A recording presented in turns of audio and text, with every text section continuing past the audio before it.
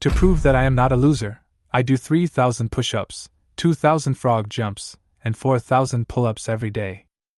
However, I was still unable to practice. Every day, I faced the ridicule of relatives and friends. I thought there was no hope in life, but my shocking identity was exposed in the moment of crisis.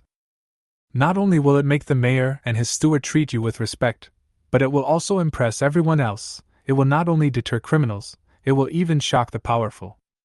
I looked at the newly published Ming's Theory of Parallel Worlds in my hand and yawned out of boredom. Those scholars always like to talk about mysterious things. Parallel world? Oh, if there really is such a thing, what is myself like in that world? Am I also a useless person who can't practice? I looked out the window and smiled to myself. In this era where cultivation is respected, strength is everything. Money and power seem so pale and powerless. And I, Yi Kong, have been unable to practice since childhood, just like a disabled person, looked down upon by others. If I was born in an ordinary family, I might not feel so bad. Dear passengers, we have arrived in Donghai City. Please take your luggage. The train broadcast kept repeating. I dragged my luggage and blended into the surging crowd. Sweat trickled down my forehead, and I frowned in discomfort. It had been a long time since I had experienced a life like this, like that of a commoner. 9 years? 10 years? However, this trance-like feeling did not last long. Suddenly, a huge explosion brought me back to reality. The crowd began to flee in panic, and my body was jostled by the crowd. What exactly happened? Was it an accident, or was it intentional? Die! Die! A man with bombs strapped all over his body screamed wildly. The people around him turned pale and retreated. The man laughed wildly, took out a remote control, pressed it lightly, and another explosion sounded. I looked at this madman coldly. These little gadgets are nothing but scrap metal to true practitioners. Sure enough, a cold light flashed, and the man's head flew out instantly. A practitioner in a robe came over with a long sword, and the sword was still dripping with blood. He looked calm and said to the intercom, "The target has been solved." I glanced at the cultivator, and then looked away. His strength was about the 7th or 8th level of the physical training realm, which was considered a master in this small place. However, it was not worth my attention. Just as I was about to leave, my neck suddenly tightened and a cold dagger was pressed against my throat. A voice came from my ear. "Get out of my way!" I saw from the corner of my eye that the cultivator's face changed, and he shouted to the person who kidnapped me. "Let him go! Stop! Otherwise I will kill him!" The man who held me hostage shouted angrily. I looked down at the trembling blade. This guy's hands were shaking, and the blade could cut my throat at any time. I whispered, "You shouldn't have kidnapped me." The man seemed enraged and pushed the dagger forward a little further. I felt a trace of blood oozing from my neck. "It doesn't matter who I kidnap. You are unlucky today, you can't blame others!" He yelled even louder. I frowned and sighed softly. "You really shouldn't do this." As soon as the words fell, the cold light reappeared, and the man's head fell to the ground in an instant. I touched the wound on my neck, looked at the blood on my fingertips, and sighed. "It hurts so much." An old man came hurriedly, his face pale with fear. "Young Master Yi, are you okay?" Then, he saw the wound on my neck, and his heart tightened immediately. He quickly took out a second-grade blood essence pill from his arms, crushed it, and carefully applied it to my wound. "Young Master Yi, our place is small, and there is nothing good here. I'm sorry to bother you first." I glanced at him indifferently and said, "Let's go." Wan Yu, a practitioner beside him, had been observing. His eyes fell on the old man's face, his eyes full of shock and confusion. He recognized this old man, the personal butler of Lu Jing, the mayor of Donghai City. He was so nervous about this young man that he even crushed a blood essence pill worth hundreds of thousands of dollars to apply to a small wound. Wan Yu couldn't help but ask, "Who are you?" The old man frowned and was about to scold me, but I waved my hand to stop him and said calmly, "I am just an ordinary person, but my father is immortal." Wan Yu's face turned pale instantly, and he could not hide the surprise and fear in his eyes. Immortality is an existence that transcends the secular world and stands at the top. Above immortality, there is only eternity. This seemingly inconspicuous boy is actually the son of immortality. I walked out of the station and looked up at the sky of Donghai City. This is Donghai City. In the next few days, I lived in a villa arranged by Mayor Lu Jing.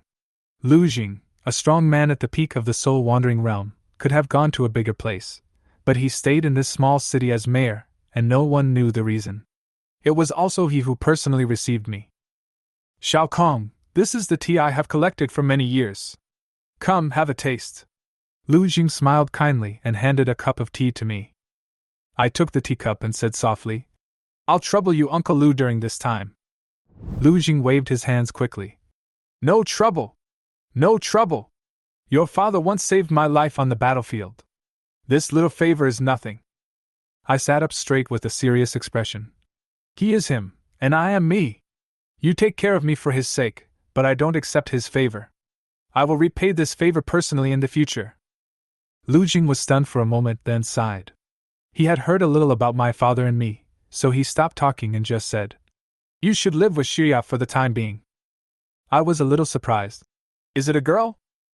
Yeah, what's wrong? Lu Jing asked. I sneered.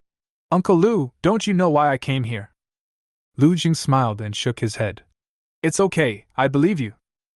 Trust me? I smiled softly. Then I'll leave first. The room was arranged next to Luya, who was Lu Zheng's daughter. She was beautiful but had a cold personality. Luya showed me the room. I looked around and found that the room was well decorated, spacious, complete with furniture and a latest computer. Although it was not as good as my previous living environment, it was still comfortable. Luya said, Starting tomorrow you will go to Donghai No. 1 Middle School to study and practice, is that okay? I was slightly stunned, my fists unconsciously clenched, and I felt a little resistance in my heart. Donghai No. 1 Middle School is the best cultivation school in Donghai City, and the students are at least at the 3rd level of the body refining realm. For a waste who can't practice, this place is obviously not suitable. Forget about going. I can't practice there, I said reluctantly. Luya responded coldly. It's up to you. The quota has been taken, so forget it if you don't want to go. I was silent for a moment, then asked, Don't mention the word cultivation in front of me anymore, okay? Luya was puzzled and asked, Why? I smiled slightly, but my tone was extremely cold. Because I almost wanted to hit you on the head with a brick just now. Luya was stunned for a moment, then her face turned cold. She seemed to want to say something, but she didn't say it. Finally, she said lightly, I know. I smiled even more. That's good. After dinner, I returned to my room alone, lying on the bed, staring at the ceiling, and sighed softly. Perhaps I have left a bad impression on her, Luya? I took out an ancient painting from my space ring and wanted to visualize and practice again. But not long after, my face suddenly turned pale, my throat felt sweet, I spat out a mouthful of blood, and lay weakly on the bed. I smiled bitterly. Is it still not working? For me, the path of spiritual practice has long been blocked. I stared at myself in the mirror quietly, showing a self-deprecating smile. Maybe I am really suitable to be a dandy boy. When I walked out of the room, I went straight to the door. Luya suddenly opened her eyes and asked coldly, Where are you going so late? It has nothing to do with you. I walked out the door without even turning my head. Although Luya was dissatisfied, she still followed me. I took a taxi and headed straight to the bar in the city center, and Luya followed behind me. As soon as you enter the door, you will be greeted by dazzling neon lights and deafening music. The bar is crowded with people, and the air is filled with the smell of alcohol and perfume. This is a place to vent, whether it is spiritual indulgence or physical indulgence, you can find it here. Soon, I found a sofa and sat down, put my arms around 2 coolly dressed women, and talked and laughed with them. They smiled coquettishly and put their faces on my shoulders. From time to time, I took out a few $100 bills and stuffed them into their clothes, and took the opportunity to touch them. The 2 women were not angry, but became more enthusiastic and stuck to me closely. Suddenly, I felt a chill spreading through the bar. I looked up and saw Luya. Her expression was as cold as ice, and she was obviously very dissatisfied with what I had done. As soon as Luya walked in, she immediately attracted the attention of the people around her. Her temperament and cold appearance, which were incompatible with the bar environment, made many people's eyes light up. A well-dressed man came forward holding a wine glass and said with a smile, "This lady." Before he could finish his words, Luya interrupted him coldly. "Get lost!" The man's face changed and a hint of anger flashed in his eyes, but in the face of the late stage of the gathering spirit realm aura suddenly released by Luya, he immediately shut his mouth and returned to his seat angrily. This man is also a cultivator, but he is only at the 4th level of the body refining realm, which is nothing compared to Luya. The power behind him may be well known in this city, but facing a strong man who has reached the late stage of the gathering spirit realm at such a young age, it is obviously not enough. Luya glanced around and soon found me in the crowd. Her cold eyes fell on me and the two women beside me. I watched her face become colder and colder, and a faint smile appeared at the corner of her mouth. Luya found a seat and sat down, looking at me coldly, as if waiting to see what tricks I would play next. At this time, the bar clerk stood on the stage and announced loudly, "Everyone! Today our Miss Man is willing to play a song for everyone!" The crowd below was immediately excited, and everyone clapped and cheered excitedly. Miss Man was the signature figure here. It was said that she was not only beautiful, but also had extraordinary piano skills. Many people came here just for her. I narrowed my eyes slightly, turned my head and asked the woman next to me, "Who is Miss Man?" One of the women came over immediately and said in a sweet voice, "She is the most beautiful girl in this bar. Many people come here just to see her." Chapter 2. Yikong stood in the corner of the bar, his eyebrows slightly raised, and asked casually, "Oh? Is it beautiful?"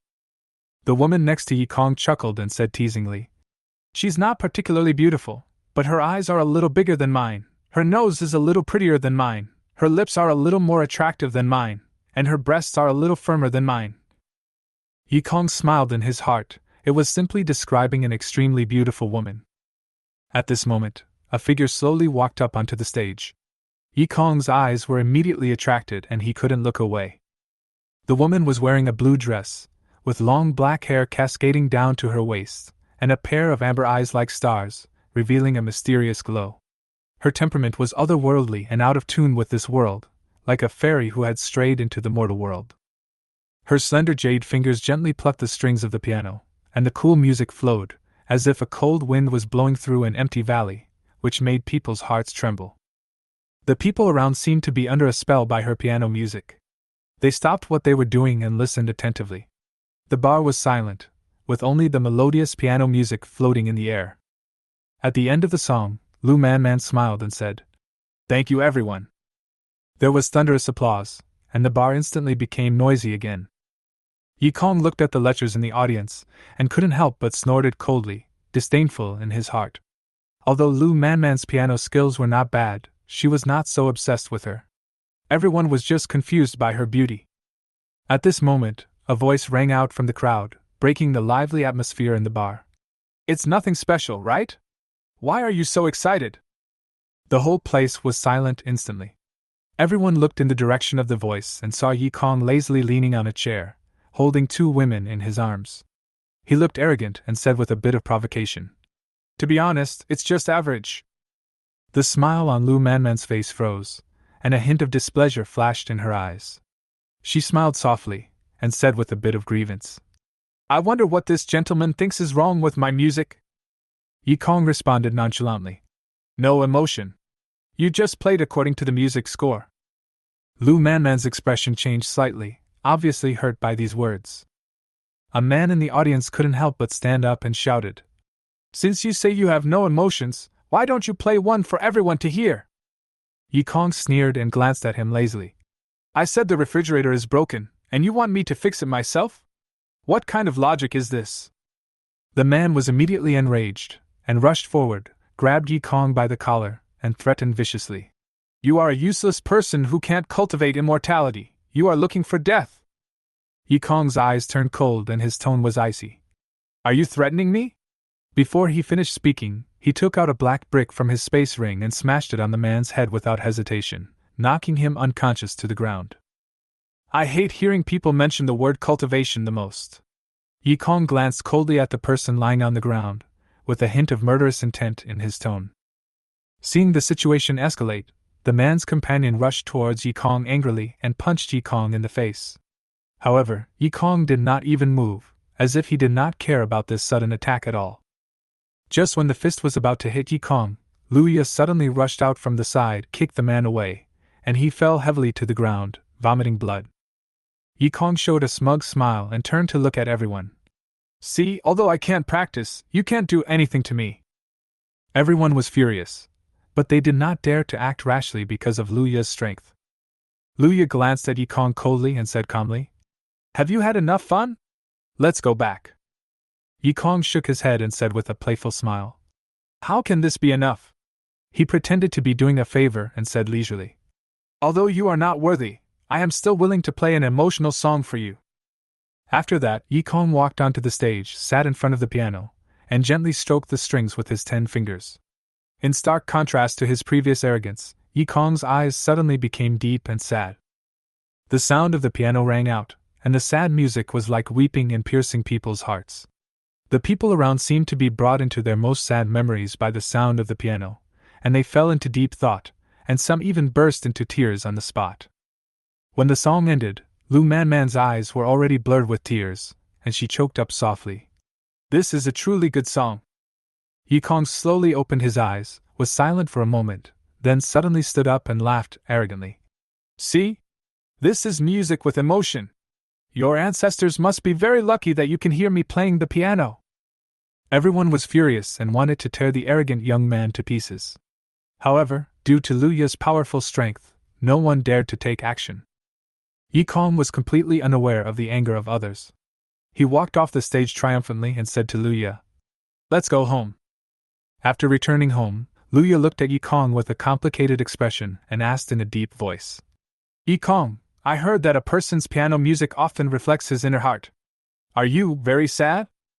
Yikong was slightly startled, then burst into laughter and patted Luya's shoulder. "Sad? What can I be sad about? My father is an immortal and powerful person, who dares to mess with me. People in the imperial capital have to retreat 3 points when they see me. My life is so good, how can I be sad? But the piece you just played, that was just pretending." Yikong smiled proudly. "I have a talent for this. I was just pretending and you guys took it seriously?" Luya shook her head helplessly, believing that he was just hiding his true feelings behind his jokes and scoldings. She took a deep breath, decided not to ask any more questions, and turned away. Yikong looked at her back, the smile on his face gradually faded, and he turned around and went back to his room. As soon as the door closed, Yikong's expression suddenly became heavy. He knelt down in front of the mirror, his face pale and his whole body trembling. The arrogance and cynicism in the bar just now seemed to be a false disguise. "Sure enough. I shouldn't have played that song," Yikong whispered to himself, breathing rapidly, his face full of pain. 5 years ago, when Yikong composed this sad song, he was in a coma for 7 days and 7 nights. The deep sorrow seemed to be torn from the depths of his soul and could not be suppressed. Although Yikong has recovered a lot now, he still feels great pain in his heart every time he plays this song. Along the way, Yikong endured the inner torment and did not let himself show any abnormality. He even pretended to be relaxed and put on a show in front of Luya to dispel her doubts. No one knew that beneath Yikong's seemingly unruly appearance, there was deep pain. "You just need to treat me as a dandy boy," Yikong muttered to himself, his eyes bloodshot, and he covered his chest in pain. "I don't need anyone's sympathy." That night, Yikong endured the great pain in his heart alone, and it was not until late at night that he gradually calmed down. The next morning, Luya waited outside the door for a while, looking at Yikong's locked door, frowning slightly. Yikong was obviously not going to school, and she had some doubts in her heart, but she didn't go into it further. This young master seemed to have been hiding some secrets. After Luya left, Yikong dragged his tired body out of the room, his face still pale. Yikong ate some food on the table and adjusted his expression. Then, he glanced around the table and suddenly saw the student certificate. Yikong touched his chin, a meaningful smile appeared on the corner of his mouth. "Today, let's go to Donghai No. 1 Middle School to play." As soon as Luya walked out of the classroom, she heard a quarrel in front of her. Her expression was calm, and she did not show any surprise. After all, Donghai No. 1 Middle School was a school for practitioners, so frequent quarrels were normal. Luya was planning to leave, but suddenly, a familiar voice came. "Give it to me, hiss! Stop it!" Luya suddenly stopped, looked towards where the crowd gathered with a subtle expression, and walked over quickly. Yikong was seen being pressed to the ground with a bruised face and nose, and the man who was beating him was none other than Jiang Ming, a famous young man from Donghai No. 1 Middle School. Seeing Luya approaching, Yikong immediately cried out with a sad face. "Luya, save me!" Luya frowned and pulled Jiang Ming away. When Jiang Ming saw that it was Luya, he immediately stammered. "Lu! Teacher Lu!" Luya glanced at the crowd watching and asked calmly, "What's going on?" A student pointed at Yikong and said angrily, "He provoked us at the school gate and said that we were all useless. Jiang Ming was so angry that he taught him a lesson." Yikong felt aggrieved when he heard this. He had just wanted to provoke him, but he didn't expect to meet a fool. Even though he admitted defeat, the guy refused to stop. Luya couldn't help but laugh, but she was also a little worried. Given Yikong's personality, would he retaliate against Jiang Ming? Sure enough, Yikong got up from the ground, quickly hid behind Luya, and continued to shout arrogantly, "You are finished!" Then Yikong put on a pitiful look and looked at Luya. "Luya, you have to make the decision for me. I have never been beaten like this since I was a child." At this point, Yikong secretly added in his heart, except for that incident. Thinking of that incident, Yikong gritted his teeth. That time, his father was unable to protect him, which led to him being severely punished. But that incident, it's really not my fault. It was obviously that woman who started it first. When Yikong thought of that woman, he was filled with anger and helplessness. That beautiful girl actually dared to do that to him, forcing him to flee the imperial capital and hide in this small place. Luya sighed softly and asked, "How do you want to deal with this?" Jiang Ming suddenly felt a little uneasy when he heard Luya's words. He had never taken Yikong seriously before, but now he was a little suspicious. Was what that guy said before true? Did he really have a father in the realm of immortality? Seeing Jiang Ming's nervousness, Yikong laughed inwardly, pointed at Jiang Ming in a serious manner, and shouted, "You!" Jiang Ming's body immediately tensed up and his heart was in turmoil. "Sign a Dao contract with me and protect me for 1,000 years," Yikong said after thinking about it. Jiang Ming was stunned for a moment when these words came out. He certainly knew the severity of the Dao contract. Once signed, it would be a lifetime bond. And protecting the Dao for 1,000 years, wouldn't that be? Jiang Ming said hurriedly, 1,000 years of life requires at least reaching the soul-wandering realm, this. Yikong looked at him and smiled more brightly. "It doesn't matter. If you don't live for 1,000 years, this contract will be invalid." Luya frowned upon hearing this. The Dao contract was extremely binding, and even the strong men in the immortal realm could not violate it. Unless one reached the eternal realm, it could be forcibly lifted at the cost of losing cultivation. And Yikong actually used the Dao contract on a student who was at the 5th level of body refining? What made Luya speechless was that Yikong casually took out a stack of Dao contracts from the storage ring and took out one at random. When Luya saw these contracts, she felt a little jealous. So many contracts were enough to create a powerful person in the void-breaking realm. Jiang Ming finally signed a contract with Yikong. Although he didn't quite understand the deep meaning of it, the restraint on his soul made him feel vaguely uneasy. However, Yikong's smile became more and more proud. 1,000 years. Although it was 1,000 years, there was a lot to explain. "Do you think I will let you go easily if you hit me?" Yikong laughed secretly in his heart, turned around and said to Luya, "Luya, where is my classroom?" Luya frowned. Yesterday, Yikong was very reluctant to go to school. Why did he suddenly take the initiative today? She said coldly, "Follow me." Yikong followed her with a smile, as if he didn't care about her coldness at all. Luya brought him to a classroom, opened the door, and said to everyone, "This is the new student Yikong. Everyone, please take good care of him." There was a murmur in the classroom. Many female students blushed, and their eyes sparkled when they saw Yikong's handsome face. The male students, on the other hand, were full of hostility and looked at Yikong with cold eyes. Luya gestured. "You can sit in the 3rd row from the right by the window." Yikong raised his eyebrows and asked with a smile. Should I introduce myself? No need, sit down quickly, class will start soon, Luya urged. Knowing Yikong's personality very well, she knew that if she asked him to introduce himself, something would definitely happen. To Luya's surprise, Yikong did not make trouble as she expected, but sat down obediently. However, this abnormal behavior made her feel a little uneasy. She felt that Yikong must be planning something. Li Xian, who was sitting next to Yikong, came over and greeted him with a smile. My name is Li Xian, you don't look like you are from Donghai City. Yikong looked at her with interest, then curled his lips and showed a wicked smile. You have a nice figure and a nice face. Do you want to sleep with me? Although the words were not loud, everyone in the classroom heard them clearly. Li Xian's face turned red instantly, and he said angrily, How can you say such a thing? Yikong showed a disappointed expression on his face. If you don't want to go to bed, then why are you talking so much? It's really boring. There was an uproar in the classroom, and the male students' eyes shot towards Yikong like knives, wishing they could rush up and teach him a lesson immediately. Luya frowned, knowing that Yikong would never settle down easily. After class, Luya looked at Yikong coldly. Come with me. Yikong yawned lazily and waved his hand casually. I'm busy.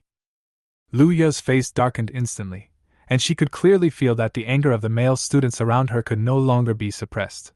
She knew that these students were going to take advantage of the break to teach Yikong a lesson. However, Yikong seemed to have seen through everything. He still smiled calmly and looked at Luya provocatively. Teacher, it's time for you to go. The next scene will be very interesting. Luya was so angry that her teeth were itching. This guy was clearly betting that she would not abandon him. Chapter 3. Luya stood not far away. Although she was conflicted, she knew she couldn't just let him go. Her father Lu Zheng's instructions were ringing in her ears. She could only helplessly say, Yikong, come here! Yikong's face darkened instantly, and he responded coldly. Are you ordering me? Yikong's tone was as cold as ice, which made Luya's heart tremble. She suddenly remembered that this guy who was always so careless was, after all, the young master of the Yi family in the imperial capital. However, Yikong's expression suddenly changed, and a smile appeared on his face. Since it is the teacher's request, I can't refuse it. Yikong stood up and walked slowly towards Luya. Luya breathed a sigh of relief, but Yikong suddenly turned around, looked around at the students who were eyeing him covetously, and challenged him with a smile. Want to beat me? Do you want to try before I leave? His smile was full of contempt, igniting everyone's anger, but under Luya's intimidation, no one dared to act rashly. Rubbish! Yikong smiled even more brightly, but his tone was as sharp as a knife. Seeing this, Luya pulled Yikong away. If she didn't stop them, chaos would surely occur. The two came to Luya's office. Luya suppressed her anger and asked coldly, Have you had enough fun? Yikong still had a frivolous smile on his face. Teacher Luya, what are you talking about? What do you want? Luya gritted her teeth.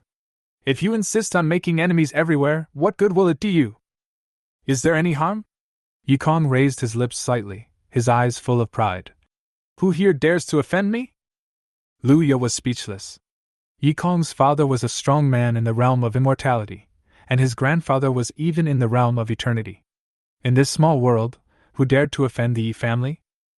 Yikong leaned against the wall, his eyes far away, and said calmly, You have no right to control me, so just mind your own business. Luya could no longer hold back and angrily shouted, Besides relying on your family background, what else do you have? Without your family background, you are just a useless person who cannot practice cultivation. Yikong's smile disappeared instantly. His eyes were as cold as a pond. I warned you not to mention the word cultivation. Luya sneered, and the emotions that had been suppressed for a long time burst out completely. So what if I asked? There are no useless people in the world who can't practice, only people who don't work hard. Yikong's eyes were red, his emotions were out of control, and he roared. How do you know I haven't tried hard? The roar tore Luya's heart apart, and she was stunned. Tears seemed to flash across Yikong's eyes, but in an instant, he regained his composure. I don't need your protection anymore, Yikong said calmly, as if the emotional fluctuations just now had never existed. It's better to drive away the disobedient dog as soon as possible. Before he finished speaking, he turned and left, leaving Luya with a shocked look on her face. After leaving the office, Yi Kong's expression returned to his usual calmness. He went straight to the classroom where Zhang Mang was, pushed the door open, and said coldly, "Zhang Mang, come with me." All eyes in the classroom were instantly focused on Yi Kong. The teacher on the podium frowned and said, "Student Yu, I'm looking for Zhang Mang. It has nothing to do with you." Yi Kong didn't even look at the teacher, and ordered directly, "Zhang Mang, come out." Zhang Mang stood up involuntarily at Yi Kong's command and followed him obediently. Zhang Mang was nervous and asked in a low voice, "Where are we going?" Yi Kong's eyes flickered slightly, and he said calmly, "Do you know where there are all kinds of people?" Zhang Mang hesitated for a moment and replied, "I know, but what are we going there for?" "Don't ask so many questions, just lead the way," Yi Kong said coldly. Finally, Zhang Mang brought Yi Kong to a busy city. From a distance, he saw a shirtless man smoking a cigarette and lazily sitting on a chair. Zhang Mang whispered, "That's Guowei, the 7th level of physical training."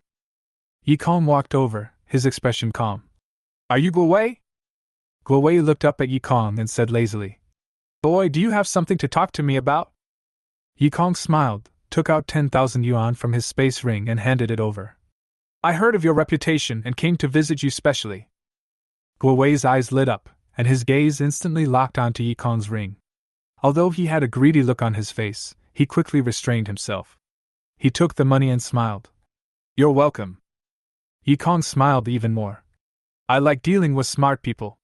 He was willing to give 10,000 yuan, and the ring was his, so Guowei didn't grab it. Smart people often live longer. Yi Kong continued, "My father is in the realm of immortality." Guowei was stunned, and the cigarette fell to the ground without him knowing when. He must not offend the immortal realm. Yi Kong smiled and said, "Can I make a friend with this 10,000 yuan?" Guowei nodded hurriedly. "Of course."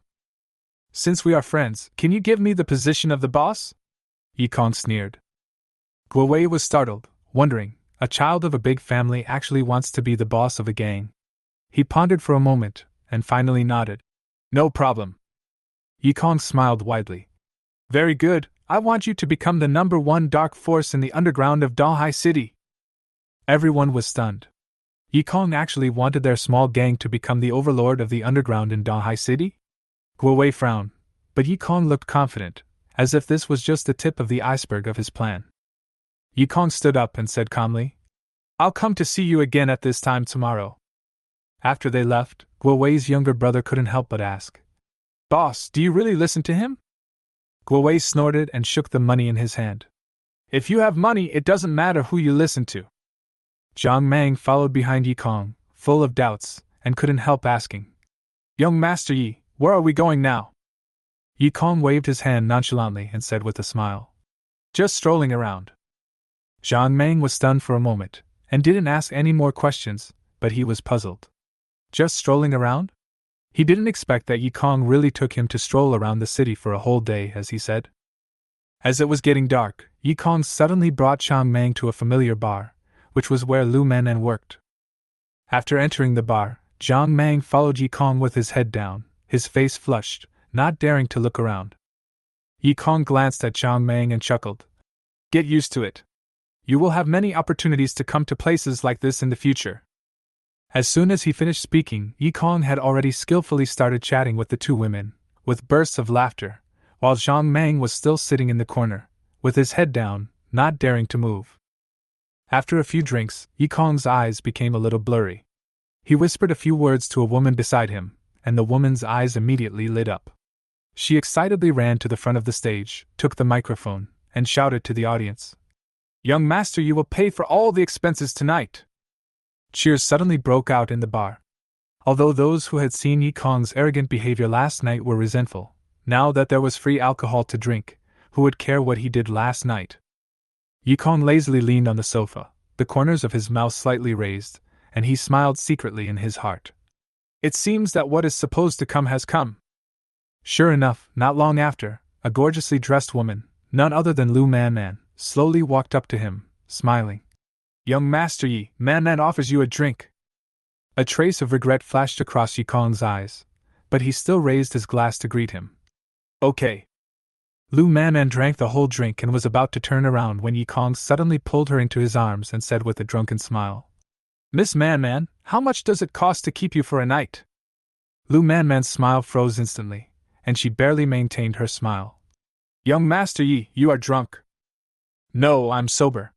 Yikong's fingers gently lifted her chin, his eyes fixed on her red lips. You tell me, I can afford it. At this time, the surrounding shop assistants began to notice something strange and walked towards Yikong. Yikong glanced at them, showing an extremely arrogant expression on his face, and shouted loudly, All of you get out of here! Tonight, I want Manman to accompany me! The shop assistants looked at each other, obviously hesitant. Last night, they had seen the strength of the strong man next to Yikong, and they didn't dare to act rashly. At this moment, a plump young woman slowly came over, smiling, and said lightly, Young Master Yi, stop making trouble, it's not easy for me to do business. Yikong's eyes narrowed slightly. Who are you? My name is Hua Manluo, and I'm the owner of this bar. Her voice was gentle and charming, and her movements were enchanting and moving. A hint of coldness flashed across Yikong's eyes. He stood up and said coldly, Then I want to have a good talk with you about Manman's rejection of me. Hua Manluo was still smiling and made a gesture of invitation. Young Master Yi, please follow me. Man, you follow too. Yikong and Lu Man followed Hua Manluo into a secret room. Afterwards, Hua Manluo untied the veil draped over her body, revealing her snow-white shoulders. She approached Yikong seductively and said softly, Man can't accompany you, how about I take her place? Yikong's eyes flashed with coldness, and he said in a cold voice, Don't use the Yin sex charm technique in front of me. Hua Manluo was shocked, with a flash of astonishment in her eyes. This boy, who obviously had no cultivation, could actually resist her charm? Lu Man was also surprised and asked, You are not drunk? Yikong chuckled and said, A few glasses of wine won't make me drunk. Then, he stared at Hua Manluo with a cold gaze and smiled. Boss Hua, how about we talk about business? Hua Manluo narrowed his eyes, looked at Yikong, and smiled softly. What business?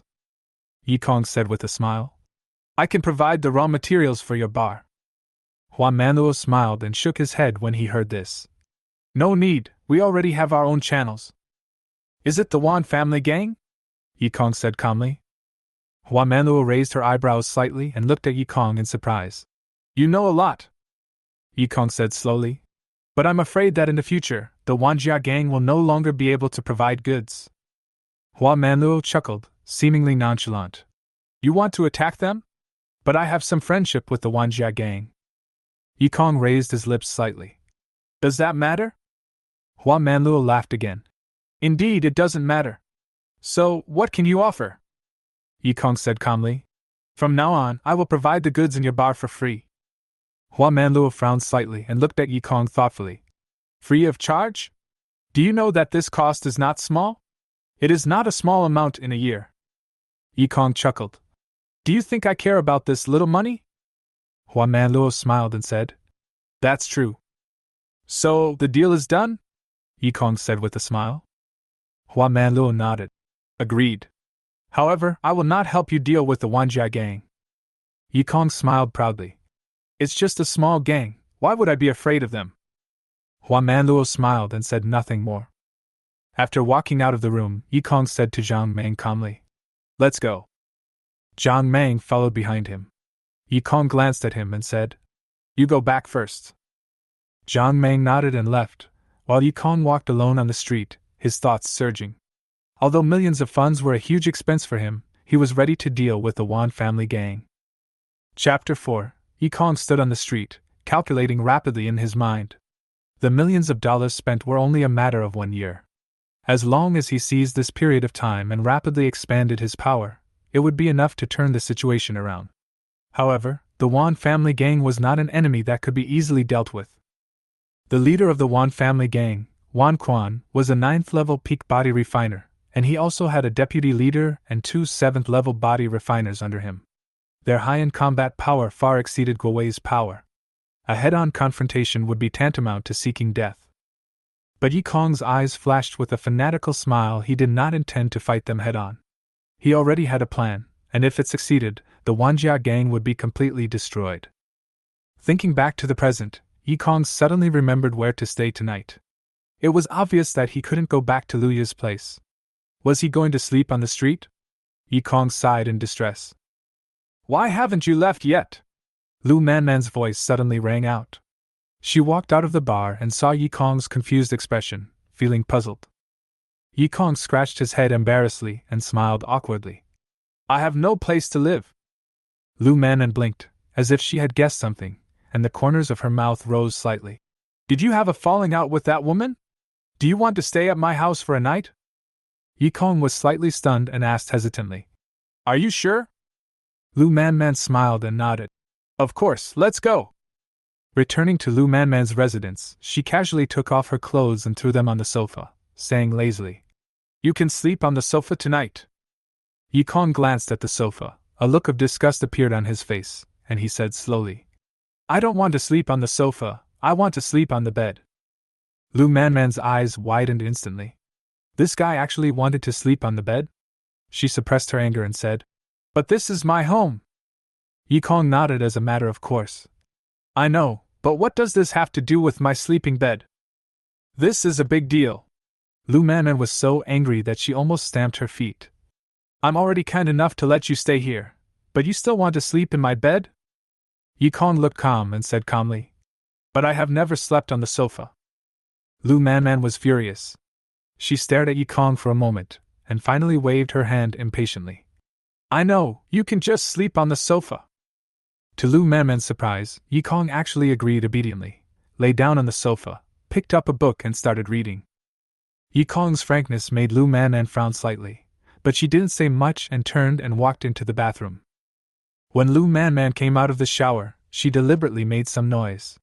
Her long wet hair was draped over her shoulders, and her clothes were slightly exposed.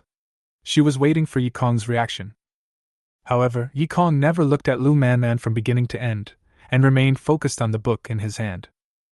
Lu Manman was a little unwilling. She snorted in her heart, a naughty smile appeared on the corner of her mouth, and she decided to let Yi Kong show his true colors. She walked in front of Yi Kong, deliberately showing the white skin on her chest, and smiled. What book are you reading? Yi Kong glanced at her coldly and said in a deep voice, Get out! Lu Manman's smile froze, and she was so angry that her teeth itched. She kept smiling and said softly, Didn't you say before that you wanted me to accompany you? Yi Kong said calmly, That was to lure out Huan Manluo. Stop thinking about seducing me. I have seen more women than you have seen men. Lu Manman was so angry that she almost exploded, and the smile on her face could no longer be maintained. She suppressed her anger, walked to the side and sat down, cursing in her heart. This stinky guy is really not a good person. Yi Kong was still flipping through the book in his hand, but he was thinking in his heart. The content of the book involved the art of alchemy, and the faint medicinal fragrance in the room made him realize that Lu Manman might be learning alchemy. Pills are extremely important to practitioners, and the status of alchemists is extremely high. Even the most basic first-grade alchemist can quickly rise in status in the cultivation world. Yi Kong's mind moved slightly, wondering if there was any elixir that could change his fate of being unable to practice. But Yi Kong laughed at himself. His father had invited a 9th-grade alchemist to try to solve his cultivation problem, but he returned empty-handed. It seemed that he was destined to never embark on the path of cultivation in his life. The next morning, Yi Kong was full of energy. He called Zhang Mang and went to Guowei's territory together. When Guowei saw Yi Kong, he immediately greeted him with a smile. Mr. Yi, you are here! Yi Kong didn't waste any words and said calmly, Follow me and go to the Wanjia gang. Guowei nodded repeatedly. Everything is subject to Master Ye's arrangements. Yi Kong led Guowei and his men to the West District, which was the territory of the Wan family gang. The Wan family gang was involved in many industries, the largest of which was the wine industry. The raw materials needed for Huan Manluo's bar were provided by the Wan family gang, which was also the reason for their rise. But Yi Kong knew that the Wanjia gang did not rely solely on the wine industry. They must have other more profitable industries, and these highly profitable industries often involved illegal activities. Yikong's plan was simple: find evidence of the Wanjia gang's illegal activities and then report them. He didn't care about morality. When the power was insufficient, tactics were often the most effective weapon. Although this approach may cause hostility from other forces, Yikong doesn't care. Dahai City prohibits fighting between gangs on the surface, and any action against him can only be carried out in secret. Yikong was not afraid of the secret attack. He sneered and thought, who dares to come and cause trouble for me directly? Yikong took Guo Wei and Zhang Meng to Fangjiapa with a clear goal. Although Fangjiapa is just an inconspicuous shop on the surface, Guo Wei has seen high-level members of the Wanjia gang coming in and out many times. Obviously, there are unknown secrets hidden here. Yikong's intuition tells him that there must be something interesting waiting to be revealed here. After entering the store, Yikong pretended to look around casually, but in fact he was secretly observing every corner. Soon, a sneaky figure came out from the shadows and caught his attention. The man walked up to the shop owner and whispered a few words. The shop owner nodded slightly and pointed to the back door. Yikong immediately realized that this was the key breakthrough point. Yikong winked at Guo Wei, and Guo Wei followed the man into the back door tacitly. Then, Yikong whispered to Zhang Meng, "Go up and have a chat with the boss to distract him." Zhang Meng looked embarrassed, but under the pressure of Yikong's eyes, he walked up to the shop owner and asked stutteringly, Do you sell that kind of long thing here?" The shop owner was confused by the question. The more he listened, the more confused he became. His eyes were full of confusion. Zhang Meng's strange question was just as Yikong expected. It successfully attracted the shop owner's full attention. At the same time, Yikong and Guo Wei had quietly entered the back door. This was an ordinary room, empty, but the mysterious figure disappeared without a trace. There were no windows in the room, and the only exit was the door they came in through. Yikong looked around, frowning slightly, and thought to himself, "This place is definitely not simple." Yikong's eyes fell on the ordinary wooden bed in the corner of the room. It looked ordinary on the surface, but based on his understanding of talismans, he knew that the location of the wooden bed was the only place of life in the natural barrier, and the layout was extremely exquisite. Yikong walked to the wooden bed and took a closer look. Suddenly, he noticed a small bulge on the bed. He raised the corner of his mouth and pressed it. The wooden bed slowly rose, revealing a hidden secret door.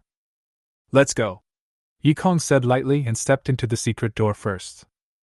Guo Wei followed closely behind, and the two entered a dim path with dim lights illuminating the front. Yikong walked forward cautiously and finally stopped in front of a big door. He was not in a hurry to go in, but quietly observed the movements behind the door. A few minutes later, there was still silence inside the door. Yikong looked thoughtful and pushed the door open. Although Guo Wei felt nervous, he had no choice but to follow him in. The room was empty, but the air was filled with a faint smell of blood. Yikong sniffed it, and his face darkened. "It's actually Yuxian. Yuxian is a forbidden drug that suddenly became popular in the imperial capital 3 years ago. It is rumored that it was created by someone from the evil way. After taking the drug, one will feel as if they are floating in the air, and even the soul consciousness can be temporarily enhanced, so it is sought after by many powerful people in the soul-wandering realm. However, this drug is extremely dangerous, and long-term use can lead to spiritual damage and eventual possession. The imperial capital conducted a large-scale investigation for this purpose, and many forces involved in this medicine were eradicated, and even a powerful person in the void-breaking realm died as a result." Yikong's face became solemn. The reappearance of this banned drug meant that the Wanjia gang had touched an extremely dangerous line. He said to Guo Wei in a deep voice, "We can no longer handle the situation here. We must leave immediately." Just as the two were preparing to evacuate, the door on the other side of the room suddenly opened and a strange man walked in. When he saw Yikong and Guo Wei, he was stunned for a moment, and then murderous intent suddenly rose in his heart. He didn't hesitate and rushed towards Yikong. Guo Wei reacted quickly and stepped forward to block the man's attack. The two fists collided, and the man was knocked back several steps. His right arm was paralyzed, and he was obviously no match for Guo Wei. "Guo Wei? Why are you coming here instead of staying in your little place?" the man asked with gritted teeth. Yikong narrowed his eyes slightly, and instantly understood in his heart that this person knew Guo Wei, and he must not be let go. Guo Wei sneered. "I came here to expose your scandal. The man's expression changed, and he said stubbornly, "Nonsense! You will be punished for slandering others." Guo Wei snorted coldly. "You know what you are doing." At this moment, a sneer came from behind Guo Wei. "Then tell me, what exactly am I doing here?" Guo Wei was shocked and turned around suddenly, only to see a sturdy man with a long scar on his face standing at the door with a cold look in his eyes. Guo Wei's face turned pale instantly, and he recognized that this man was the leader of the Wan family gang, Wan Quan. Yi Kong still looked calm, but his eyes became sharper. Wan Quan stood there and sneered. "You have entered the territory of my Wan family gang. Do you want to end your own lives, or do you want me to send you off?" Chapter 5 New Pill Recipe. Yi Kong also saw Wan Quan standing at the door with a solemn expression. Wan Quan possessed the strength of the 9th level of physical training, and it was even rumored that he only needed one step to enter the spirit-gathering realm. Guo Wei, who was at the 7th level of body training, had absolutely no power to resist him. Wan Quan looked at Yi Kong and Guo Wei coldly, and walked over slowly. His inner energy was constantly circulating, ready to attack at any time. At this moment, a cold voice sounded behind Wan Quan. "What are you doing?" Wan Quan stopped immediately and slowly turned around to look. Luya was just standing there looking at them expressionlessly. Wan Quan narrowed his eyes slightly. He naturally knew Luya, the daughter of Donghai City Mayor Lu Jing. She was only 22 years old, but possessed the strength of the upper level of the gathering spirit realm, and was extremely talented. He slowly exhaled a breath of foul air, then looked at Luya with a smile and said, "Miss Lu, why are you here?" Luya glanced at him coldly and said calmly, "I'm here to pick up the troublemaker from my family." Wan Quan's eyes flickered. The person Luya was talking about could not be Guo Wei, so it must be the young man next to Guo Wei. He fixed his gaze on Yi Kong with a thoughtful expression. "What is the identity of this person?" He actually asked Luya to come and pick him up in person. Yi Kong's eyes flickered. Deep down, he really didn't want to rely on Luya.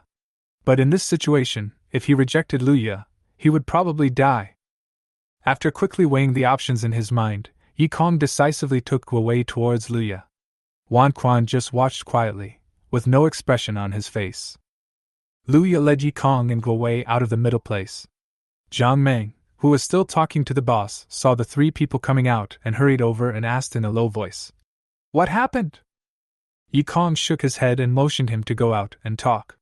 Luya took the three of them out and coldly instructed Yi Kong to get in her car, then left Guo Wei and Jiang Meng behind and drove away.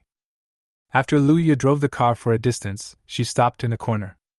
She turned around and looked at Yi Kong with a frosty face, and said in a cold voice, "Do you know what you are doing?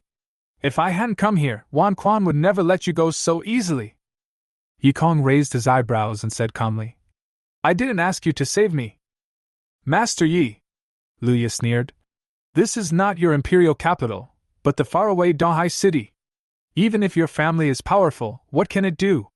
Can you resurrect the dead you?" Yi Kong was silent for a moment, and then he said, "Let's talk about some serious business. I want you to immediately investigate all the forces of the Wan family gang." "Impossible!" Luya immediately rejected Yi Kong. "I won't mess around with you." "I'm not fooling around," Yi Kong said solemnly. "I smelled the scent of ecstasy in that place." Luya's face also began to grow heavy, because of her father, so she also knew a little about Yuxian's affairs. "Are you sure?" Yi Kong nodded and said, "I have seen Yuxian, and I will never mistake its smell." Luya's expression was solemn. If this was true, all forces of the Wan family gang should be thoroughly investigated. She slowly said, "I understand. I will tell my father. But you should not get involved in this matter anymore."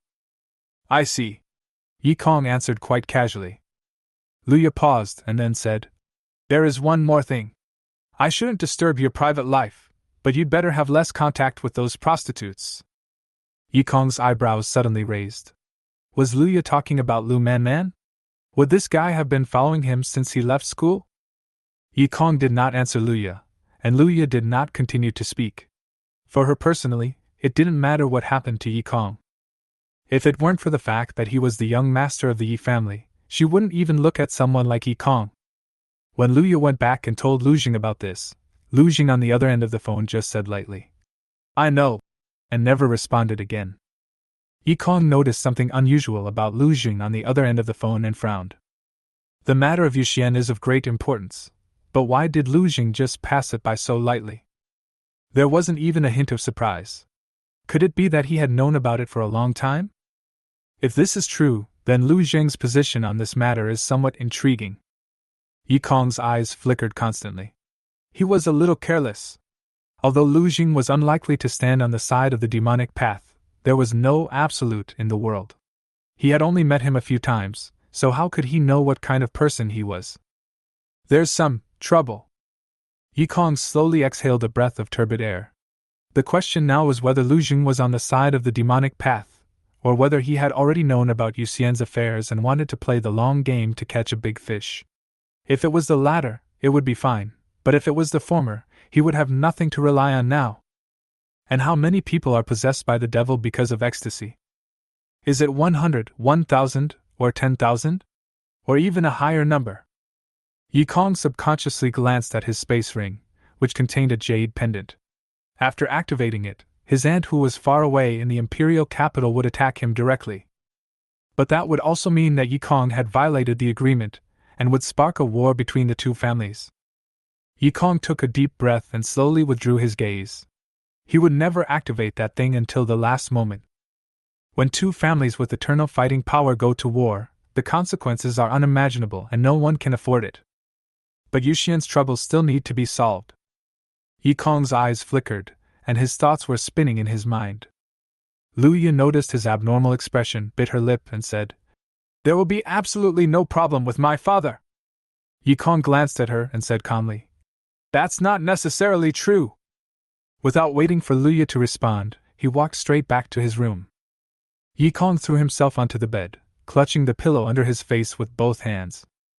Lu Yi was afraid of him, afraid that he would tell the Yi family and take action against Lu Jing. Not only Lu Yi, everyone else is afraid of him, afraid of the power behind him. But even if he has a father who is in the realm of immortality behind him, that power is not his after all. He is just an ordinary person after all. But he also wants to practice. Yi Kong showed an unwilling look on his face.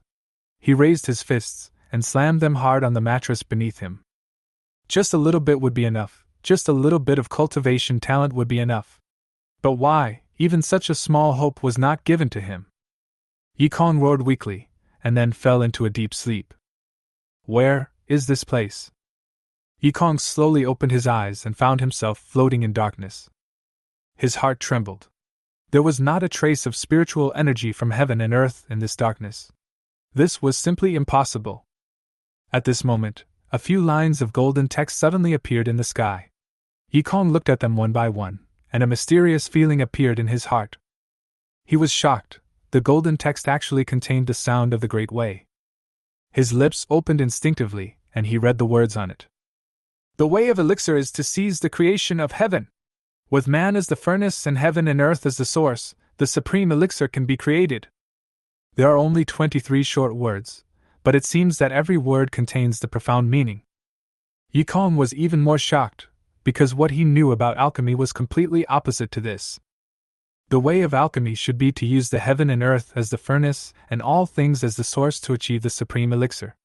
But this golden text says that the way of alchemy is to use people as the furnace and the heaven and earth as the source. You know, even if you want to achieve eternity, you can't do without the world. How can a person compare to the world? Although Yi Kong had doubts in his heart, he was gradually attracted by the golden words and became obsessed with them. An extremely mysterious feeling arose in his heart, and his entire body and soul seemed to be cleansed. This process lasted for a long time, so long that Yi Kong lost the concept of time. When he opened his eyes again, sunlight came in from the window and shone on his face. Yi Kong sat up from the bed, feeling a little dazed. He remembered the events of last night very clearly, but it was difficult to recall them.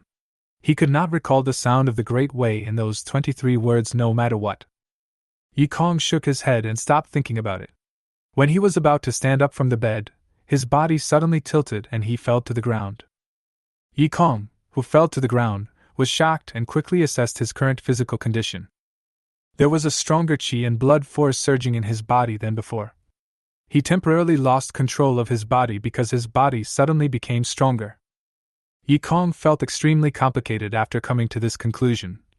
His change was definitely related to the strange phenomenon he saw last night. But you have to know that the problem of your inability to practice cannot be solved even by the powerful ones in the eternal realm. But now it has been solved just like that? Could it be that the vision was the power of a powerful being far beyond the realm of eternity? Yikong's expression began to become solemn.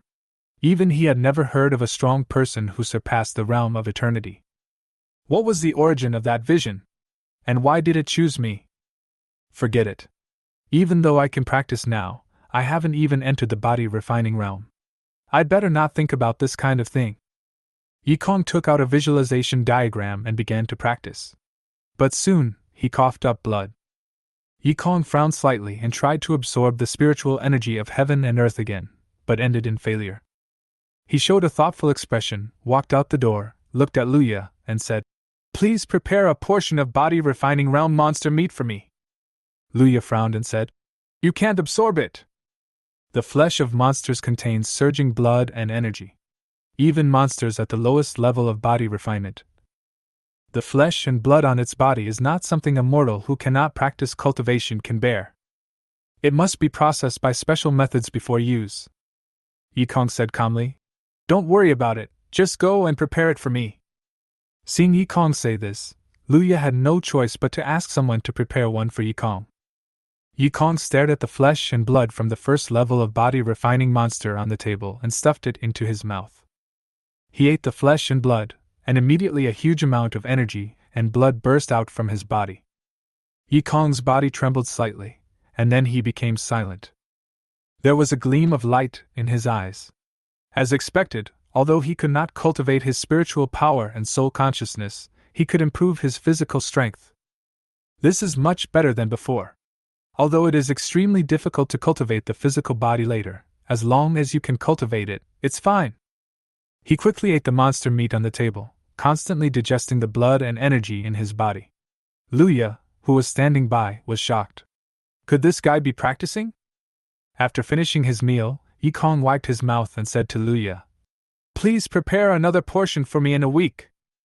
The energy and blood in his body are surging. It would probably take a week to absorb all of it. After he finished speaking, he returned to his room and began to think carefully.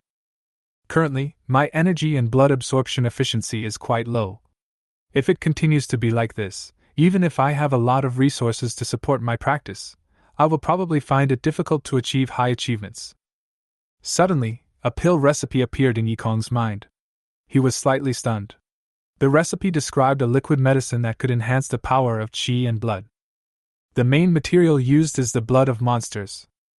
If I use this pill recipe, I might be able to quickly enter the first level of body refining. But where can I find someone who knows how to make elixirs? Yikong suddenly showed a distressed look. If he was still in the imperial capital before, how could he be bothered by such trouble? He could choose any alchemist below the 8th rank. But now, he couldn't even find someone who could make the medicine. Wait! Yikong's eyes suddenly lit up. Lu Man, isn't she good at studying the way of alchemy? The requirements for this recipe are not very high. It just requires spiritual power and a little knowledge of pharmacology. Otherwise, you can do it yourself. Why not ask her for help? Having made up his mind, Yikong walked out the door and headed towards the bar where Lu Man was. The bartender in the bar immediately became alert when he saw Yikong coming in. The day before yesterday, Yikong had caused a big commotion in this place. This is something that needs to be watched carefully. Yikong glanced at the clerk calmly and asked in a deep voice, "Where is Lu Man? Where is she now?" The moment he opened his mouth to speak, an extremely powerful aura suddenly emerged from his body. The clerk who was bearing the direct impact of his aura trembled all over and subconsciously said in great fear, "Miss Man should be at the back door." "Then I'll go find her." Yikong left this sentence and walked towards the back door. The clerk wiped the cold sweat from his forehead. At that moment, he seemed to be facing an extremely terrifying existence. How could this young man who has always been so carefree have such a powerful aura? Yikong did not notice his own changes. The momentum only appeared for a moment, and then disappeared without a trace. He came to the room where Lu Manman was, opened the door, and saw Lu Manman trying to prepare the medicine.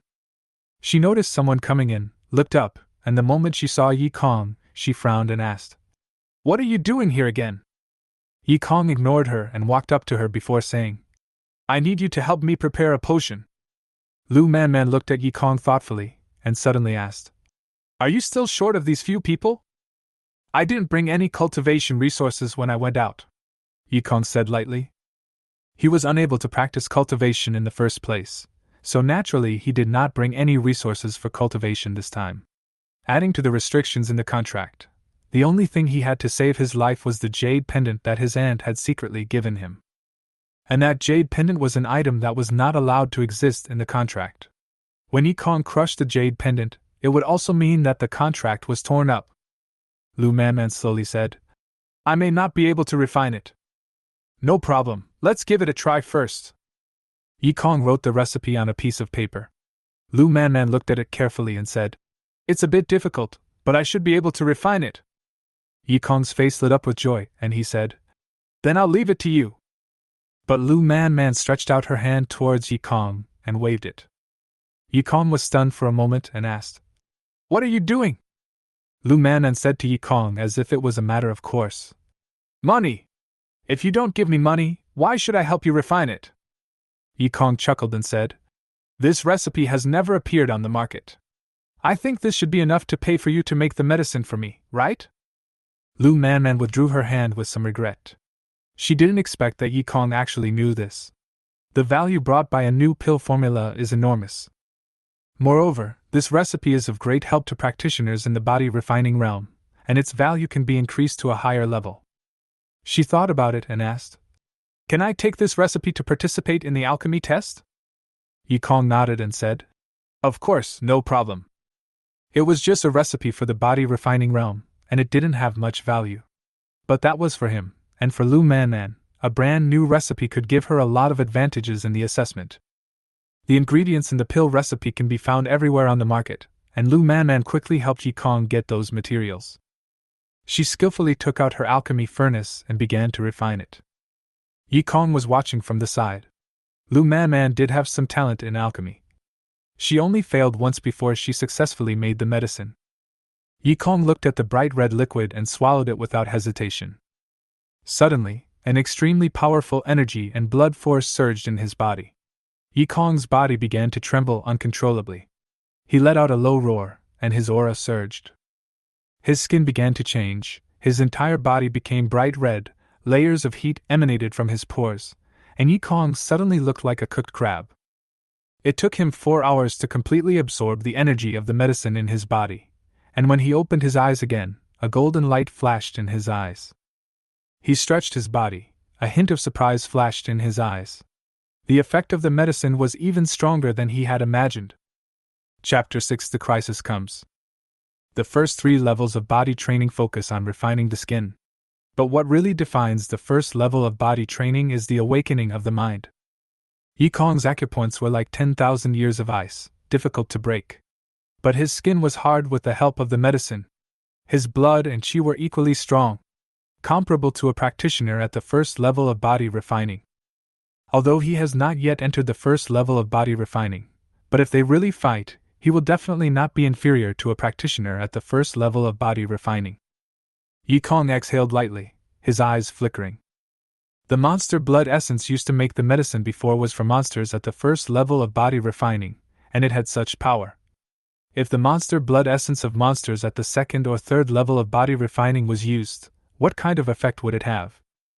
The qi and blood power generated by the monster meat that he had swallowed before was also completely digested with the help of the medicine. Yi Kong thought carefully in his heart. If he continued to swallow this medicinal liquid, he might be able to reach the combat power of the 9th level of body refining within a month. Unfortunately, this medicine could not help him open his acupoints, it simply strengthened his physical strength and could not condense spiritual power. His own soul consciousness was also a problem. However, this is much better than before. In the past, I couldn't even cultivate the strength of my physical body. Yi Kong was extremely excited. He tried hard to calm himself down and said to Lu Man, "Help me refine a large amount of this liquid medicine. Don't worry about the consumption of resources." Lu Man nodded in response, but her eyes kept flickering. She could see the power of the medicine even though she had never used it. Could this kind of thing be created by the forces behind this guy? After Yi Kong left, Lu Man quietly took out a small bottle, which contained the medicine. This was something she had secretly left behind when Yi Kong wasn't paying attention. Lu Man opened the bottle and carefully observed the bright red liquid inside. She drank the medicine in one gulp, and immediately a powerful force surged in her body. Lu Man's expression suddenly changed, the aura in her body burst out, and her spiritual power surged. Her whole body exuded the aura of the lower realm of the gathering spirit realm, and only then was she able to completely suppress the riotous power. Lu Man's expression kept changing. This medicine was clearly used to help those in the body refining realm break through, but even she, who was in the lower realm of the spirit gathering realm, could not bear it. Who is the young man named Yi Kong? She carefully felt the changes produced by the medicine in her body, and after a long time, she showed a look of great regret. The liquid medicine was extremely powerful, but for her who was in the gathering spirit realm, the effect was very small. People who reached the gathering spirit realm did not need physical strength, but the spiritual power of heaven and earth. This medicine is useless. The body refining realm cannot absorb it, and the spirit gathering realm is of little use. Unless there is a guy like Yi Kong who, when in the body refining realm, can withstand the power that the spirit gathering realm has to absorb with all its strength. No, when that guy absorbed it, he was not even at the first level of the body refining realm, he was just a complete mortal. Lu Man threw the medicine aside reluctantly. This thing seemed to be tailor-made for Yi Kong. It was just garbage to anyone else. At this time, Yi Kong had no idea what Lu Man was thinking. He walked out of the bar and the first thing he saw was Luya standing quietly at the door, waiting for him. Yi Kong got into Luya's car very naturally, and Luya drove him back very naturally. Yi Kong was sitting in the co-pilot seat and suddenly asked, "Do you have a solution for the Wanjia gang?" Luya shook her head and said, "No result yet." Yi Kong narrowed his eyes slightly and sighed. "Whatever, I'm only staying in Dahai City temporarily anyway. What happens here has nothing to do with me at all, so I'd better work hard to improve my strength." After a deep night's sleep at Luya's house, Yi Kong went to the bar again, found Lu Man, and drank the newly prepared medicine. The power of qi and blood surged in his body again. Yi Kong's skin was constantly nourished by the medicinal liquid, emitting a faint golden light. A hint of surprise flashed in Lu Man's eyes. This kind of vision of Yi Kong had been recorded in ancient books. It was a sign of the sanctification of the flesh. But Yi Kong was just a mortal who had not even entered the body refining realm. How could such a strange phenomenon occur? Was it that the medicine was powerful, or was he extremely special? Black sludge began to flow out from Yi Kong's pores. This was the impurities in his body that had accumulated over the years. After he swallowed the medicine for the second time, all of them were excreted. He skipped the stages of refining skin and strengthening bones and went directly to marrow cleansing. When Yi Kong opened his eyes, Lu Man looked at him with complicated eyes and said, "Aren't you in pain?" The first 3 levels of body refining focus on refining the skin. The middle 3 levels of body refining focus on strengthening the bones. And only in the last 3 levels of body refining does one start to cleanse the marrow. The qi and blood power of the 3rd level after body refining is at least dozens of times that of the first 3 levels. Direct marrow washing means that Yi Kong is directly bearing qi and blood power that is dozens of times greater than his own. Not to mention whether they could bear it, the pain alone was not something that ordinary people could bear. And just now, Yi Kong didn't even have the slightest expression of pain on his face. Yi Kong shook his head, exhaled a breath of turbid air, and said, "It's okay." After the marrow wash, he felt refreshed all over, but unfortunately, the acupoints were still not opened. The failure to open the acupoints meant that Yi Kong would never be able to bring the spiritual energy of heaven and earth into his body. This is a fatal threat to physical cultivators.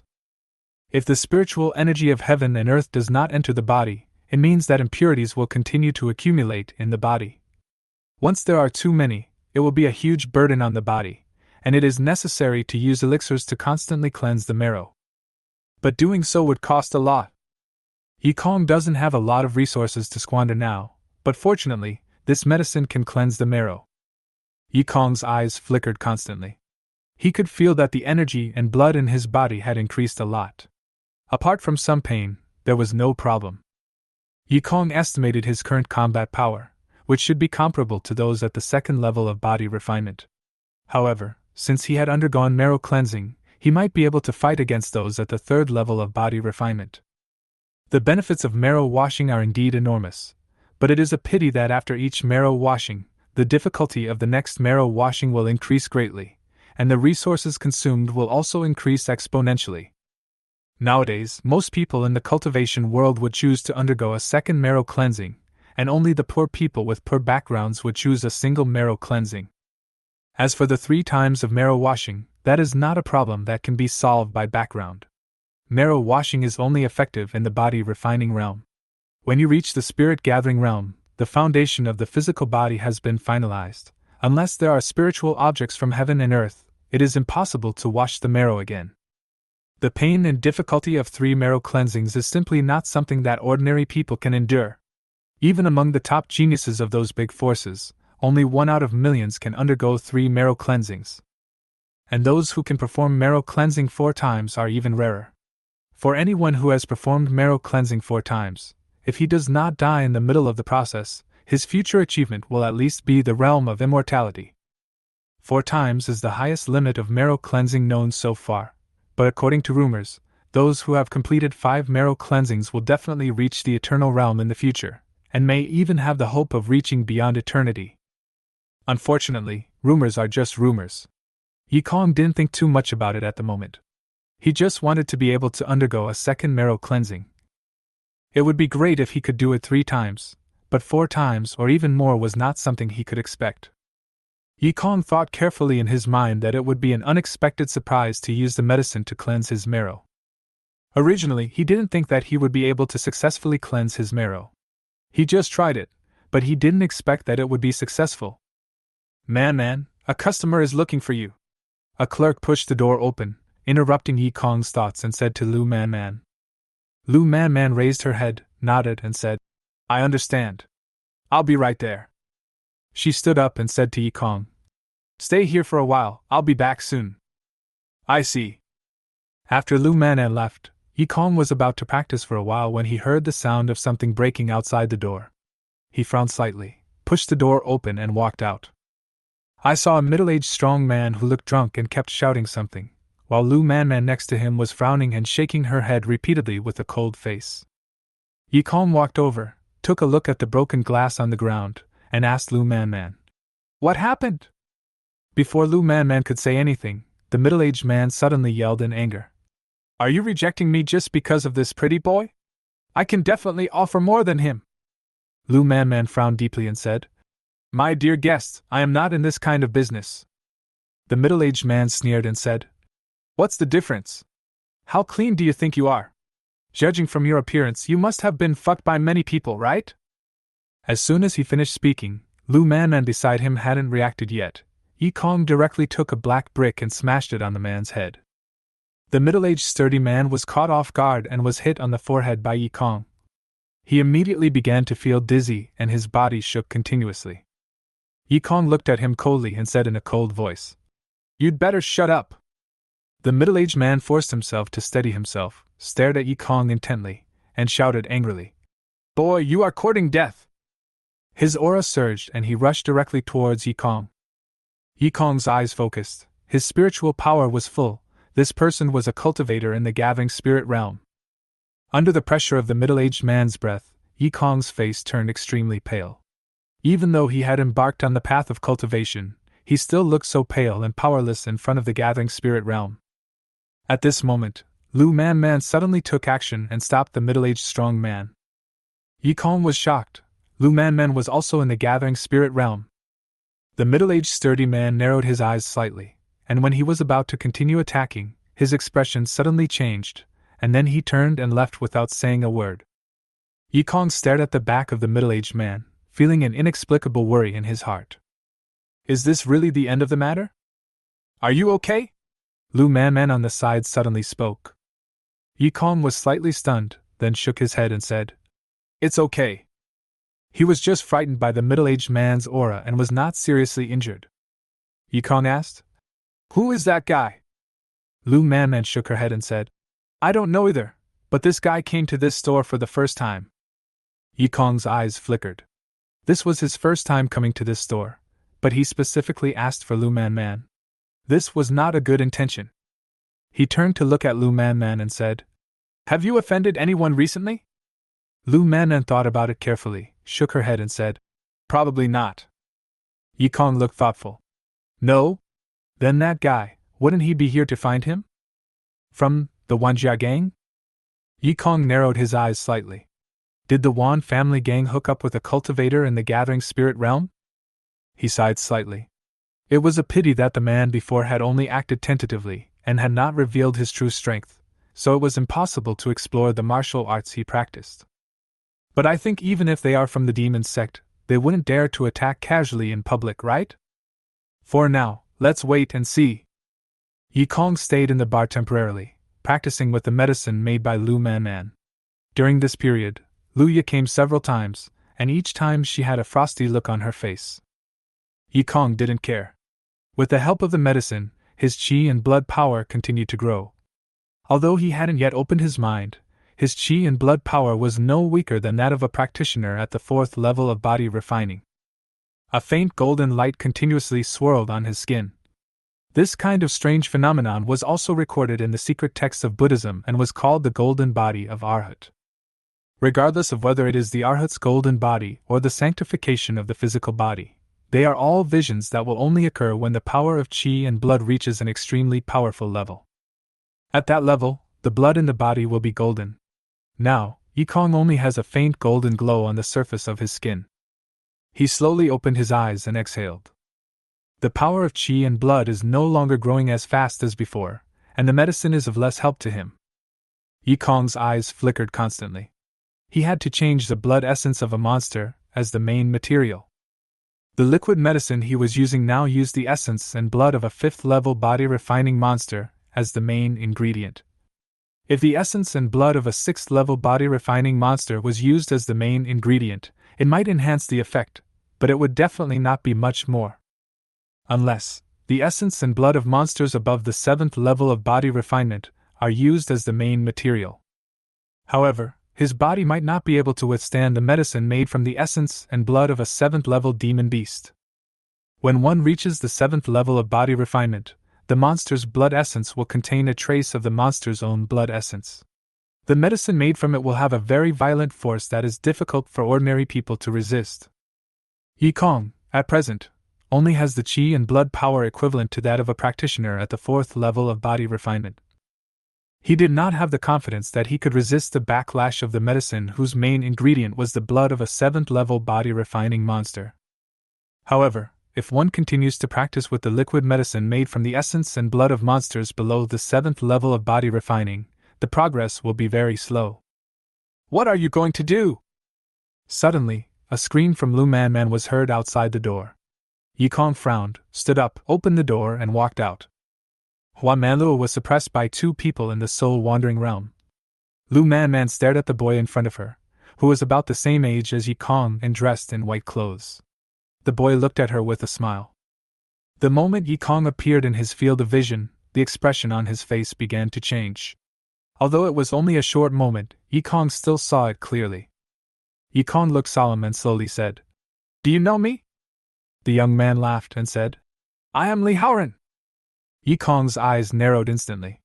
His last name is Li? Could it be that this guy is from the Li family in the imperial capital? The power of the Li family in the imperial capital is even more terrifying than that of the Yi family he belongs to. The head of the Li family in each generation is a prime minister of the empire. This has never changed since the founding of the empire. Yikong narrowed his eyes slightly and said, "A member of the Li family in the imperial capital? What are you doing here?" Li Haoren chuckled and said, "Of course it's about Cha Yuxian." Yikong had a bad feeling in his heart. He said in a deep voice, "Why are you here to investigate Yuxian's affairs?" "Because we have discovered a large number of sensual immortals here." As Li Haoran said this, the servant following him placed a huge box in front of Yi Kong and opened it. Yi Kong took a look and saw dozens of pill bottles neatly placed in the box. He directly took out a pill bottle, opened it, and put it in front of his nose to smell it. The familiar scent stimulated his sense of smell, and Yi Kong's expression began to become solemn. What was contained in this bottle was indeed ecstasy. Li Haoran noticed the change in his expression and said slowly, "As a son of the Yi family, you should know the importance of Yuxian, right? What do you want to do? Tear down this store. Anyone involved in this matter." Li Haoran said this with a trace of cruelty and coldness on his face. "Kill them all." "No!" Lu Manan shouted, tears welling up in her eyes. "Sister Hua has absolutely nothing to do with this." She looked at Yi Kong in panic and begged, "Please let Sister Hua go.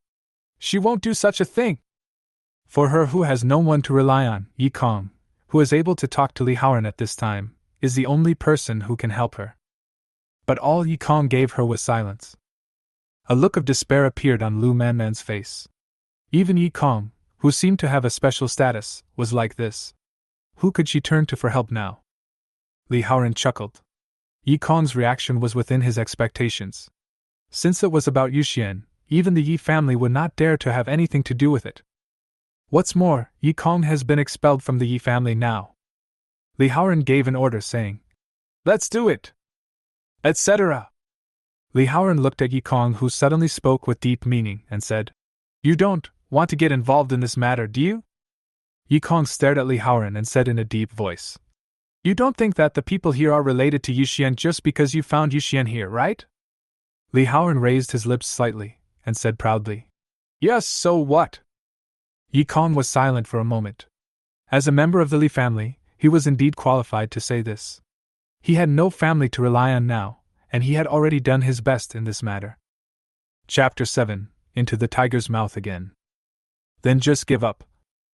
As Yi Kong was thinking this, he suddenly subconsciously looked at Lu Manman beside him, and when he saw that sad and beautiful face full of tear marks, his heart suddenly ached. "This time, I won't allow anyone to hurt you again." A voice suddenly appeared in his heart, but it quickly disappeared, making Yi Kong subconsciously think that he was hallucinating. But Lu Manan. He gritted his teeth, stopped the Li family members who were about to take action, stared at Li Haoran, and said in a deep voice, "You are just letting this go. Are you worthy of your Li family's divine calculations and ghost strategies?" Li Haoran's expression changed and his eyes narrowed slightly. Then he slowly said, "So what do you want? Give me a month. Within a month, I will find the person who is truly related to Yuxian for you." Li Haoran chuckled in his heart. Why should he give Yi Kong a month? Just as he was about to refuse, a girl's voice suddenly sounded behind him. "Then 1 month!" Li Haoran looked behind him, frowned, and said, "Qin Yao Yao, what are you doing here?" The girl named Qin Yao Yao has a bewitching face. Just one glance at her makes people feel immersed in it. Qin Yao Yao chuckled and said, "After all, I am also the assistant in this investigation, right? Don't ignore me like this." The moment Qin Yao Yao appeared, Yi Kong's expression changed instantly. Qin Yao Yao turned her gaze towards Yi Kong, smiled sweetly and said, "Yi Kong, long time no see." Yi Kong stared at Qin Yao Yao and said coldly, "It's only been half a month, right?" Li Haoran's eyes flickered constantly. Things were starting to get a little troublesome. At the time, he hadn't paid much attention to Qin Yao Yao. After all, this woman had no intention of investigating the matter, but I didn't expect that she would intervene in it now. Lu Manman noticed Yi Kong's abnormality, and her eyes flickered. What was the relationship between Qin Yao Yao and Yi Kong that caused that man to change like this? Qin Yao Yao raised her right hand and gently tucked her long black hair behind her ear. She smiled sweetly and said, "Young Masterly, how about giving him a month?" Li Haoran narrowed his eyes slightly, then nodded and said, "Okay, give him a month. But this woman named Hua Manluo must be detained." As he said this, he ordered his men to take Hua Manluo away. Lu Manman was about to stop them, but was stopped by Yi Kong. Yi Kong looked at Lu Manman and shook his head gently. Giving her a month was the limit of what he could get.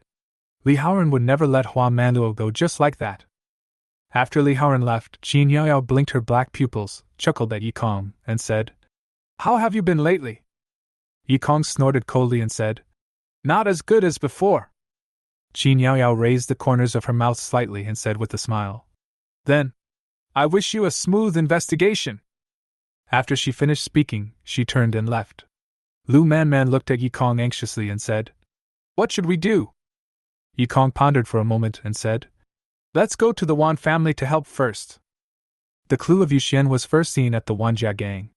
This time, it is very likely that the Wanjia gang was responsible. The news of Hua Manluo's arrest spread throughout the entire West District at some point, and the underground forces in the West District began to become uneasy. Although no war had broken out, they were filled with murderous intent. Yi Kong and Lu Man sat face to face in a cafe. They had been investigating for 3 consecutive days, but still had not found any clues about Yuxian. Luya was sitting not far away. Her only mission was to protect Yi Kong. What would happen to Hua Manluo in the end was not a big deal to her at all. What's more, Hua Manluo is a disciple of Meizong and a practitioner of the magic way. She naturally hates this, let alone helping him. This is the information I have collected in the past few days. Lu Man placed a stack of documents in front of Yi Kong with a tired look. She has never had a good night's sleep since Hua Manluo was arrested. Yi Kong looked through the documents in his hand and frowned slightly. The information Lu Man had collected was only the route of action of the Wan family gang in recent days. He also has this kind of thing, although it was from a year ago, but what Lu Man collected is no different from what he collected. Judging from this alone, the Wanjia gang doesn't seem to have anything to do with Yuxian. But that day, Yi Kong was indeed on the Wan family gang's territory and smelled the scent of ecstasy. Yi Kong's gaze finally locked onto a small shop of the Wanjia gang that he had visited last time. The flow of people remained unchanged, but this did not rule out the suspicion of this place. It's a pity that after being exposed last time, the Wanjia gang may have moved to another location, and it is impossible to find any useful information. But now, we can only investigate here to find out where the Wanjia gang moved to. Let's go! Yi Kong said this and took Lu Man to the store. But when they got there, they saw a deserted store. You are late. Yi Kong frowned, thinking that the people from the Wanjia gang had probably moved everything here away immediately. Could it be that the clue was lost? What a joke! A trace of unwillingness flashed in Yi Kong's eyes. His blood surged and he punched the iron gate directly, knocking it away. He ignored the gazes of the people around him and walked in directly. He found the secret passage he had found before with ease, but the place where the secret passage led to was also empty. Yi Kong gritted his teeth. The actions of the Wanjia gang were really quick. He subconsciously clenched his fists. Without evidence, even if he went to their door, he couldn't do anything as long as the Wanjia gang refused to admit it. The most important thing is to find evidence that the Wanjia gang is indeed related to Yuxian. His eyes flickered. Wan Quan, the leader of the Wan family gang, was only at the peak of the 9th level of physical training. Not to mention Luya, who had been following him. Even Lu Man could easily deal with him. What he was afraid of was the existence of the real person behind the scenes. The person behind the scenes who dared to plot against Hua Manluo must be stronger than Hua Dan, but could not be stronger than Han Yu. The strongest fighter in Dahai City is Lu Jing, who is at the peak of Soul Wandering Realm. Those rats hiding in the dark are definitely no match for Lu Jing, that's why they are so sneaky. But even if they are at the Danhua realm, they would not be the opponent's match. Luya, who has the highest combat power, has only reached the upper level of the Gathering Spirit realm. How could he possibly defeat those guys? Strength, after all, is still not enough. The cell phone in Yi Kong's pocket suddenly rang.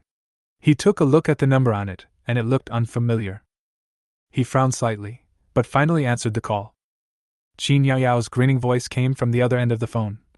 Yi Kong, you probably haven't looked into the information about Yuxian yet, right? What do you want to say? How about going to the pier in the West District? Maybe we can find something interesting there. Yi Kong frowned and hung up the phone. The pier in the West District?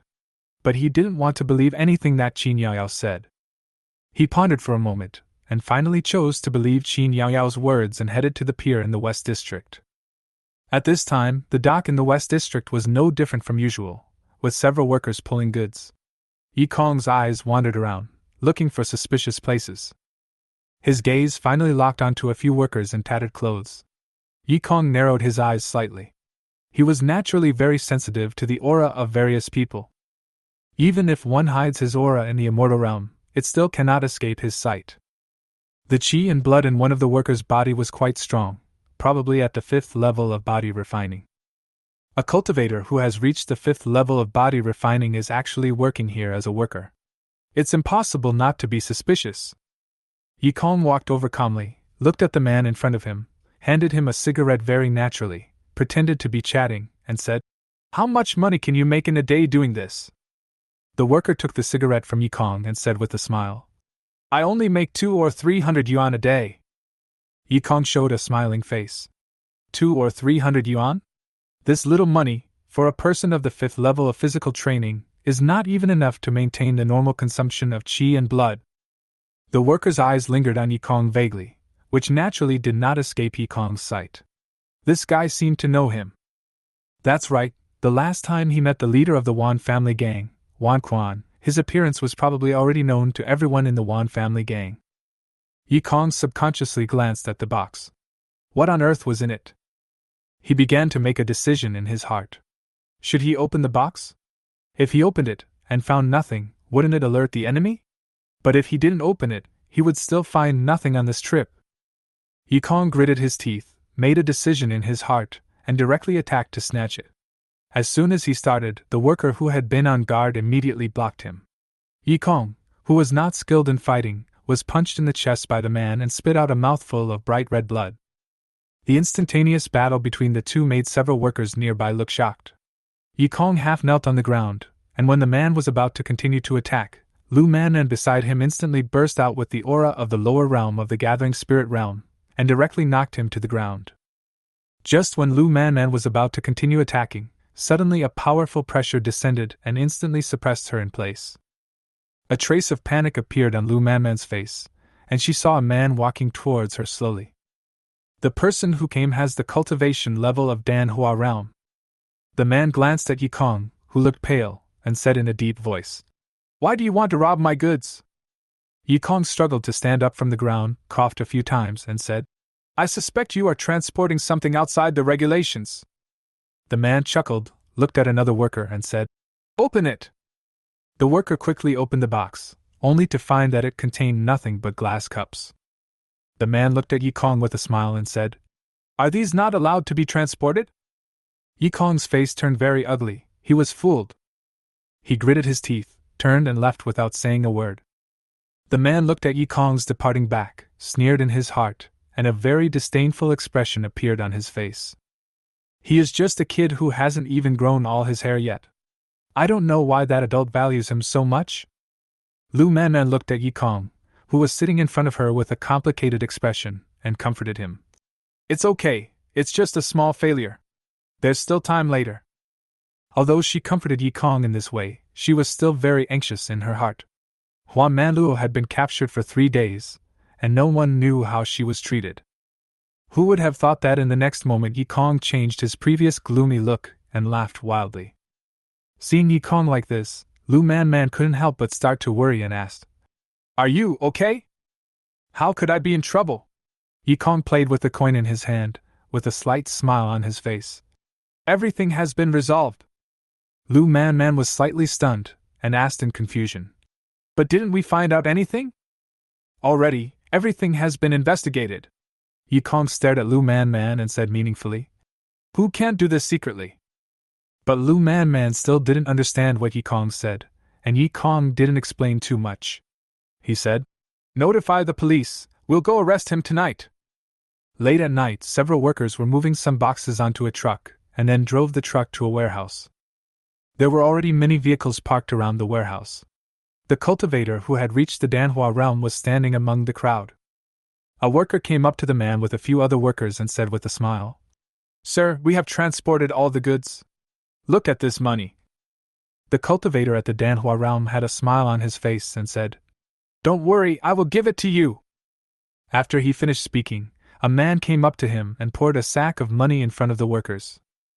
The workers immediately showed joy on their faces and hurriedly picked up the money that had fallen on the ground. But just as they held the money in their arms, heads fell to the ground one after another and blood splattered everywhere. A man came forward, without even looking at the money stained with blood, and instead cut open the stomachs of the workers lying on the ground, revealing the medicine bottles hidden inside. The cultivator in the Danhua realm showed an extremely disdainful smile on his face. They were just a few ordinary people. It was their greatest honor to be able to contribute to the development of the demon sect. At this moment, a dazzling light suddenly appeared around them. Everyone's expressions changed, and the face of the Danhua realm cultivator also became extremely heavy. Yikong led a group of people out of the bushes nearby, looked at the Danhua realm cultivator in front of him with a smile, and said, "Hiding poison in the human body is really worthy of your demon sect style." The cultivator at the Danhua realm slowly spoke and said in a deep voice, "How did you figure that out?" "It's just pure speculation. Those workers were obviously very surprised by the previous battle and obviously didn't know who you were. And you can't ask outsiders to do this kind of thing, that's not safe. If that's the case, there's only one reason why you did this." The cultivator in the Danhua realm stared at Yikong intently. If there weren't several people in the Danhua realm beside him, he would have definitely slaughtered that boy. He turned around and ran without hesitation, and those people in the Danhua realm chased after him. Yikong ignored the fleeing Huadan realm cultivator and looked at the others, saying, "I'll leave it to you guys to handle from now on." The leader nodded and said, "I understand." Yikong ignored him and left the place by himself. He already had some guesses about what would happen to the remaining people. But what does this have to do with him? The next morning, Li Haoran returned Hua Manluo with some regret. Naturally, he recognized Hua Manluo's identity as a disciple of Mei sect at a glance. It was a pity that the Empire's real opponent now was the demon sect. As for other practitioners of the demon sect, the Empire treated them with a conciliatory attitude. Although it would be fine if he insisted on his own way, but considering Yikong's identity as a member of the Yi family, and Qin Yaoyao's unclear attitude, it would be better to return the person. He suddenly looked at Yikong with a half-smile and said, "The Danhua realm cultivator from the demon sect was not caught last night. You have to be careful in the next few days." "Run away?" Yikong frowned. The cultivator in the Danhua realm had not been caught. Leaving such a hidden danger behind would be a huge crisis for him. "But there is no problem with it, it's just that I'd better go out less in the next few days." After Li Haoran took his men away, Lu Manman threw herself into Hua Manluo's arms and burst into tears. Hua Manluo gently patted Lu Manman's back and comforted her. "I'm fine, right? Why are you crying? I'm really worried about you." Lu Manman looked at Hua Manluo with red eyes, then she seemed to remember something, turned to look at Yikong and said, "Thank you." Yikong smiled and said, "If you really want to thank me, please help me make more medicine." Yikong did not stay in the bar for long and left in a hurry. A cultivator in the Danhua realm was watching him in the dark, which was a huge threat to him now. It was drizzling outside. Yikong looked up at the sky with a frown on his face. Luya was busy with this matter, so he was alone at this time. He hailed a taxi, told the address of Luya's home, and then sat in the back of the car and closed his eyes to rest. The car kept moving, and Yikong, who was resting with his eyes closed, suddenly realized that something was wrong. He suddenly opened his eyes and shouted at the driver in the driver's seat. "Where are you going?" The driver ignored Yikong. Yikong felt deeply uneasy. He looked out of the window and saw that the car had arrived in a wilderness without him noticing. He was a little panicked and tried to force the car door open to escape. But the next moment, the car stopped. The driver's head turned 180 degrees towards him, a creepy smile appeared on his face, and then he lay motionless on the spot. Chapter 8 Heartbeat. Yikong felt a deep fear in his heart. He opened the car door and got out, and saw the cultivator in the Danhua realm looking at him grimly. The cultivator in the Danhua realm sneered and said, "Boy, long time no see." Yikong forced himself to remain calm and said, "My father is in the realm of immortality." "So what? Do you think I care about these things now?" The expression on the face of the cultivator in the Danhua realm began to become ferocious. "This mission was ruined, and the demon sect directly abandoned me. Now I am just a stray dog." He angrily grabbed Yikong's throat and slammed his body against the car door. Yi Kong's back was hit hard and he coughed up a mouthful of blood. But the man didn't seem satisfied. He hit Yi Kong against the car dozens of times before he stopped. The seriously injured Yi Kong stared at the cultivator in the Danhua realm, but did not dare to say anything. If this guy gets angry again, I'm afraid he will really be killed. The cultivator in the Danhua realm spit fiercely on Yi Kong's face, sneered, and said, "You are just a waste who can't practice. Do you think you can play with others with your little cleverness?" Yi Kong was extremely angry, but due to the current situation, he did not speak. The cultivator in the Danhua realm threw Yi Kong to the ground and stepped hard on his right leg, breaking it. Yi Kong groaned but did not scream. The man looked a little surprised, stared at Yi Kong, and said, "I finally know why that gentleman thinks so highly of you." "That, sir? Is there a higher-ranking mastermind behind this incident?" The current situation did not allow Yi Kong to think too much. He panted and said, "If you kill me here, the forces behind me will directly lock onto your whereabouts. Not only you, but your family will be hunted down by the Yi family for the rest of their lives."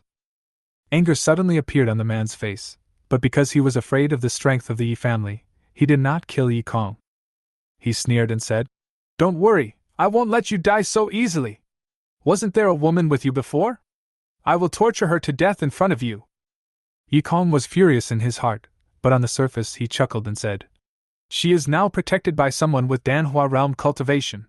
You can't touch her." "Hee, what if she comes here alone?" Yi Kong shook his head and said, "She won't come. She and I don't have much to do with each other." "Really? Then let us wait and see." The man sent a message to Lu Man, and then stood there waiting. Yi Kong felt a little worried.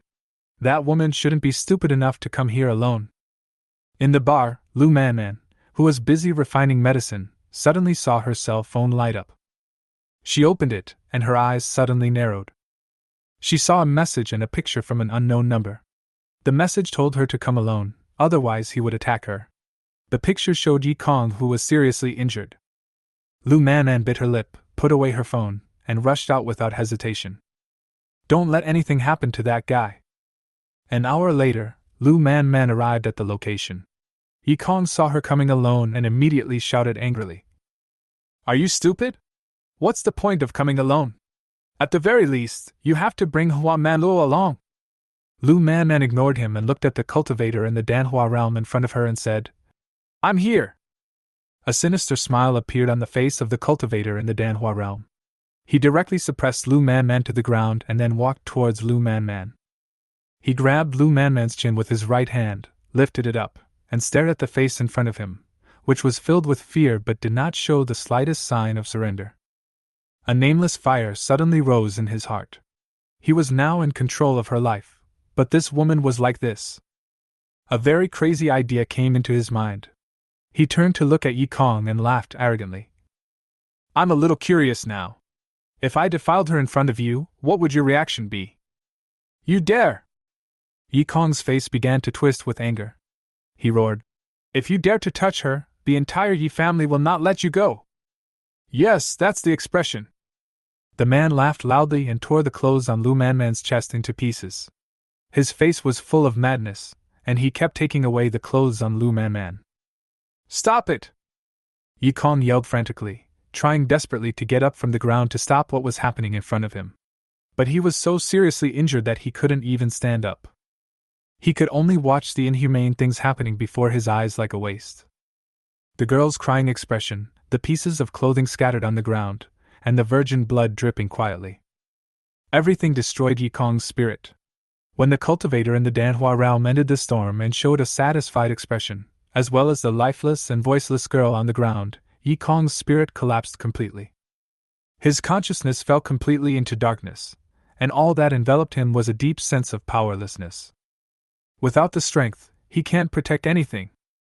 "Do you hate it?" A voice came from nowhere, like the whisper of a devil, ringing in Yi Kong's ears. "Hate? Of course I hate it. Who do you hate?" "Who do you hate?" "I hate that monk." "No, you should hate yourself. If you weren't so weak, how could you not be able to protect anything?" "I hate myself." "Yes, if I wasn't so weak, how could this happen?" "Regret only needs to appear once. This time, you must protect her well.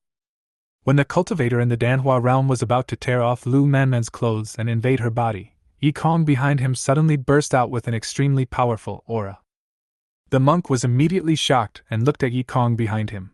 He saw that Yikong was surrounded by golden flames, and his eyes were shining with dazzling golden light. The cultivator's face was full of incomprehension. Why, that boy who was not even in the body refining realm and was just a mortal, could now burst out with such power? Yikong looked at him with cold eyes, and the golden flames on his body suddenly erupted and attacked the man directly, burning him to ashes in an instant, without leaving even the slightest trace of his existence. After doing all this, Yikong fainted completely on the ground, leaving Lu Manman alone at a loss. An unknown amount of time had passed, but when Yikong opened his eyes again, he found himself being carried on Lu Manman's back. Lu Manman seemed to notice Yikong waking up, turned to look at him, and said softly, "Are you okay?" Yikong subconsciously hugged Lu Manman tightly, still somewhat weakly, saying, "Why did you come to save me alone? The previous message said that if I didn't come alone, you would die. But haven't you ever thought that something might happen to you?" Lu Manman shook her head and said, "I was worried about you at that time and didn't have time to think so much." Yikong remained silent for a long time before he spoke. "Why do you treat me like this?" "Because you helped me rescue Sister Hua, and you're a very nice person." "I'm fine?" Yikong laughed at himself. "Don't you forget how I treated you before? That's your disguise, right? Although I don't know why you do this, I can feel that you are different from those men. You don't have any opinion of me because of my profession, but treat me like an ordinary girl. You are actually a very gentle person, right? I may not be as good as you think. Then just think of it as you cheating me." Lu Manman's face showed a soul-stirring smile, attracting Yikong's attention. "If it's you, I'd be willing to be cheated." Yikong lowered his head silently, and used Lu Manman's back to cover his face. "I can no longer control my expression." His heart was beating rapidly, and Lu Manman's sudden confession made him a little overwhelmed. An extremely strange feeling arose in his heart. He felt very happy just staying like this. Even if it continues like this, it wouldn't be bad. Strange thoughts arose in his mind. Even if he was in the eternal realm, he couldn't keep his mind steady at this moment, right? "The rain has stopped." Lu Manman suddenly stopped and said this. Yikong followed her and looked up at the sky. It was still dark, but the sky was no longer raining those chilly raindrops. After the rain comes the sunny day, but will every rainy day pass so easily? A sports car stopped in front of the two of them, interrupting Yikong's thoughts. Luya got out of the car and glanced at Lu Manman expressionlessly, then said to Yikong, "I'm glad you're okay, let's go." Lu Manman subconsciously clenched her hands and stood there motionless, extremely nervous. Yikong got off her back and Luya opened the back door for him. When Yikong was about to go in, he suddenly turned to look at Lu Manman and said, "Are you going to take part in the Qianyu Academy assessment in half a month?" "Ah?" Lu Manman was slightly stunned, then nodded. "Yeah." "Then, shall we go together?" "Huh!" Before Lu Manman could react, Luya took Yikong away. Lu Manman came to her senses and looked at the departing car, feeling dazed. He just said, "Want to go together?" Yikong, who was sitting in the back of the car, closed his eyes and rested, the corners of his mouth unconsciously raised slightly. Although he didn't know what was going on, his soul sea was unsealed and all the acupoints were opened. This would mean that he was no longer the useless person who couldn't practice before. But this is still far from enough. Yikong subconsciously clenched his fists. The previous memory was not an illusion. It was indeed something that really happened. He didn't want to experience that feeling of powerlessness again. Luya, who was driving the car, noticed Yikong's changes and frowned slightly. What on earth happened to this guy that he changed so much? It was as if he had become a completely different person. In the following days, Yikong continued to practice hard. He lacked too much, whether it was cultivation or methods. He was like a novice in any aspect related to cultivation. There are three major aspects of cultivation: physical body, spiritual power, and soul consciousness. Among them, soul consciousness is the most difficult to cultivate. Alchemy, weapon refining, talismans, many ways of cultivation are inseparable from the cultivation of soul consciousness. And those amazing geniuses are all practicing both spiritual power and soul consciousness. The entry point of spiritual power is to attract the spiritual energy of heaven and earth into the body and absorb it. As for the cultivation of soul consciousness, it is mainly based on visualization. Yikong is now cultivating his soul consciousness through visualization. The visualization picture he had was left by his mother. It showed a demon fox with 9 tails. That is one of the vast creatures born from heaven and earth, the 9-tailed demon fox. This thing is only recorded in ancient books. It is said that it last appeared in the ancient times hundreds of thousands of years ago. The 9-tailed fox appears, and the world is in chaos. Every time the 9-tailed fox appears, all living things in the world will be in chaos. The sky and the earth will change color, and blood will flow like a river. Even the true dragon and true phoenix races that dominated the ancient times could not escape the fate of death. At this time, Yikong used this picture to visualize the image of the 9-tailed demon fox in his sea of soul. The 9-tailed fox with a pure white body was constantly shaking its 9 tails behind it, with cold light flashing in its eyes. Yikongku sat there for a whole day, but all he gained was a slight increase in his soul consciousness. He opened his eyes and let out a breath. Without resources, practicing solely through visualization is indeed a very difficult task. It is necessary to obtain a large amount of cultivation resources as soon as possible. Yikong clenched his right fist. Qianyu Academy in half a month would be his only chance to get a large amount of resources, and he could not allow any mistakes. The minimum requirement to enter Qianyu Academy is to reach the 7th level of physical training. This is much lower than other academies, but it is still difficult for him to reach. His current cultivation level was only at the 3rd level of physical training. Although he was confident that he could fight against a person at the 5th level of physical training with the huge energy and blood in his body, Qianyu Academy only looked at the most basic realm, not the combat power. If you are not at the 7th level of body refinement, you cannot enter. In half a month, he would have to do something to reach the 7th level of body refining. And now he could only take a risk and try to swallow the liquid medicine made from the blood of a 7th level monster. He made up his mind and placed the materials he had prepared in front of him. After reaching the 3rd level of body refining, he would have the opportunity to refine the medicine even without Lu Manman's help. Yikong began to put the materials into the alchemy furnace. He had asked Luya to prepare them specially. Yikong took a deep breath and started to refine the medicine. The spiritual power and soul consciousness in his body were being consumed rapidly. He was only at the 3rd level of body refining and had just opened his sea of consciousness, so it was indeed quite difficult for him to refine the medicine. The alchemy furnace began to riot. Yikong sighed deeply in his heart. If it continued like this, the furnace would definitely explode. It seemed that he had better trouble Lu Manman. However, when he thought about meeting Lu Manman, he felt a little panicked. I don't know how to contact her at all. As Yikong was thinking this, he was suddenly hit by a heat wave. He rolled out, and the whole place was filled with smoke. Cough, cough, cough. After the smoke dissipated, Yikong got up from the ground and looked at the alchemy furnace in front of him that had turned somewhat dark. It failed. He sighed slightly, opened the furnace, and was about to refine another batch. Suddenly, I saw a pitch-black pill lying quietly in the furnace. Yikong was stunned. What is this thing? He had followed the steps written on the recipe exactly, so even if it was completed in the end, it would only be liquid medicine. But now it's like this. What the hell is this? Yikong picked up the pill from the furnace seriously and placed it in front of his eyes to look at it carefully. His nose moved slightly. Just smelling it was a bit unpleasant. However, the blood in his body was surging, and he had an extreme desire to swallow it. Yikong hesitated for a while, but finally chose to follow his body's instinct and swallowed the pill in his hand in one gulp. As soon as the pill entered his stomach, it turned into a warm current, and then came unbearable pain. The qi and blood in Yikong's body began to surge. He forced himself to endure the severe pain coming from all parts of his body and suppressed all the surging qi and blood in his body. This training lasted for 2 whole days.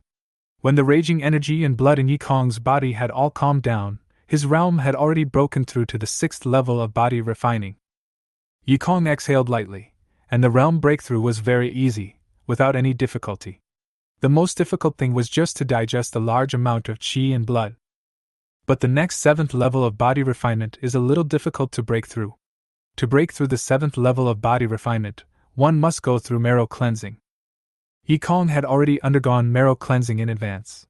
If he wanted to break through to the 7th level of body refining, he had to undergo marrow cleansing for the second time. But the second marrow wash is very difficult. Yikong didn't have the conditions to do a second marrow cleansing at this time. The worst second marrow cleansing also required the use of spiritual objects from heaven and earth.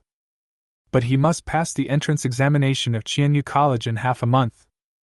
Yikong finally set his sights on the alchemy furnace in front of him. Qianyu Academy has 2 assessments, one is the normal strength assessment, and the other is the alchemy assessment. Now he simply does not have the capital to undergo a second marrow cleansing to break through to the 7th level of body refinement, but he may be able to enter Qianyu College by relying on alchemy. But how did I manage to make the elixir before? Yikong was somewhat puzzled, and he tried to refine the medicine again. But this time, the furnace exploded, and not even the medicine was left inside. It feels, something is wrong. Yikong carefully recalled the previous situation. He just thought about Lu Man, and the pill had already taken shape. No way, is that really the case? Yikong shook his head. No, it should be something else that affected him. He remembered that at that time, the mysterious sound of the great Tao had appeared in his mind. Chapter 9, Apprenticeship. Yikong's eyes suddenly lit up. He was indeed affected by the avenue of profound sound before. And that avenue of profound sound came from the 23 words he saw before.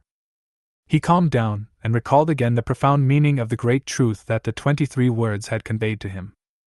When the profound sound of the great Tao echoed in Yikong's sea of soul, he entered into a state of mystery. His body moved subconsciously and he began to refine the elixir. When the profound sound of the great Tao disappeared, Yikong's face turned pale. He looked at the pill that had already taken shape in the furnace in front of him, and his face suddenly lit up with joy. Success! He began to adjust his state and recover the spiritual power and soul consciousness he had consumed. As long as he fully mastered this state, he could easily refine the elixir. The reason why it was so difficult to refine was simply because his strength had not kept up. With the strength of the 6th level of body refining, he was able to refine a first-grade elixir. With this kind of achievement, he could be directly admitted to Qianyu College. But a figure appeared in Yikong's mind, and he fell silent again. I can't let her find out that I can practice cultivation. But if that's the case, how can I get in? Yikong was thinking back to the assessment at Qianyu Academy when suddenly an idea flashed in his mind and his eyes lit up. There is another way to enter Qianyu College without passing the examination, that is to enter as a companion student. However, there are only a few places for accompanying students. One of them is the first place in the alchemy assessment. He can enter Qianyu College as an accompanying student through Lu Man. Although Lu Jing should have a quota in his hand, he is not willing to owe anyone a favor. But getting first place in the alchemy assessment is not that easy. But if Lu Man could refine a first-grade elixir, she would definitely be able to enter Qianyu College. Yikong tapped the tabletop lightly with his index finger, his eyes flickering. Lu Man's current alchemy skills are probably limited to refining liquid medicine. It is very difficult to make a pill. If Lu Man were allowed to listen to the profound sound of the Tao, would she be able to refine a first-grade elixir? Yikong kept reasoning in his heart that even with the profound sound of the great Tao, Lu Man might not be able to comprehend anything from it. His plan is unlikely to succeed. Yikong sighed slightly and decided to take a rest for the time being. He fell into a deep sleep, his consciousness plunging into darkness. When he opened his eyes again, he found himself in a quiet courtyard. In front of him sat a man in flowing green clothes, with a mask on his face and long black hair. "Who are you?" Yikong asked the question first. The man did not say anything, but raised his hands and shook them continuously in an extremely strange way. The surrounding spiritual energy circulated with his hands. Yikong's eyes focused. What the man was performing seemed to be some kind of alchemy technique. His mind was completely immersed in it, and his body instinctively followed the man's movements, performing the same alchemy technique. It was unknown how long this process lasted until the man stopped, and Yi Kong followed him and stopped. The man placed his hands on his knees and slowly said, "This is the spring rain that moistens everything." Yi Kong's eyes narrowed slightly. Spring rain moistens everything? That alchemy technique does have the mysterious power of circulating vital energy, which can be regarded as spring rain moistening everything. He woke up slowly and saw that it was already light outside. Yi Kong got up from the bed and walked out the door. Luya just walked out of her room and met Yi Kong's eyes. "How long have I slept?" Yi Kong asked. "Half a month." Yi Kong was stunned. Half a month. He hurriedly took out his phone and glanced at the date on it. June 15th, the day of the Qianyu Academy assessment. And the time was 2 o'clock in the afternoon. "Oh no!" Yi Kong hurriedly asked Luya to take him to Qianyu College. The assessment had already begun, and he didn't know if he could catch up. In Qianyu Academy, Lu Man Man looked around and did not see Yi Kong. A hint of worry flashed in her eyes. That guy Yi Kong, wouldn't he not come? But the assessment is about to begin. The chief examiner in charge of the examination came to the stage and explained the rules of the examination according to the procedure. When the examiner said that the first place in the alchemy assessment would have a place as a companion student, Lu Man Man's eyes suddenly lit up. If she wins the first place in the alchemy assessment, won't Yi Kong be able to enter Qianyu College? Luya drove all the way to the gate of Qianyu College. At this time, the gate had already been closed. Yi Kong hurriedly ran to the person guarding the door and said, "I am a candidate. Can you let me in?" The man glanced at Yi Kong, shook his head, and said in a deep voice, "The examination has already begun. Late candidates are not allowed to enter. Can't you be flexible?" The man still shook his head and said, "No." Yi Kong showed an unwilling look on his face. Luya walked up to his side and said, "If you insist on going in, my father still has a quota for accompanying students." A hint of hesitation flashed across Yi Kong's eyes. He was determined to enter Qianyu College. But this favor? Forget it. Let's see if Lu Man Man can win first place. The assessment of Qianyu Academy is open to the public. Yi Kong entered from another entrance and came to the audience seats. At this time, the alchemy assessment was reaching the final step. He stared at Lu Man Man in the center of the examination room. At this moment, Lu Man Man was putting medicinal materials into the alchemy furnace. He noticed the unusually nervous look on Lu Man Man's face. It seemed that this assessment was not easy for her. Could it be that I really have to go to Lujing to get a place as an accompanying student? Lu Man Man looked at the alchemy furnace in front of her intently, controlling the alchemy fire with both hands, a few drops of sweat falling on her cheeks from time to time. What she used was not the recipe given by Yi Kong, but a very common recipe for liquid medicine on the market. Yi Kong frowned slightly and sighed softly. That silly girl, if the recipe is leaked, just let it be leaked. As a member of the Yi family, why would he be afraid of others getting hold of his recipe? Perhaps because of the recipe, it was not easy for Lu Man Man to refine the pill. She looked tired from time to time. She had been preparing for this test for too long. Even the night before the test, she did not have a good rest and was still refining the pill non-stop. Suddenly, a dazed look appeared on her face, and the furnace in front of her began to shake. Lu Man Man felt something was wrong.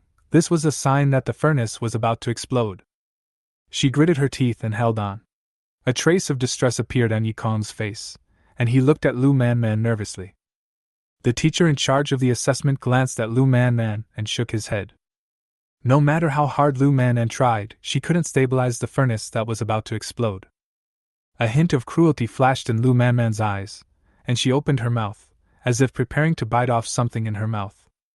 Yi Kong's eyes narrowed, and he had a very bad feeling in his heart. Lu Man Man probably wanted to use something that could temporarily improve soul consciousness. But that kind of thing, once used, would cause serious sequelae. "Don't want!" Yi Kong roared, and after he finished roaring, the space around him seemed to freeze. He looked around in a daze. Everyone around him was motionless, maintaining their previous actions. Time paused.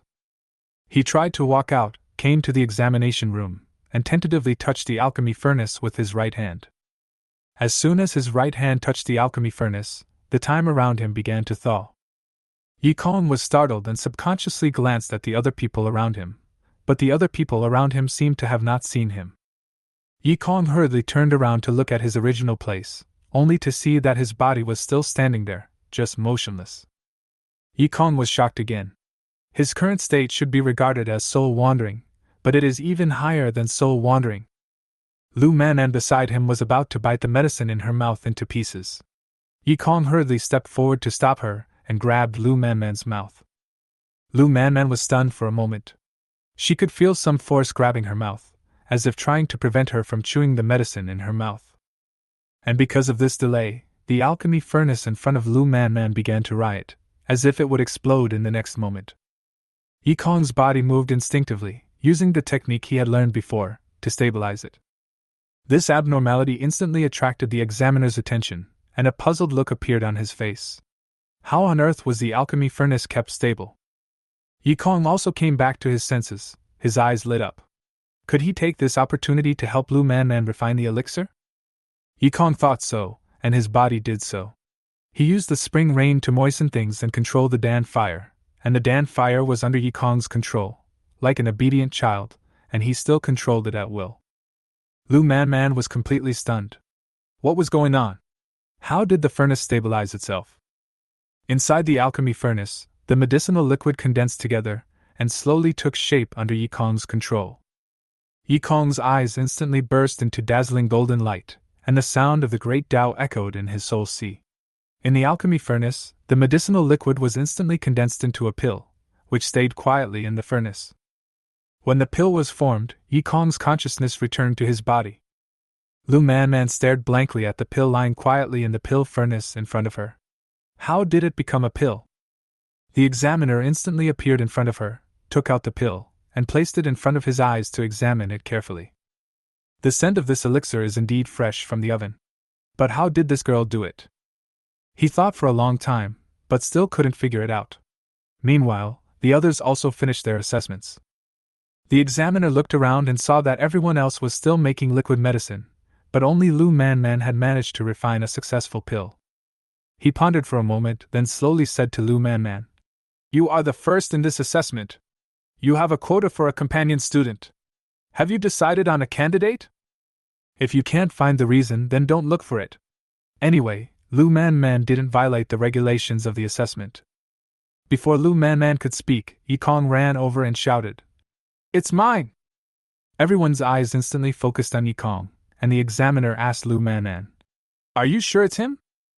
Lu Man nodded and looked at Yi Kong with a strange look.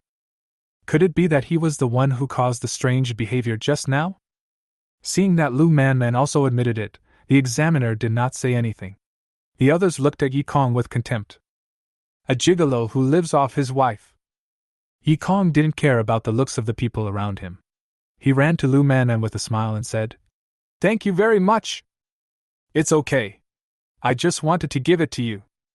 Yi Kong's heart moved and he sighed softly. This silly girl, it's just a place for an accompanying student. Is it necessary to work so hard? Here is your room. The teacher who led the way brought Yi Kong and Lu Man to a room. Yi Kong looked at the teacher with some confusion and asked, "Where is my room?" The teacher glanced at him and said calmly, "Aren't you her study companion?" Yi Kong was stunned for a moment, and his eyes met with Lu Man's. In other words, he is going to live with Lu Man? Before Lu Man's expression changed, Yi Kong's face turned slightly red. Lu Man noticed the change in his expression and looked at him with some amusement. This guy is really naive. Yi Kong turned his head away silently. This made him very embarrassed. He had clearly established his identity as a dandy boy before. After the teacher left, the atmosphere became even more awkward. Yi Kong sat directly in the corner and began to practice. The dazzling sunlight shone on Yi Kong's cheek. He opened his eyes uncomfortably, and the first thing he saw was Lu Man's smiling face. Lu Man gently swung her legs, smiled, and said, "I'm going to choose a mentor. What about you?" As a companion student, Yi Kong did not have the right to choose his tutor. He just followed Lu Man to practice. And Lu Man's future tutor would definitely not focus too much on him. After all, he is just a student accompanying him. But this doesn't matter much. What he lacked now was the resources for cultivation. He did not need the guidance of a famous teacher. Qianyu College is an academy under the name of Danzong, and even though it is located in a small place like Dahai City, it still has no shortage of resources for cultivation. This is also the biggest reason why Yikong chose Qianyu College. The vast amount of resources far exceeds that of other colleges. In addition, the alchemy trend is prevalent in Qianyu College, and the disputes are only related to alchemy. But there's no harm in taking a look, right? Yikong thought about it and said, I'll go with you to take a look. Anyway, I have nothing to do now, so I might as well help Lu Manman to keep an eye on things. He followed Lu Manman to the main hall. The tutors of Qianyu Academy rarely appeared in person to recruit students. Most of them announced their admission requirements in the main hall for people to choose from. At this time, Lu Manman was choosing among a group of mentors in the Danhua realm. Yikong took a few casual glances and found that the conditions were all similar, so he couldn't give any advice. Suddenly, his eyes were fixed on the photo of an old man, and remained there for a long time. Lu Manman noticed his abnormality and asked with concern, What's wrong? Nothing. Yikong shook his head. For some reason, he had an inexplicable feeling towards the old man. Driven by that emotion, he said to Lu Manman as if possessed by a ghost, Do you want to worship him as your master? But his requirements are so high. Lu Manman looked at the old man's message with some embarrassment. His standard for accepting a disciple was to refine a first-grade elixir. She herself did not have such ability. Yikong smiled and said softly, Go and give it a try, maybe you will accept it. Oh well. Yikong followed Lu Manman and arrived at the place where the old man lived according to the information written above. At this time, the door of the compound was tightly closed. Yikong looked at the combination lock, and a number flashed through his memory. He looked a little dazed, and subconsciously entered the number. With a click, the door was opened and Yikong walked in under Lu Manman's surprised gaze. The password remains unchanged. He didn't know why he had such a feeling in his heart, and in the hall of the room, an old man looked up at Yikong, frowned slightly, and said in a deep voice, How did you know the password I set? Yikong stared at the old man blankly and opened his mouth, not knowing what to say. An extremely complex emotion suddenly arose in his heart, which was filled with joy and sadness.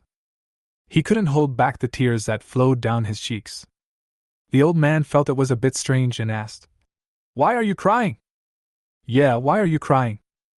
Yikong wiped the tears that were sliding down his cheeks, but he couldn't stop crying. He cried like a child, and the tears that couldn't be stopped soaked his cheeks. The old man looked at Yikong with a headache. A strange boy he had never seen before directly opened the door with a password, and then started crying in front of him, leaving him confused. He said helplessly, What on earth are you doing here? Yikong looked at the old man with red eyes. Although he stopped crying, he still choked up and said, I came to become your disciple. Can you refine a first-grade elixir? Yikong shook his head, pushed Lu Manman in front of him, and said, She came here to become his disciple, and I am his accompanying student. The old man looked at Lu Manman and said calmly, Then, refine a first-grade elixir for me to see first. Lu Manman suddenly became a little nervous. How could she refine a first-grade elixir? Yikong quickly interrupted and said to the old man with a smile, Is it okay for me to be a medicine apprentice? The old man nodded and said, Okay. Yikong's smile grew wider. The old man handed over a pill recipe and said, Use this to make it. Lu Manman took the recipe and read it carefully. This recipe was for the first-grade medicine, the healing blood pill, which was considered a relatively basic recipe. The old man took out the alchemy furnace and materials from his space ring and said, Let's get started. Lu Manman began to refine the elixir, while Yikong assisted her. The old man watched quietly. The elixir refining technique used by Lu Manman was a very basic one. But he still looked unskilled. He shook his head slightly. Could he refine a first-grade elixir? For someone at his level, it can be seen at a glance. Lu Manman does not have the ability to refine a first-grade elixir. Chapter 10 Ranking. As he expected, not long after Lu Manman had refined the elixir, the furnace in front of her began to shake unsteadily, and her expression suddenly became more nervous. At this moment, a golden light flashed quietly in Yikong's pupils. He raised his right hand gently, using the power of spring rain to moisten things and stabilize it. All this did not escape the old man's eyes. When Yikong used the spring rain to moisten the earth, a gleam of light flashed in his eyes. This is an alchemy technique that has never been seen before. It is somewhat similar to the basic alchemy technique, but it is superior to it. After Yikong helped Lu Man to stabilize the alchemy furnace, he stopped moving, which made the old man feel deeply regretful. The alchemy techniques used by Yikong aroused his great curiosity. But soon, he withdrew his gaze. Stealing alchemy techniques is something that the alchemy world has always been extremely wary of. The fact that the boy has such a mysterious technique is his opportunity. Since he has not expressed his intention to teach, then he naturally cannot learn it secretly. With Yikong's help, Lu Man reluctantly refined a first-grade blood-healing pill. The old man took the pill and looked at it carefully. It was not rich enough and had a weak fragrance, so it could only be considered a first-grade pill. The old man raised his head and said slowly, "You did not pass." As soon as these words were spoken, Lu Man immediately lowered her head in frustration. Yikong hurriedly said, "Didn't she refine a first-grade elixir?" "That's with your help." The old man stared at Yikong. "If it were you, I could take you in as my apprentice." Yikong avoided the question and said, "But your standard for accepting a disciple is to refine a first-grade elixir, but you didn't say that it must be done alone." The old man stared at Yikong for a long time, suddenly chuckled, took out a wooden box and placed it on the table. He said, "In that case, let's make a bet. If you can guess what's inside, I'll take it.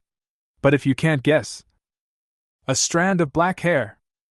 Without waiting for the old man to finish speaking, Yikong directly stated the answer in his mind.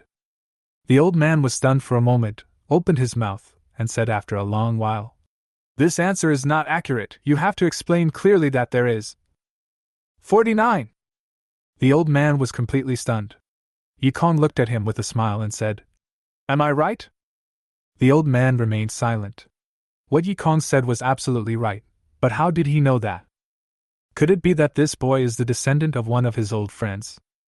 The old man hesitated for a moment and said, "What's your name?" "Yikong." "Yi? Someone from the Yi family in the imperial capital?" The old man narrowed his eyes slightly. The Yi family, he didn't have much friendship with them. So, how did this guy know this? Yikong looked at the old man with a smile and said, "Can I accept you as my disciple?" The old man came back to his senses, nodded and said, "Okay, but she has to start as a registered disciple first." The smile on Yikong's face remained unchanged, and Lu Man successfully became the old man's disciple. Yikong did not stay for long, as many doubts arose in his mind. He hurried back home, and his soul consciousness dived into the depths of the soul sea.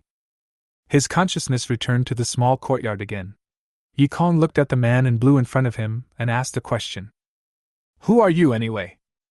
After this man showed up, he underwent various strange changes, which made him worry about it.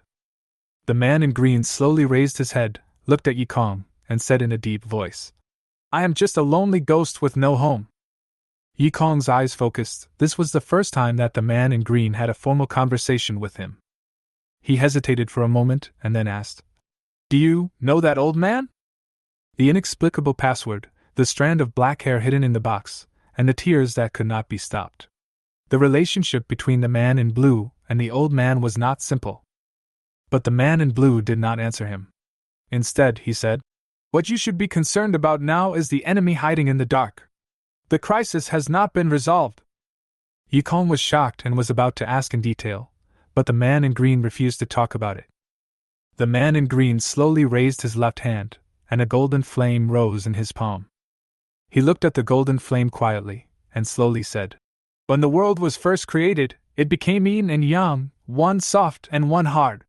The spring rain moistens everything, which is the method of yin and softness. And the method of yang and strongness is the blazing fire that I am using now." He clenched his left hand tightly, and the golden flame instantly enveloped his entire palm. The man in green gently pressed his left hand downwards, and the golden flame instantly covered the entire earth, burning everything around it. Yikong's eyes widened. Could this alchemy technique actually be so powerful? The man in green kept using the fiery abyss, and Yikong's body subconsciously followed his movements. It was unknown how long it took, until Yi Kong completely mastered the raging fire, the man in green finally stopped. The man in green looked at Yi Kong and said, "Time is running out. Before the next crisis comes, you have to undergo 5 marrow cleansings and reach the soul-gathering realm." Yi Kong was speechless. 5 times of marrow cleansing? Now, he couldn't even reach the second time of marrow cleansing. The man in green spoke again. "There is a thing in the world called manhwaedit, which can help you cleanse your marrow a second time." Yi Kong's eyes flickered. He knew about the manhwaedit. This plant grew in a place illuminated by the moonlight, and only bloomed once 100 years. When it bloomed, it only lasted for a short moment before it completely withered. Therefore, although it is a 100-year-old spiritual object, its preciousness is no less than some 1,000-year-old spiritual objects. This item is hard to find. Without waiting for Yi Kong to react, the man in green simply tapped his fingers, and Yi Kong's consciousness immediately withdrew from this space and returned to his body. He looked at the ceiling in front of him in a daze. Since the man in green mentioned manhwaedit to him, did it mean that he had a chance to obtain this magical object from heaven and earth? "Yi Kong!" Lu Man threw herself on Yi Kong, as if she was relieved. "You're finally awake!" Yi Kong stared at Lu Man blankly and asked, "How long have I slept?" 29 days! 29 days? Yi Kong's eyes flickered constantly. Did it take him 29 days to practice the fiery abyss? Lu Man looked at Yi Kong with concern and said, "What about your ranking? If you don't make it into the top 100, you'll have to do menial work." Yi Kong was stunned for a moment, then looked distressed. How could I have forgotten about this? Qianyu College has 3 rankings: Heaven, Earth, and Human. Freshmen must enter the rankings within the first month. Otherwise, they will need to do odd jobs to make up for it. Now, there is only 1 day left until the deadline. However, the 3 lists of Heaven, Earth, and Man in the alchemy sect have restrictions. There are many rules for fighting between alchemists. If you really want to win, half a day will pass. There is simply no time left. But Yi Kong doesn't want to do chores. His cultivation started at least 10 years later than others, so he had no extra time to waste on this. He frowned, wondering how should he deal with this matter? Wait, there seems to be a solution? Yi Kong raised the corner of his mouth slightly, climbed out of bed and said, "I'm going out for a while." He arrived at the monastic department just as a fight had ended in the ring.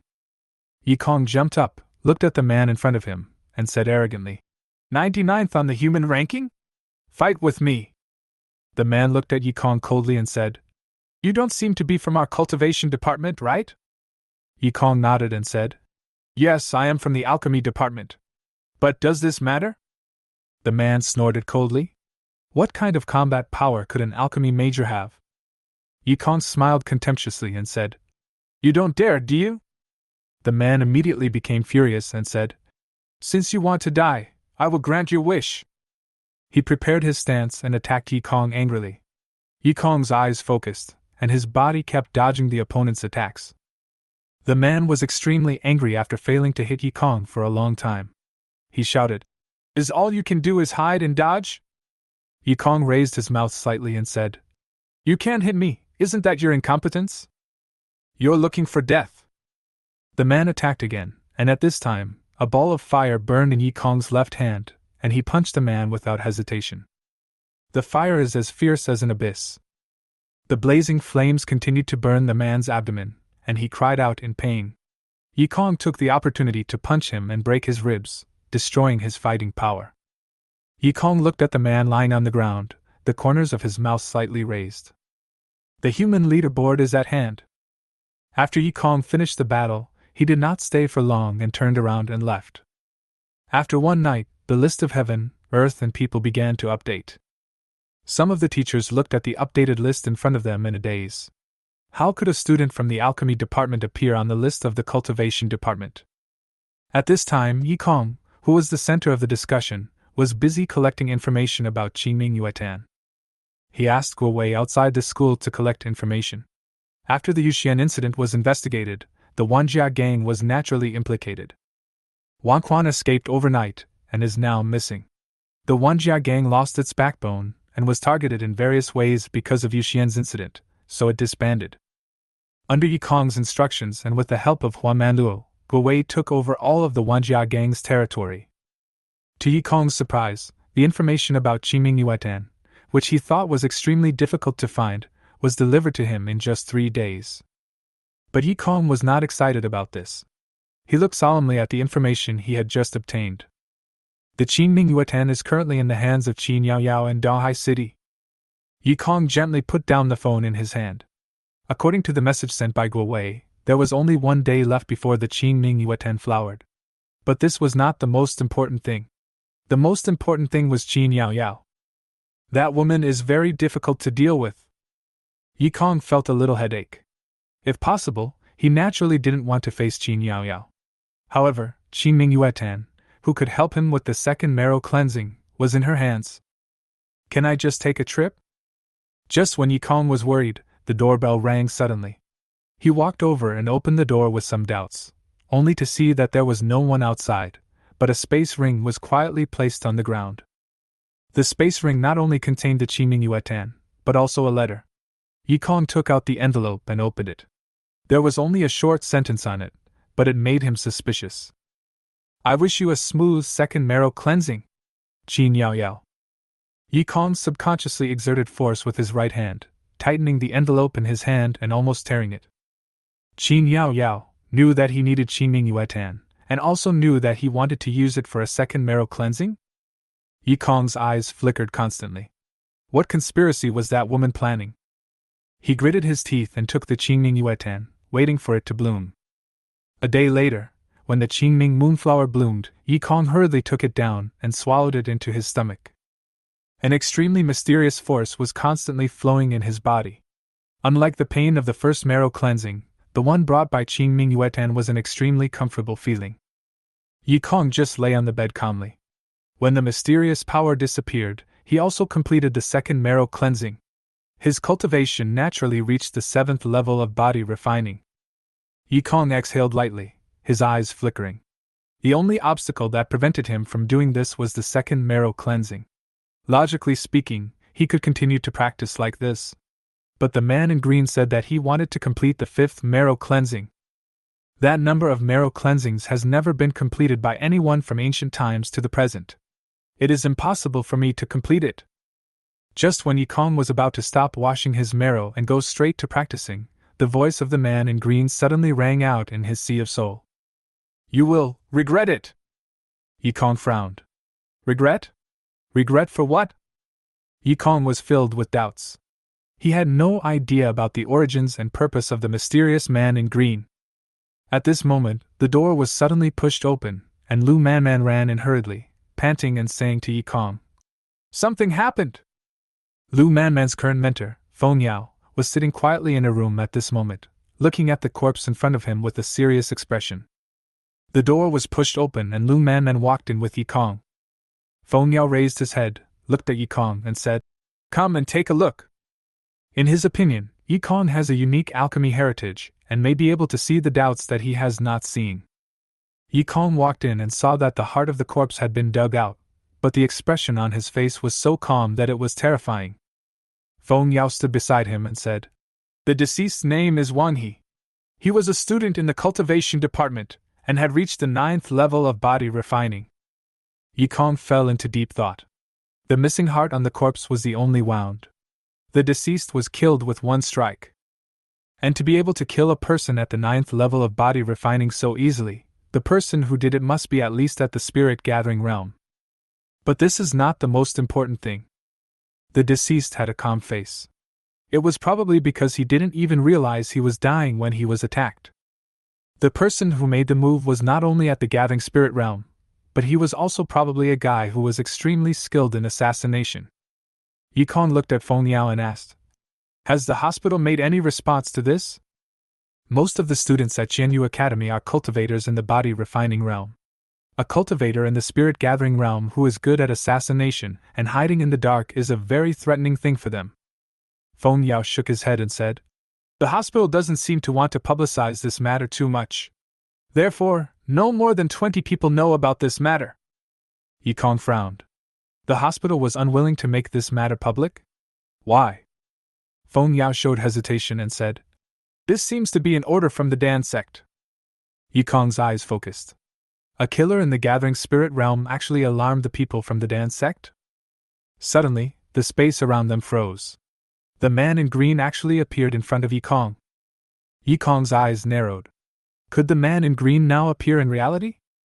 The man in green touched the body lightly with his fingers, sighed, and said, Dan Zone, the reason why they don't want to make it public is because the murderer used the alchemy technique. Yikong's eyes flashed with surprise. Alchemy technique? But what kind of alchemy technique can achieve this level? The man in green looked at Yikong calmly and said, This is an alchemy technique handed down from ancient times. It is mainly used to extract evil spirits. Yikong was slightly startled. Evil spirit? When a person dies, a large amount of evil spirit will indeed accumulate and merge into the heart. The disappearance of the heart is probably because the murderer used the heart to seize the evil spirit. But what is the purpose of extracting evil spirits? The man in green looked at Yikong quietly and said, You have to be careful of the man with a black skull tattooed on his neck. Yikong was shocked, and when he was about to ask in detail, the man in green slowly disappeared from the spot. With the disappearance of the man in green, the solidification of space was also lifted. Feng Yao looked at Yikong, who was stunned, and asked in confusion, Did you find anything? Yikong came back to his senses, shook his head, and said, I didn't find anything. The things the man in green said could not be believed. Yikong had always been on guard against him. It was better not to talk about this matter for now. Feng Yao didn't completely believe Yikong's words. His reaction definitely showed that he had discovered something. But since he didn't say anything, it was difficult for him to ask. In fact, he also had a lot of speculations about this matter. He was once a member of Danzong. He was very familiar with Danzong's style of doing things. Since this matter has alarmed the Dan sect, it must have something to do with the Dan sect's reputation. Yikong did not stay long. Qin Yao Yao, the man in green, the black skull, too many things surrounded him, making him worried. The source of all this was Qin Yao Yao, who forced him to come to Donghai City. Stunning beauty, almost demon-like in intelligence. This is how others described Qin Yao Yao. But this woman somehow entangled with him, and when Yikong thought of that scene, his head started to hurt again. Qin Yao Yao, why did you do this? She obviously had no reason to do that. Chapter 11 Possessed. The next morning, Lu Man looked at Yikong with dark circles under his eyes with some concern and asked, Are you okay? Fine. Yikong sighed quietly. More and more things happened recently, and he didn't sleep all night last night. Or let's cancel today's plans? Lu Man suggested. Yikong shook his head and said, No, let's proceed according to the plan. Seeing Yikong say this, Lu Man did not insist anymore. She and Yikong came to a greenhouse, which was a place where Qianyu Academy specialized in breeding some exotic flowers and insects. Lu Man and Yikong's task today is to take good care of these exotic flowers and insects. Yikong looked at the purple flower in front of him seriously, and stretched out a finger tentatively. The purple flower suddenly opened its bloody mouth and bit Yikong's finger fiercely. Yikong instantly retracted his finger to avoid being bitten by the purple flower. The purple flower bit Kong and began to growl continuously, as if warning Yikong not to touch it without permission again. But Yikong did not stop there. He picked up another branch and approached the purple flower carefully. As soon as his branch touched the purple flower, it was instantly bitten off by the purple flower. Yikong touched his chin, looking thoughtful. Previously, my fingers were attacked before they even touched the purple flower. But this time, was it the branch that was attacked after it touched the purple flower? Is it an innate intelligence, or is it an instinctive reaction? What are you doing? Yikong turned around and saw Lu Man looking at him with dissatisfaction. He smiled and said, Nothing, just some research. Lu Man pouted and said, Stop playing. We still have a lot of work to do here. Besides, wasn't it you who suggested coming here? Yikong smiled awkwardly. The purpose of his coming here was to study some exotic flowers and species. But leaving all the things to Lu Man was not a good idea. When he was about to start working, he suddenly saw a giant ant with strange patterns on it.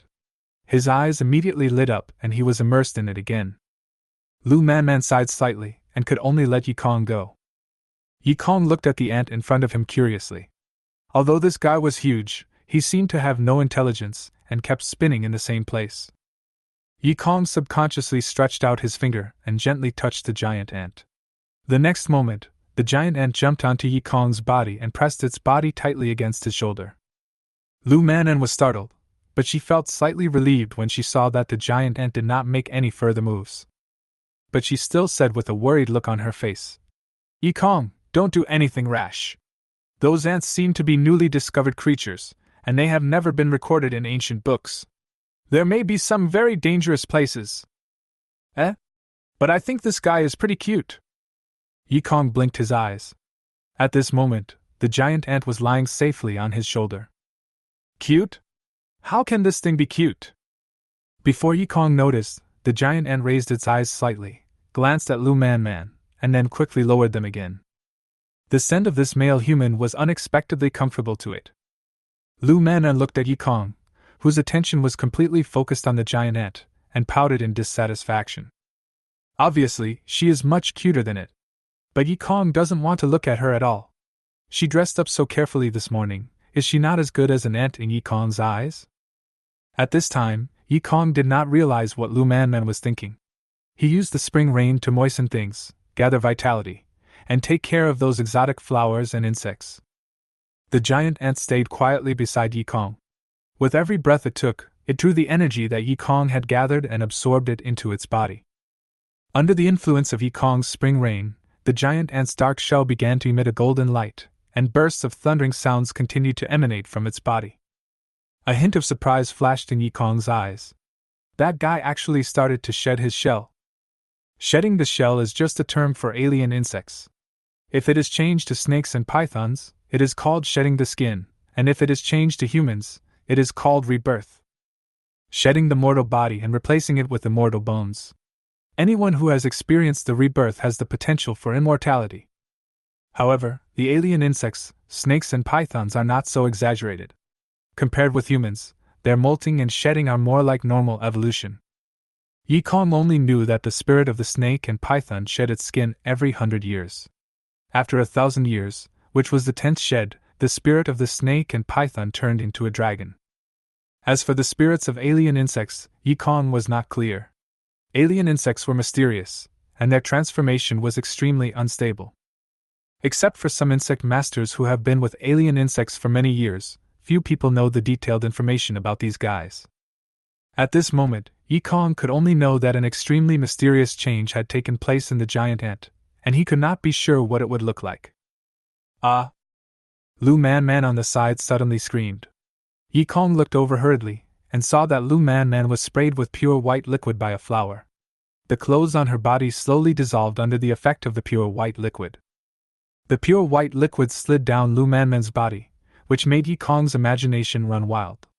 His face flushed, and he turned around quickly. Lu Man's face was full of shyness. She tightly covered the white patch on her chest and said, "Don't turn around and look at it." Perhaps she felt that this was not enough, so she added, "Absolutely not. Otherwise, I will be angry." Yi Kong turned his back to her, nodded frantically, and said, "I definitely won't watch it." Lu Man changed her clothes in a hurry.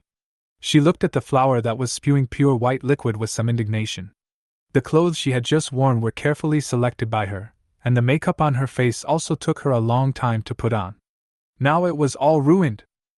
She frowned. The pure white liquid sprayed out by the flower still remained on her body, and it also exuded a somewhat disgusting fishy smell, which made the sticky Lu Man even more uncomfortable. Yi Kong blinked and suggested, "Why don't you go first? Leave this to me." Seeing Yi Kong say this, Lu Man didn't hesitate. She really wanted to go back and take a good bath. After Lu Man left, Yi Kong continued to use the spring rain to moisten things and observe the changes in the giant ant. Unfortunately, even after he took good care of the exotic flowers and species around him, the giant ant still hadn't finished molting. Yi Kong showed a look of regret, but he did not stay for long. He finished the spring rain and left. The giant ant is still shedding its skin. As time passed, Yi Kong continued to practice, but his cultivation level remained at the 7th level of body refining. On this day, he finished his training as usual, stood up and walked out of the woods, and just as he was about to go back, he stopped.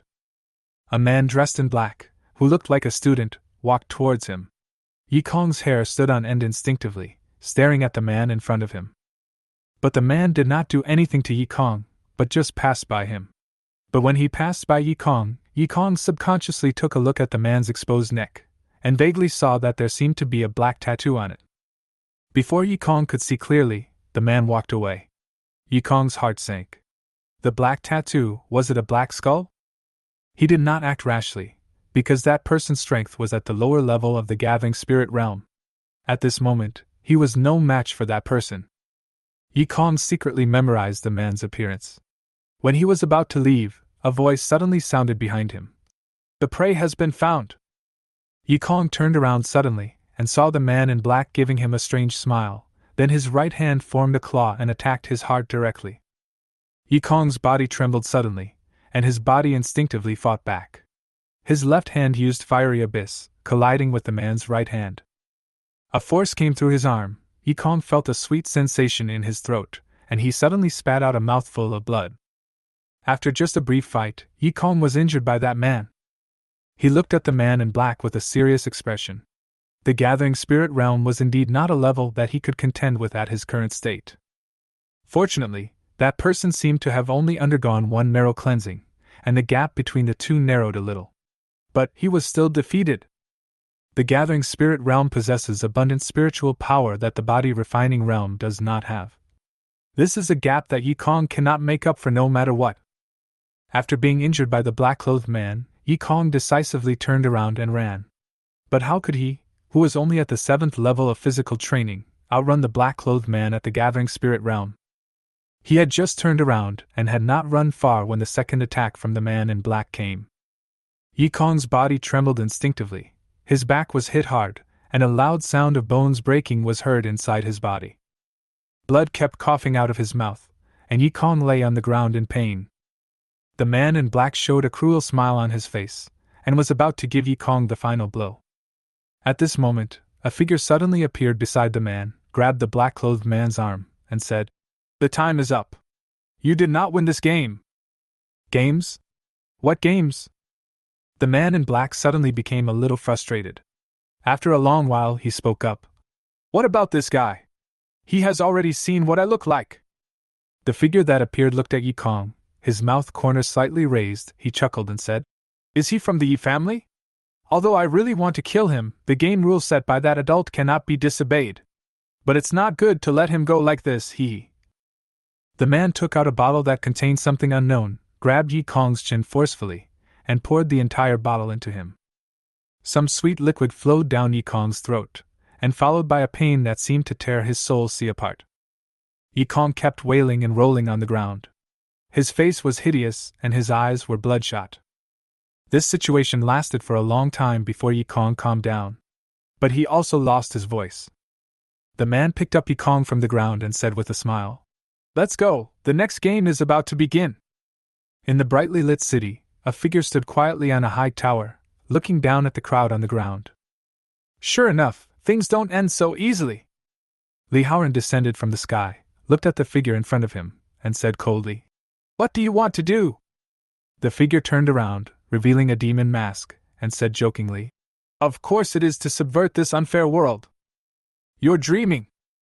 Heir shouted, and as he spoke, the two soul-wandering realm cultivators who were responsible for protecting him started to take action. At this moment, the man wearing the evil ghost mask suddenly showed a projection jade pendant. Projected above is the imprisoned Qin Yao Yao. Heir's eyes narrowed, and he said in a deep voice, "Stop!" The two soul-wandering realm experts stopped at the same time, but still looked at the man vigilantly. Heir stared at the man and said, "What do you want to do?" "Play a game." "Game?" "This is a game that only allows the body refining realm to participate. The location should be Qianyu College." Heir's eyes flickered constantly, and the expression on his face changed from gloomy to bright. Seeing this, the man chuckled and said, "There's nothing to hesitate about, right? A low-ranking academy under the Dan sect can't compare to the little princess of the Qin family, right?" Heir took a deep breath. Qin Yaoyao's capture made all his previous preparations ineffective. He couldn't ignore Qin Yaoyao's safety, so He nodded and said, I understand. I will cooperate with you. But in return, you must not hurt her. The man said leisurely. Of course I know this. After all, if we anger the Qin family, it will not be easy for us. We are not ready for a full-scale war yet. Lu Manman finished a day of alchemy practice and walked out of the room. Suddenly, her body was suppressed by a huge force and trembled. Her eyes focused, and her realm was actually suppressed to the body refining realm. At this moment, a figure broke through the door and attacked her. Lu Manman hurriedly resisted, but when she saw the attacker's face clearly, she was suddenly shocked. She cried out, Wan Quan! How dare you show up? The former leader of the Wan family gang, Wan Quan, grinned fiercely, staring at Lu Manman with his red eyes, and laughed. Why can't I show up? His body burst out with power far beyond the body refining realm, injuring Lu Manman with one blow. Lu Manman coughed up a mouthful of blood, bit her lips, stared at Wan Quan closely, and said, You are possessed by a demon! Wan Quan's smile grew wider, and he said, What's wrong with being possessed by a demon? You will be hunted down by everyone in the world. So what? Wan Quan showed a playful smile on his face. Besides, I'm not the only one who will be hunted down by the whole world. As soon as he finished speaking, a figure slowly walked towards him from the door he had broken open. When Lu Manman saw the owner of that figure, her eyes widened instantly, and she looked at everything in front of her in disbelief. The doubt in her eyes turned into sadness. Lu Manman bit her lips and said in a trembling voice, How could it be? The one who came from the gate was Yi Kong. But at this time, Yi Kong's pupils turned blood red, and his whole body was entangled with demonic energy. Wan Quan laughed uncontrollably. Yi Kong had been fed a concentrated dose of ecstasy before. This concentration of ecstasy would make a person lose their mind and turn into a demon who only knew how to kill. Yi Kong kicked his right foot and rushed forward in an instant. Wan Quan's eyes showed anticipation. How would Lu Manman treat Yi Kong, who had already been possessed by the devil? It was really exciting. The flawless white arm pierced through the chest, and blood gushed out. Lu Manman's eyes trembled slightly, and she was completely stunned. Wan Quan's body couldn't stop shaking, and he opened his mouth as if he wanted to say something, but all that came out was bright red blood. Why? That kid should have lost himself. He died with a look of reluctance on his face. Yi Kong pulled his arm out of Wan Quan's chest expressionlessly. He stared at the blood-stained arm with a slight smile on his face. The feeling of being possessed is so wonderful. After being fed a large amount of ecstasy, he was completely possessed. But his consciousness was exceptionally clear. In this state, he could perfectly control the situation of every part of his body. Any tiny movement of the body was precisely controlled by him. Lu Manman hurriedly ran up, looked at Yi Kong with worry, and said, You! Before she finished speaking, Yi Kong suddenly put his index finger on her lips and said softly, Don't worry, I'm in good condition now. After he finished speaking, he sat cross-legged on the ground and slowly closed his eyes. Lu Manman looked at Yi Kong, who was standing still, hesitated for a long time, and finally did not continue asking. At this moment, Yi Kong's mind was working rapidly. The evil spirit on his body disappeared with the passage of time. When all the evil spirit disappeared, Yi Kong opened his eyes again. He looked tired and rubbed his head. His mind was greatly enhanced in his possessed state. He connected everything with a thread. But the final conclusion he drew made him shudder. If all his inferences were true, then this incident involving Yuxian was undoubtedly a major move against Dahai City. But now, he had no time to care about this. Before the person behind the scenes showed his true fangs, he had to survive this bait. The 7th level of body refining and the 2nd marrow cleansing are not enough for him to rely on. He needs more power. A bloody light flashed in Yi Kong's pupils again, and his whole body was surrounded by demonic energy. He is possessed by the devil again. Lu Manman was horrified and said hastily, No! If you keep going like this, you will really lose yourself and become a demon who only knows how to kill. That's something that will happen later. Yi Kong acted extremely calm. Now I just want to live well. Xianyu Academy seemed to be set up by a large formation, and the people in the formation were suppressed to the body refining realm. And this was also Yi Kong's opportunity. He was only at the 7th level of body refining and had washed his marrow twice, which was not enough to be invincible in the body refining realm. But he was different after he became a demon. Yi Kong was confident that he could fight against someone who was at the 9th level of body refining and had washed his marrow 3 times. Chapter 12: Explosion of Desire. But this state cannot last long. I must solve this problem before I lose control of my body. Yi Kong began to think carefully. The reason for the current situation was the formation surrounding Qianyu Academy. But he did not understand the formation. He sighed quietly. After all, he was still not strong enough. Even after being transformed into a demon and strengthened himself, he still couldn't come up with a solution. The collapse of the house completely ended his thoughts. Countless pieces of debris fell from above his head. Yi Kong's eyes focused, he hugged Lu Man and quickly evacuated out of the house. He looked at the figure flying on the sword in the sky with a serious expression. The person who came has the cultivation level of Danhua realm. With my current strength, I won't even have a chance to escape if I face a cultivator in the Danhua realm. This is a dead end.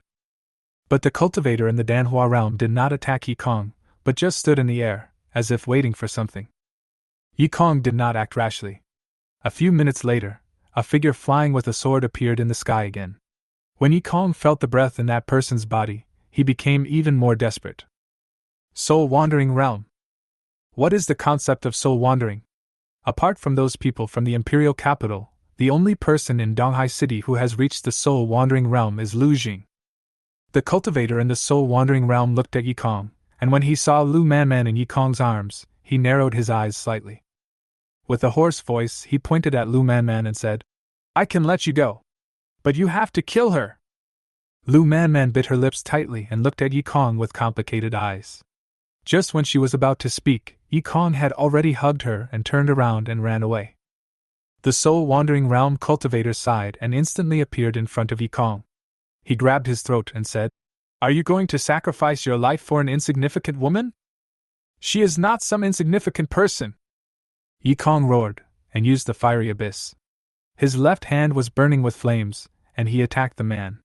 But his attack was vulnerable to the strength of the soul wandering realm. The man easily blocked Yi Kong's attack and even destroyed his demonic state. He said faintly, "Do you really want to die?" A powerful and cold murderous aura instantly enveloped Yi Kong's body. Yi Kong clenched his teeth, and the despair in his eyes became even more intense. After all, I am still too weak. But at this moment, a ray of light suddenly appeared in the sky.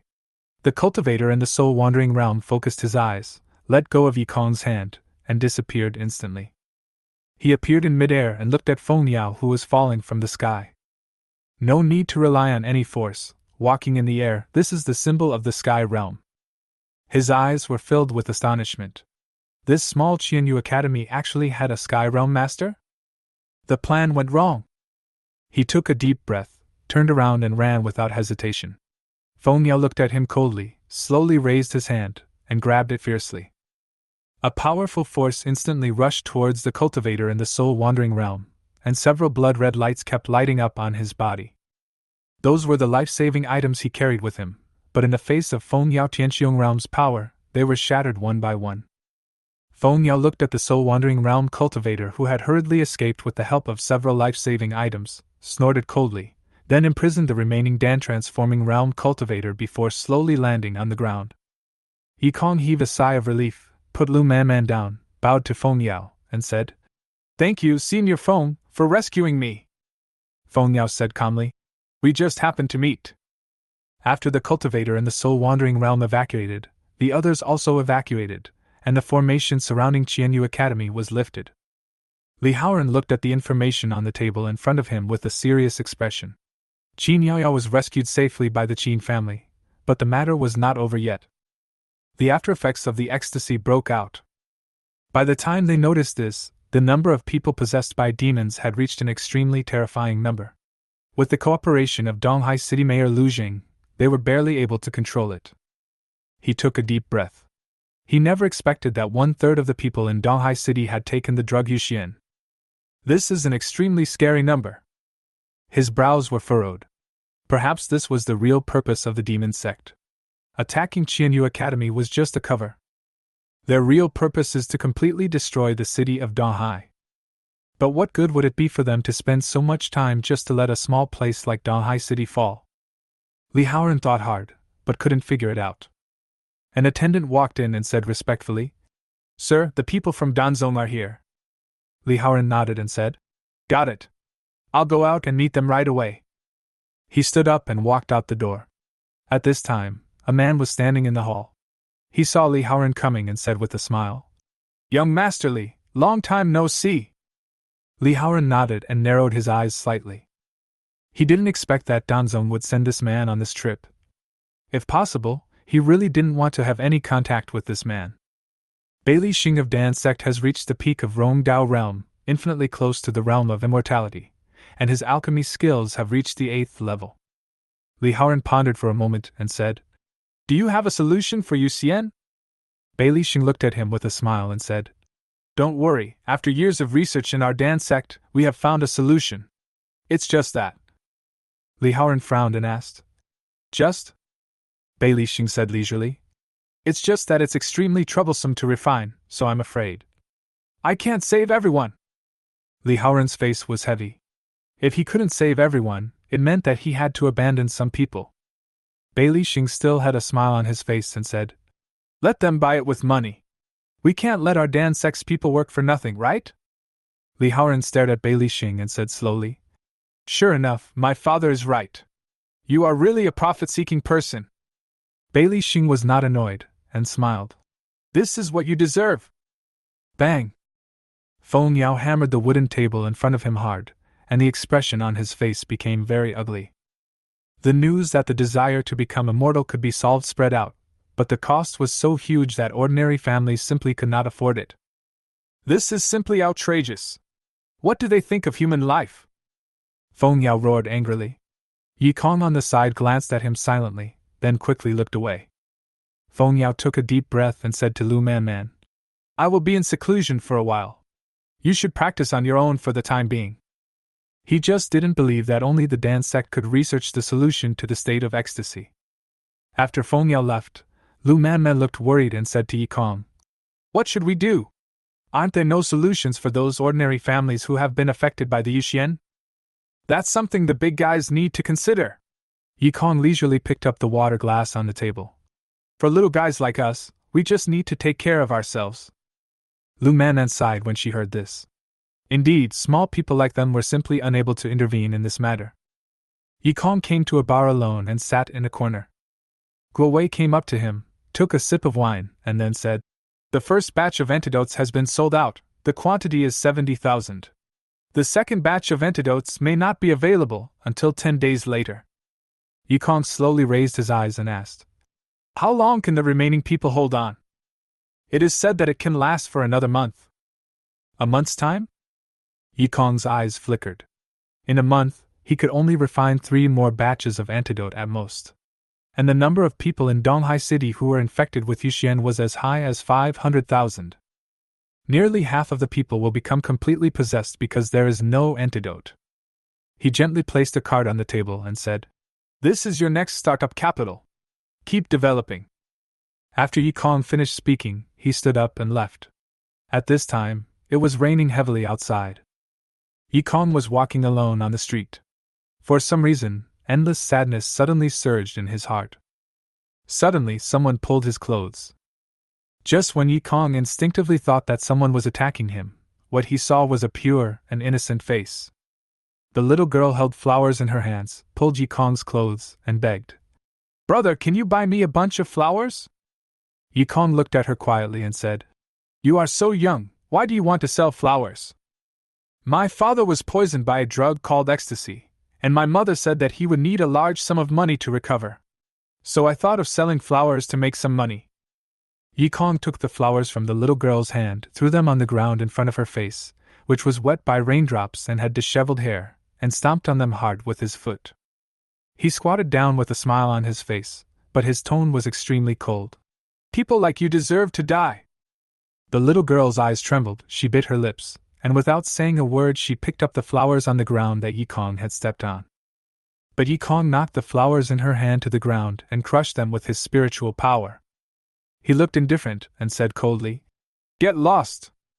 The little girl held back her tears and turned to run. At this moment, a large truck suddenly rushed out from the other side of the road and hit her hard. The little girl's body flew out, her head twisted at an extremely strange angle, her body fell to the ground, and her blood quickly soaked the surrounding land. The people around were watching in horror, and the driver had a look of madness on his face. When he was about to drive again, several practitioners nearby surrounded him and completely controlled him. That was another guy who became possessed by drugs that caused him to take ecstasy. Yi Kong looked at the driver very coldly, then walked towards the little girl lying in a pool of blood. He bent gently, picked up a bunch of flowers that had fallen to the ground, and threw it on the little girl. He whispered, "Your flowers are a perfect match for your death." He turned and left with no expression on his face. He came to an uninhabited place, and the space around him began to solidify. Yi Kong looked at the man in green who appeared in front of him and said indifferently, "Were you influencing me just now?" Ever since the man in blue appeared, his thinking and emotions have been affected, and he couldn't help but worry about it. The man in blue said leisurely, "This matter is unimportant. What you should worry about is what happens next." Yi Kong narrowed his eyes slightly and said, "But in my opinion, you are the most dangerous one." The man in green chuckled and said, "No wonder you are so wary of me, but don't worry, I won't harm you." Yi Kong sneered at this, and the man in green spoke again. "The spiritual object of heaven and earth that you need for your third marrow cleansing is the heavenly spirit fruit, and it is now in Feng Yao's hands. Do you think I will still let you control me? This is your business. I just made a suggestion." After the man in green finished speaking, his figure disappeared from the spot, and the solidified space around him was also released. Yi Kong looked solemn. The matter with the man in green must be resolved as soon as possible. He didn't want to be controlled by him. Yi Kong took a deep breath and started to leave. The arrival of the people from Danzong made the entire Qianyu Academy busy. The people sent by Danzong on this trip to Dahai City were at least 7th-rank alchemists, which made many students interested. It just so happened that the Dan sect was recruiting medicine apprentices to deal with the Yixian incident. A large number of students signed up enthusiastically, hoping that they would be valued by a 7th-grade alchemist. Lu Manman sent a possessed person to the ward, and then she collapsed on the chair with a pale face. In the past few days she had hardly slept, and she was taking care of those possessed people. "Thanks a lot." Yi Kong walked to Lu Manman, handed her a cup of tea, and then looked into the ward through the glass. The possessed man had a hideous face, kept roaring, and his whole body was struggling. Lu Manman bit her lip and said softly, "I wonder how many people will die in Dahai City this time." The Empire's treatment of those who were possessed by demons was to kill them mercilessly. At this moment, the Empire's army was stationed outside Dahai City, ready to rush in at any time and kill those who had no hope of waking up and were completely possessed by demons. "That's what they asked for," Yi Kong said in a very cold voice. "If they hadn't been unable to control their desires and swallowed the sensual fairy, how could they have ended up like this?" Lu Manman frowned and said with some dissatisfaction, "Yi Kong, how can you say that? They are patients now. Moreover, this is a conspiracy of the demon sect. They are just innocent victims. Our mission as doctors is to save those patients." "Oh, I know. A doctor should be kind-hearted." A very sarcastic smile appeared on Yi Kong's face, but it quickly disappeared. Then he frowned. He was influenced by the man in green again. "Are you Brother Feng's disciples?" A man came over and interrupted Yi Kong's thoughts. He looked up and narrowed his eyes slightly. He had heard of Dan Zong Beilixing when he was at the Yi family. His father's evaluation of him was that he was only interested in profit. Beilixing looked at the two of them with a smile and said, "My senior brother Feng, is he doing well these days?" Lu Manman looked at Beilixing with some caution and said, "This has nothing to do with you." Beilixing glanced at her, smiled contemptuously, and said, "Little girl, I am your uncle after all. You should still show due respect to your seniors. Otherwise—" Before he finished speaking, Yi Kong directly blocked Lu Manman. Beilixing narrowed his eyes slightly, a trace of fear flashed in his eyes, and quietly retracted the hand that was about to reach out. The relationship between the Yi family's kid and this little girl doesn't seem to be simple. Yi Kong grabbed Lu Manman's hand and said calmly, "Let's go." After saying that, he took Lu Manman away. Bailey Xing looked deeply at Yi Kong's departing back, and then walked along the corridor. Yi Kong returned home and his soul entered the courtyard again. On the 10th day after the outbreak of Yuxian, the second batch of antidotes came out, and more people flocked to the market to buy the pills. And Feng Yao also came out at this time. He looked at Yi Kong with a tired look and said softly, "Come with me." He led Yi Kong back to his retreat place again, handed him a bundle of chains, and said, "Tied me up."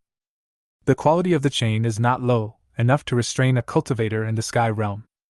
This made Yi Kong stunned, and he asked in surprise, "Why do you have to be tied up?" "Just do as you are told." Seeing Feng Yao say this, Yi Kong had no choice but to tie him up. The restrained Feng Yao instructed Yi Kong, "Give me the bottle of water on the far left of the table." Yi Kong picked up the bottle, opened it, and a familiar smell wafted into his nose. He was shocked and asked, "Is this Yuxian?" Feng Yao nodded and said, "Yes, it is the ecstasy. Let me drink it." Yi Kong's face was heavy, and he said, "The concentration of this bottle of Yuxian is definitely not low, even if you—" Feng Yao looked at Yi Kong calmly and said, "I want to become a demon. If I don't become a demon first, how can I find a solution?" Yi Kong opened his mouth, looked at Feng Yao with a complicated expression, and said, "But we can find other people to be experimental subjects." Feng Yao shook his head and said, "I am an alchemist, how can I use others for experiments?"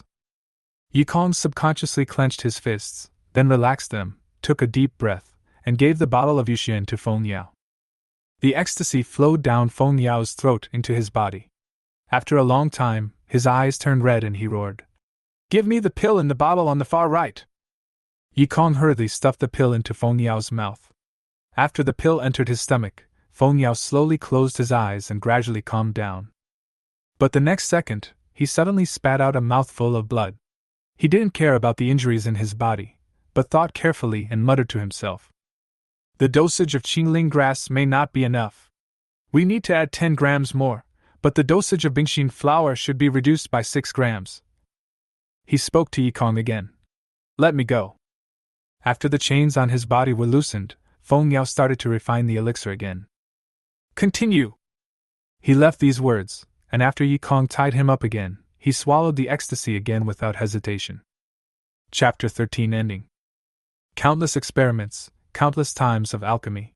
Even though Feng Yao has the cultivation of the sky realm, how can he endure so many experiments when he is old and weak? There were several hidden wounds left in his body, and Yi Kong felt complicated. Even if Feng Yao focused on recuperating, it would probably take thousands of years for all the wounds to heal. Not enough heart-confusing fruits. Don't want. Add more Yang liquid. Don't want. Soul. Don't want. Feng Yao, whose face was pale, suddenly swayed and almost lost his balance. He shook his head, gathered his thoughts, and looked back at the furnace in front of him, muttering to himself as if possessed. "Yes, that's it. Yes, it must be like this." Feng Yao's expression began to become excited. He started to refine the elixir. When a new elixir came out, he tried again. Perhaps it was God's blessing that he was able to get rid of his demonic state very smoothly this time. No matter how tired Feng Yao was, he couldn't hide the joy in his eyes. Finally, success. He didn't care about resting and continued to refine the elixir. Yi Kong looked at him, with endless sorrow in his eyes. He silently retreated from the room, and what appeared before him was a tree, a table, and a person. Yi Kong walked over, sat opposite the man in green, stared at him, and slowly said, "What is your relationship with Feng Yao?" Every time he met Feng Yao, his emotions would get out of control because of the man in green. Yi Kong guessed that the relationship between the man in green and Feng Yao was not simple. The man in green did not answer him, but asked, "What kind of existence do you think a doctor should be?" Yi Kong thought for a moment and said, "Heal others." The man in green nodded and said quietly, "Yes, it is to heal others. But doctors don't heal themselves. They can save the world, but they can't save themselves." As soon as he finished speaking, his body and everything around him disappeared. Yi Kong touched his head in confusion. That guy pulled him into that strange space, but he just said such a confusing sentence and left. He had no idea what he wanted to do. Yi Kong first wrote this down and put it aside. His time couldn't be wasted like this. Bailey Xing, who was at the top of the building, put down the information in his hand, sneered, and said to himself, "My senior brother is as boring as ever." It was beyond his expectation that Feng Yao could research a medicine to treat people who had taken ecstasy and become possessed. However, Feng Yao's next behavior was within his expectation. Free treatment. Bailey Xing scoffed at this. Feng Yao's move was to rescue those powerless and penniless civilians. But what's the point of doing this? What can those civilians bring to him? Bailey Xing sighed and shook his head. Feng Yao's move would not cause him any trouble, so he just let him be. On the street, a new store quietly opened its doors. Their slogan was to help those possessed by demons for free. This immediately attracted most people. Those who had no money to buy Danzong elixirs flocked to this store, holding on to that glimmer of hope and thus getting help. Lu Manman was busy all the time. After the first person was cured, more people came, and the pills that Feng Yao had refined before were constantly decreasing. Soon, all the pills were sold out, but there were still many people outside the door. "Just wait a moment, new pills will be available soon." Lu Manman hurriedly tried to dissuade the restless crowd, but those people did not listen to her and kept shouting. "What a joke! My husband is in pain. Can't you refine more?" The crazy crowd kept approaching Lu Manman, making her panic. And at this moment, a pair of strong arms embraced her. Yi Kong looked at the crazy crowd and said coldly, "Either wait here obediently, or get out of here." The crowd was not frightened by him, but shouted even louder. "Ahem, don't worry, everyone. There will be medicine." Feng Yao walked out of the back door with a pale face, and Lu Manman looked at him with great concern. Feng Yao had not rested for the past few days. "Brother." Bailey Xing walked out of the crowd with a smile. "Long time no see." Feng Yao's expression suddenly darkened, and he asked, "What are you doing here?" "I came to see you, and by the way, to ask for something back." Bailey Xing stretched out his hand, his eyes narrowed slightly. "Brother, please return the heavenly spirit fruit to me."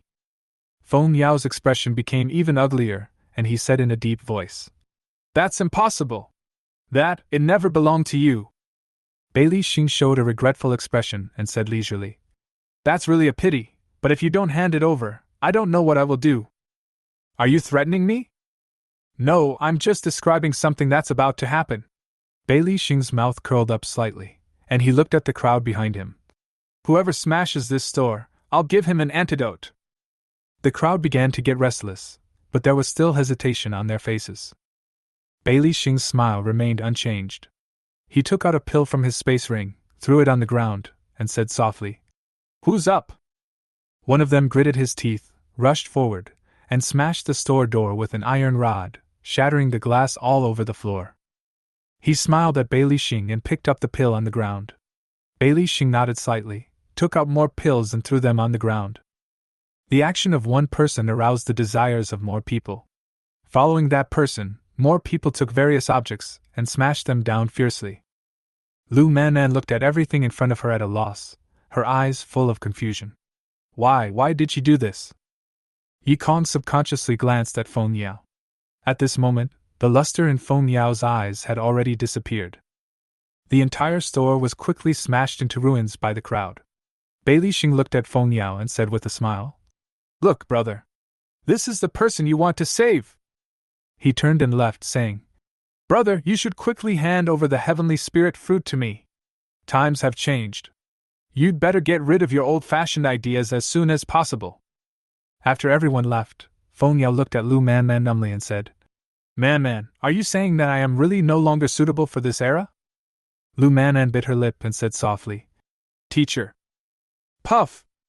Feng Yao suddenly spat out a mouthful of blood, revealed an extremely miserable smile, and muttered to himself, "Doctors have a kind heart, doctors have a kind heart." He staggered and then fainted on the ground. "Tutor!" Lu Manman exclaimed and hurriedly helped him up. Yi Kong walked silently to her side and said softly, "Take him back to rest. I will have someone clean up the mess here. Feng Yao fainted and never woke up again. Lu Manman's mood became extremely depressed, and she began to feel very confused about her path to alchemy. What is the purpose of becoming an alchemist? Bailey Xing stood leisurely on top of a tall building, looking out at the city. This time, the dance sect gained a lot from the trip to Dahai City. His position in the dance sect will be greatly improved. My lord, my lord! Bailey Xing looked at the person who was running over with pride and said, What's the hurry? If you have anything to say, take your time. The man took a breath and shouted, Oh no! There's something wrong with the pills we developed. All the patients who took the pills have relapsed. Bailey Xing's expression suddenly turned extremely ugly. There shouldn't be any problem with the pill. Could it be? A smiling face flashed through his memory, and Bailey Xing angrily crushed the wine glass in his hand, his eyes becoming extremely fierce. Got fooled. The recurrence of UCN caused the reputation of Dan Zong to plummet. And the funny thing was that those who swallowed the elixir refined by Feng Yao were safe and sound. What Feng Yao researched is the real antidote. Li Haoran looked at Bailey Xing in front of him with a serious expression and said, Is it okay? Bailey Xing gritted his teeth, put down the recipe in his hand, shook his head and said, No! His face was filled with reluctance. Feng Yao's extraordinary talent in alchemy had once again made him despair after hundreds of years. Now, the only one who can refine the antidote is Feng Yao. Dahai Mayor Lu Jing slowly said, Is there any solution? There is one.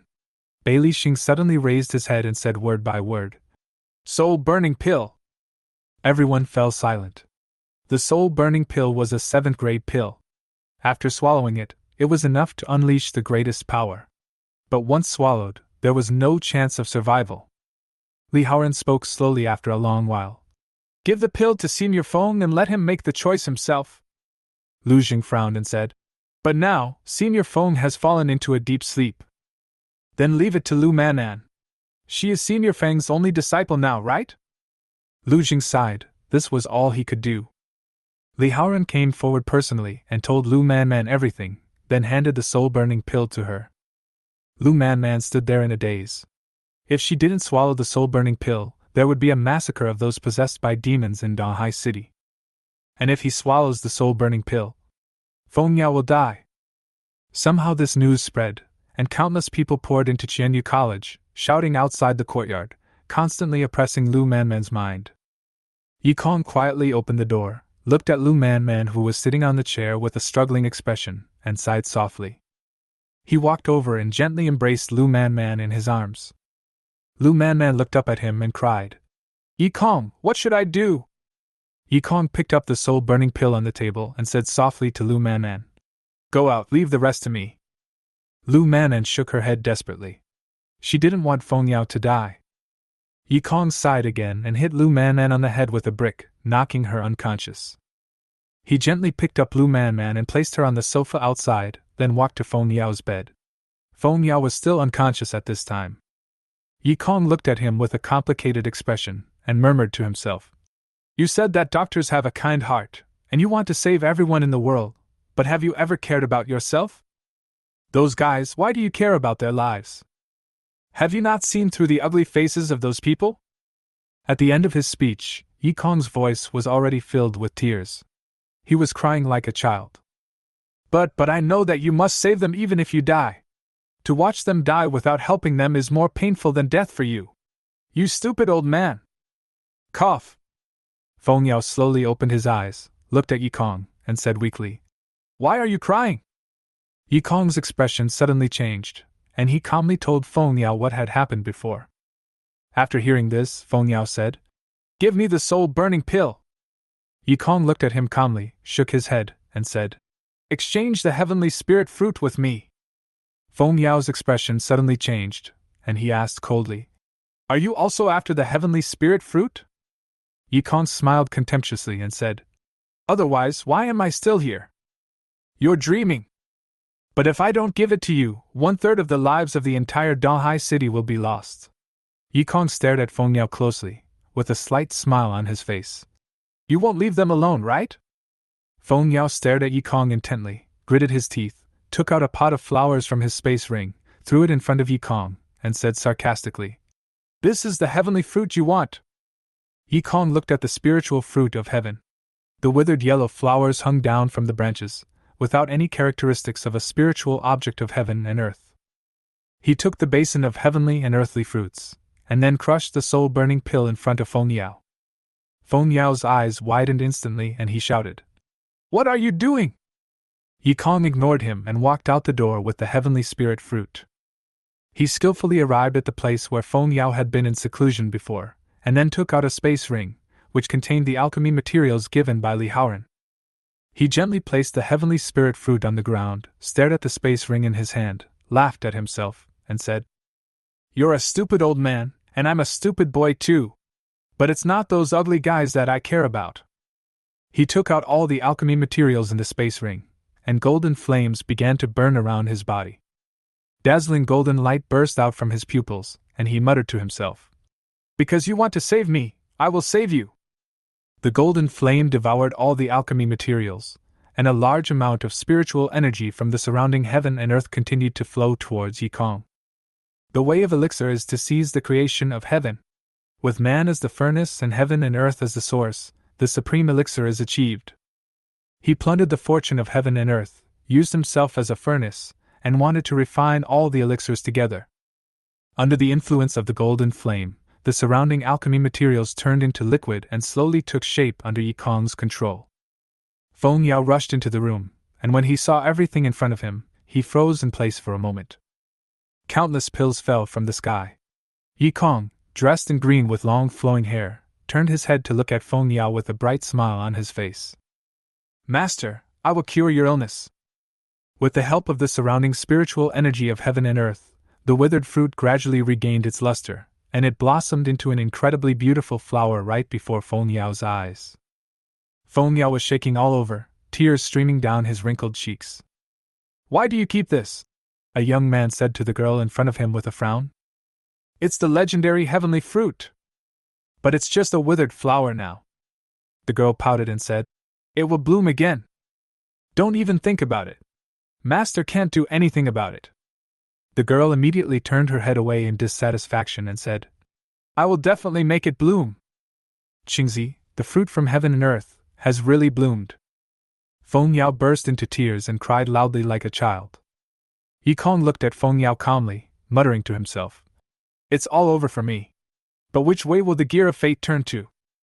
His green clothes slowly faded away, and his long hair returned to its previous short shape. After returning to his original state, Yikong's body shook and he fainted on the ground. When he woke up again, he saw Lu Manman's face full of worry. He forced himself to sit up, panting slightly, and asked, "How is it going?" "Everyone has recovered."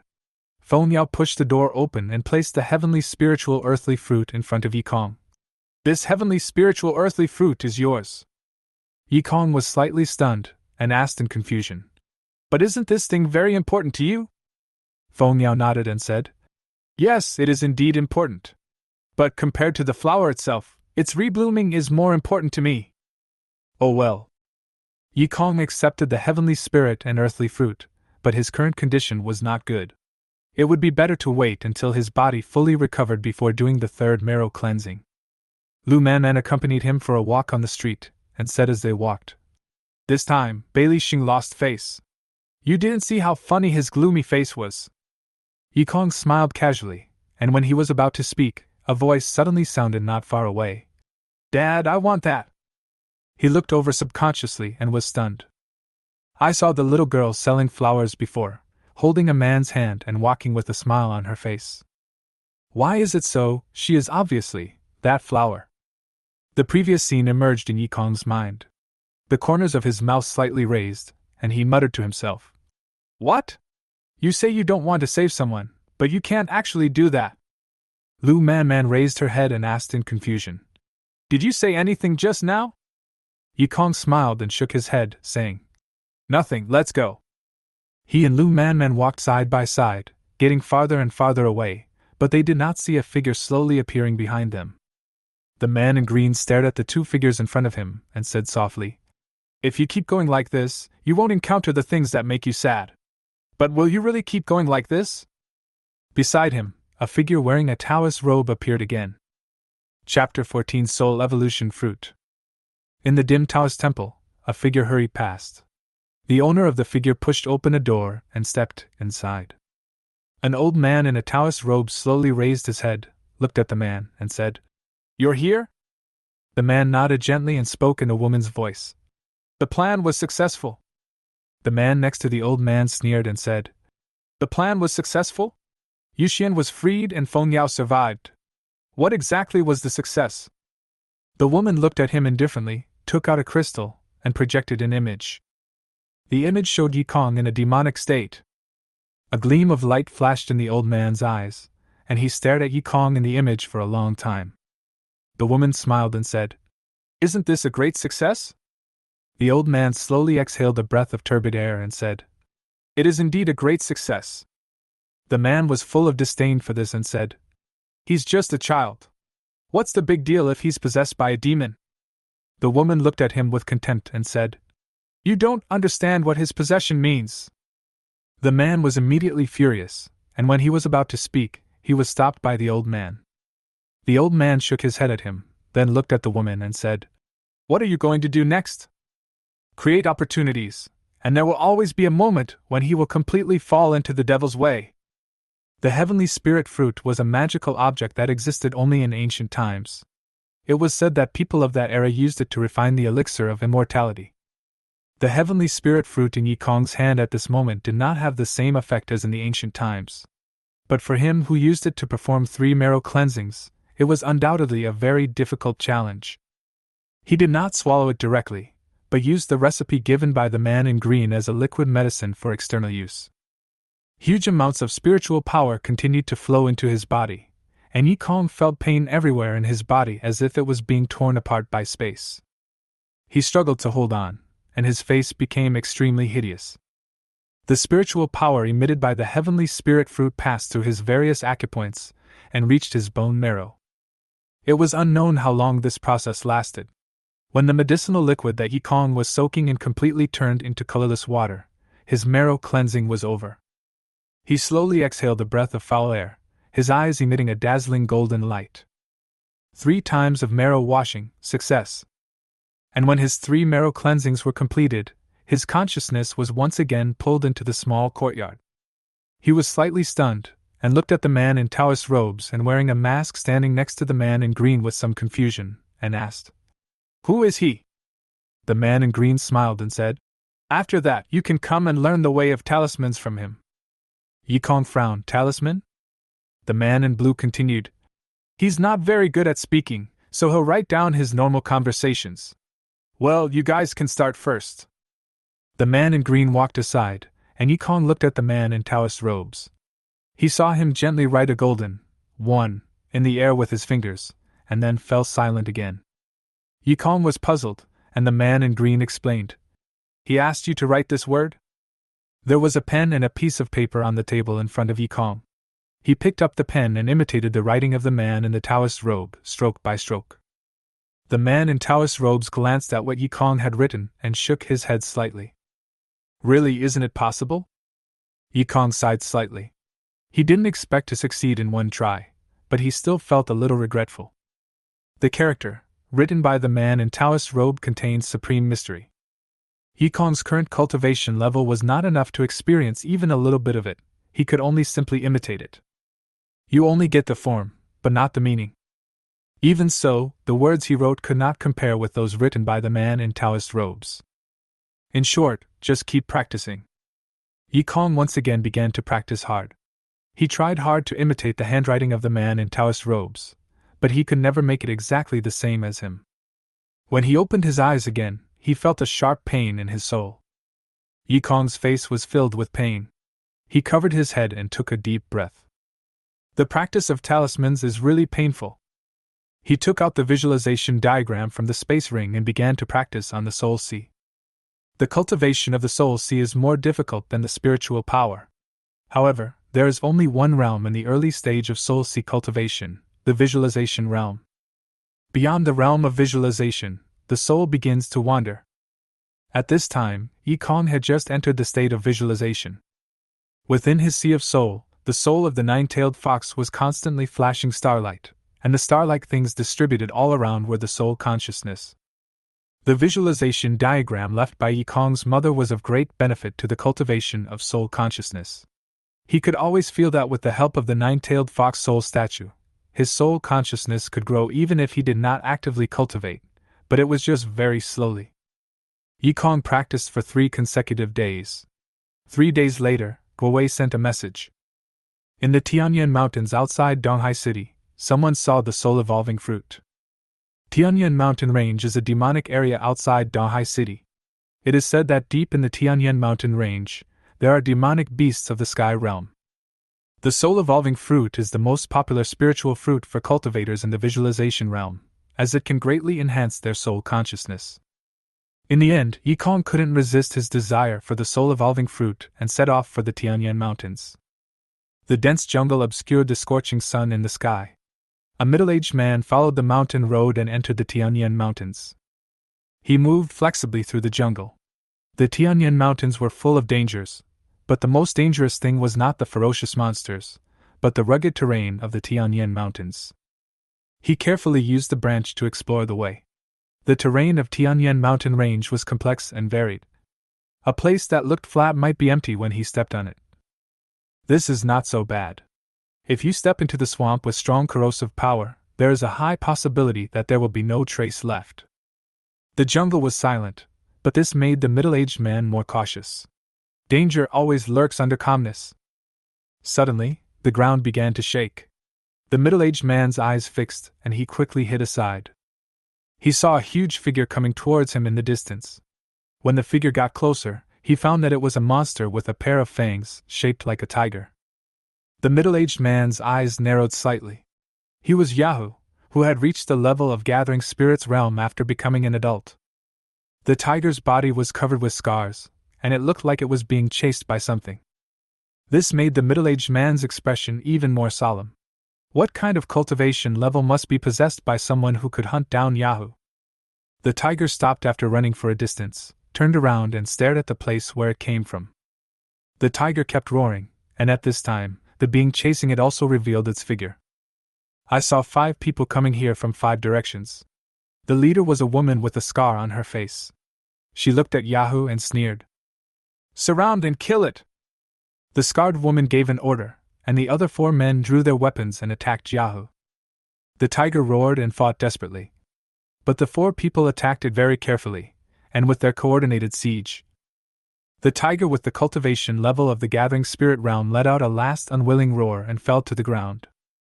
The scarred woman walked forward, took a look at Yahoo's body, and nodded with great satisfaction.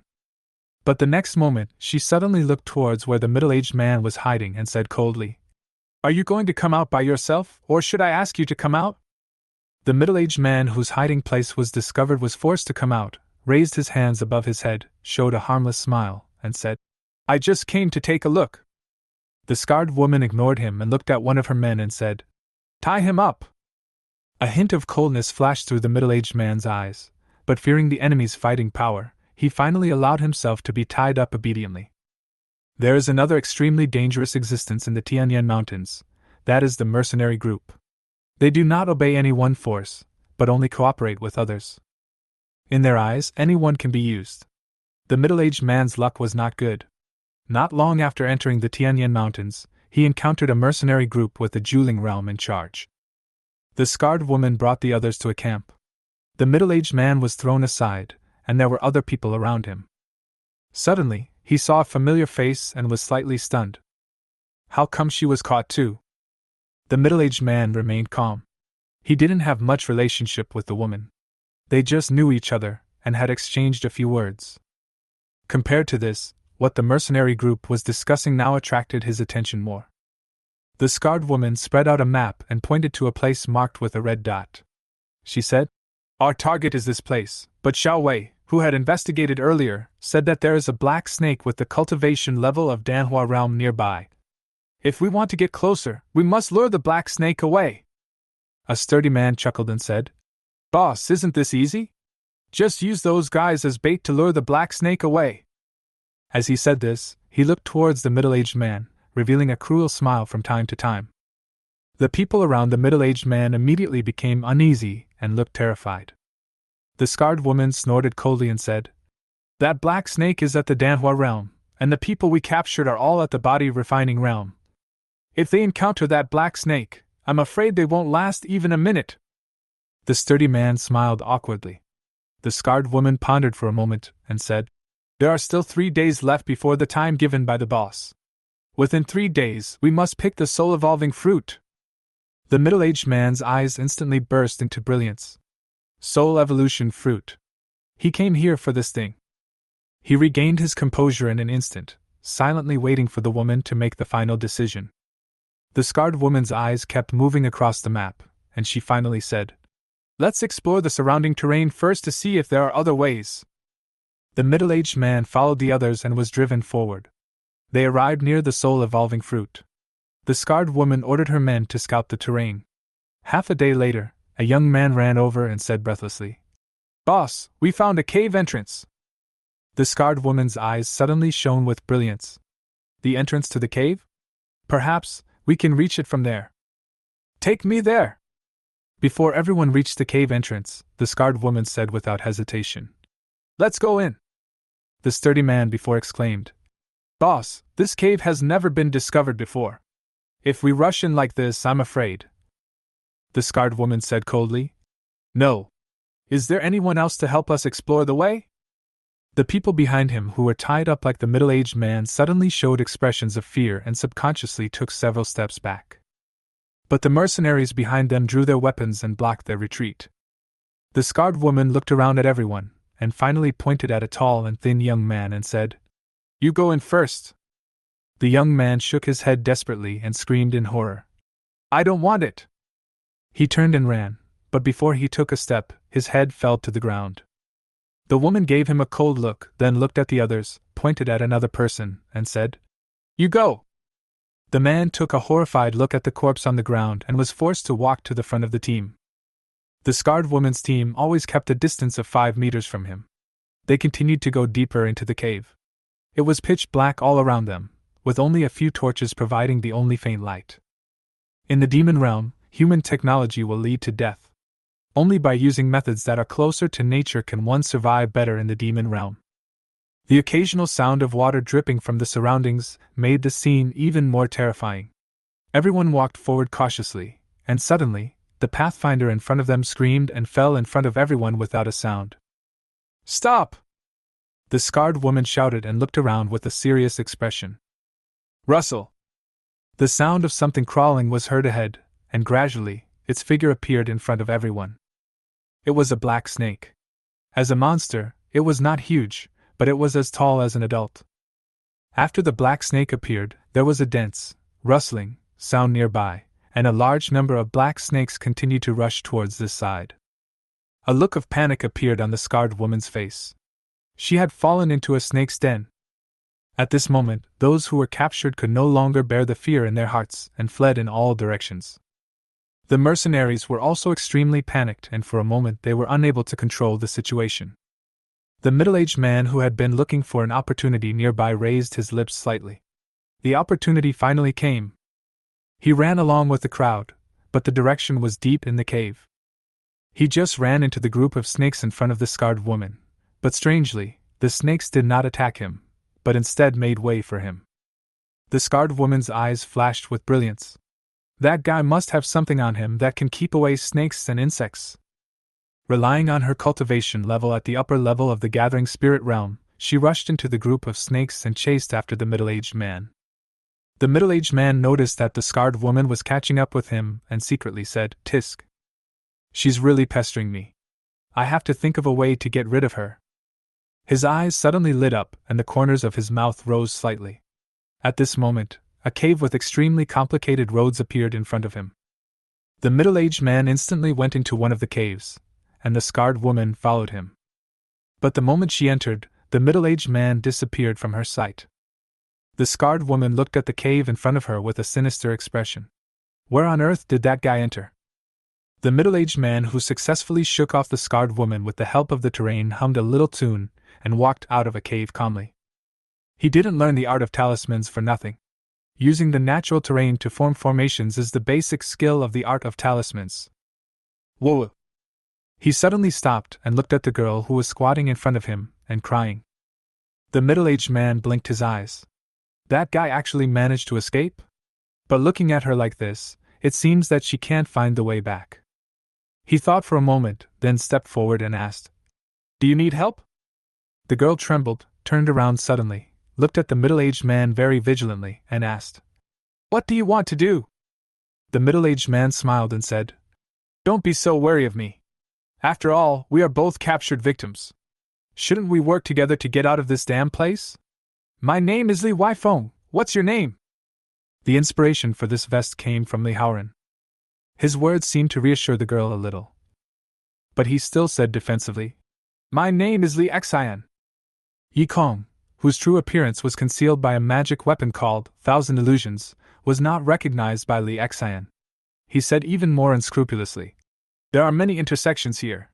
Why don't we discuss which way to go next?" Li Xian cautiously kept a certain distance from Yi Kong and asked, "Do you know how to get there?" Yi Kong smiled slightly and said, "I don't really understand it, but I'm good at talismans, so I can deduce it." In fact, he had already figured out the correct path, but when he saw Li Xian, he couldn't hold back his evil thoughts. Li Xian showed an expectant look on his face and said, "Then hurry up and make your inference." Yi Kong looked Li Xian up and down, making her feel a little uneasy. Li Xian covered his chest, looked at Yi Kong warily, and asked, "What do you want to do?" Yi Kong showed greed on his face and said, "What do you think I, a grown man, want to do to you, a woman?" Li Xian's eyes were filled with panic again, and she shouted, "I won't obey." "Whatever you want." Yi Kong shrugged his shoulders, his mouth slightly raised. "But you, a little girl, came to the Tianyan Mountains alone. You must have encountered some difficulties, right? If you die here, the person you want to save will not be saved." Li Xian bit her lips tightly, and seeing this, Yi Kong smiled even more. It seems that his guess was not wrong. "This is really fun," he said slowly. "If you let me get on top of you, I can take you out of here. I have already figured out the correct way." Li Xian hesitated for a long time before whispering, "Have you really figured it out?" Chapter 15. Yi Kong looked at Li Xian with a smile and said, "Of course, you should make a decision quickly, as time is running out. If you delay any further, we will be doomed if those guys find us here." Li Xian bit her lip and unbuttoned her chest with trembling hands. A trace of panic flashed across Yi Kong's eyes, and suddenly a voice sounded behind him. "I wonder if you can take me with you?" His eyes fixed and he turned around quickly, only to see the burly man from the mercenary group staring at him sinisterly. "Damn it, he actually came to my door." Yi Kong's expression was solemn.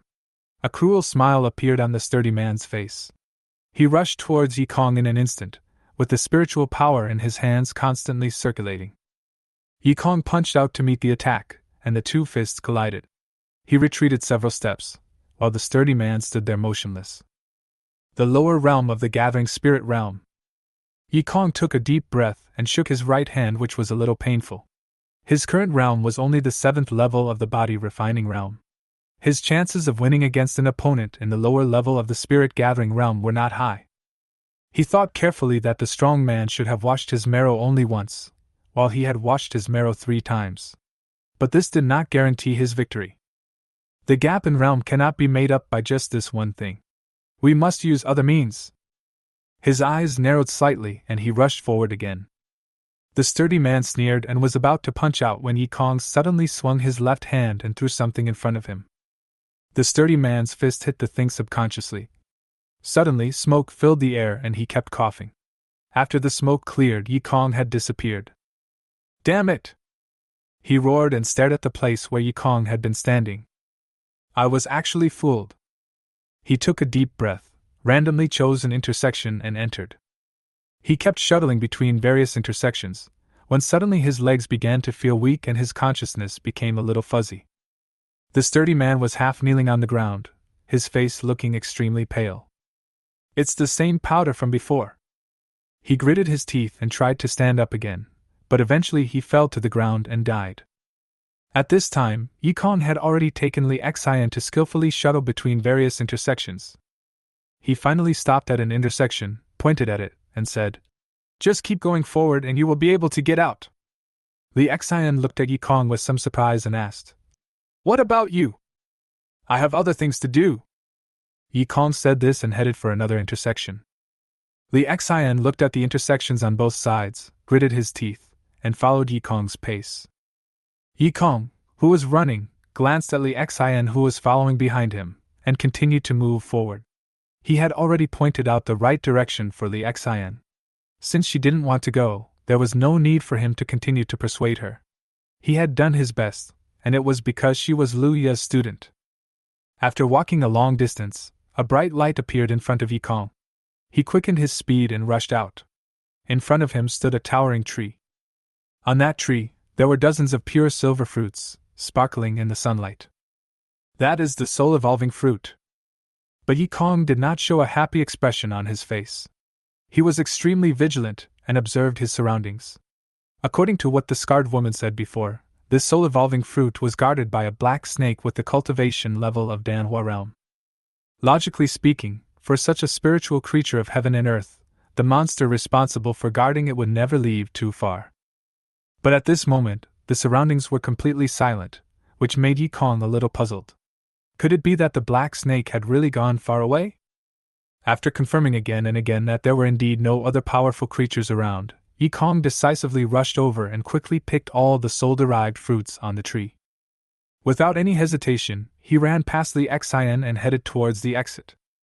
Seeing this, Li Xian hurriedly followed Yikong's pace, but his cultivation was only at the 5th level of body refining. How could he catch up with Yikong, who was at the 7th level of body refining and had undergone marrow cleansing 3 times?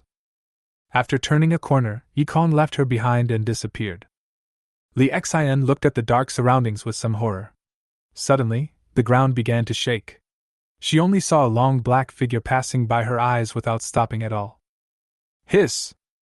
The owner of the black figure let out an angry roar. It was the black snake with the cultivation level of Danhua realm. At this moment, the only person in front of it was Yikong, who was fleeing frantically. Li Xian was simply ignored by it. Li Xian stood there in a daze, and it took a long time for him to come back to his senses. She hurriedly followed the huge traces left by the black snake and ran all the way. At this time, Yikong used all his strength to escape. But even so, he was quickly caught up by the black snake behind him. The cultivation level of the Danhua realm was not comparable to that of the mere body refining realm. Yikong gritted his teeth and turned a corner. At this time, the black snake also rushed over and went straight along that road. After the black snake walked away, Yikong jumped down from the stone wall, still not daring to make any sound.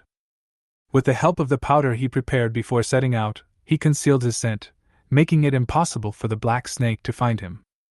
But this won't last long.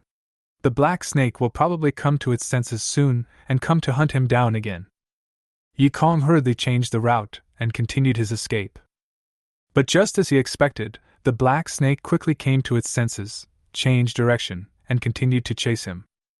Yikong used the secret of talismans and took advantage of the natural terrain, as well as the medicinal powder on his body that could conceal his breath, and unexpectedly made it impossible for the black snake, which had reached the Danhua realm, to attack him.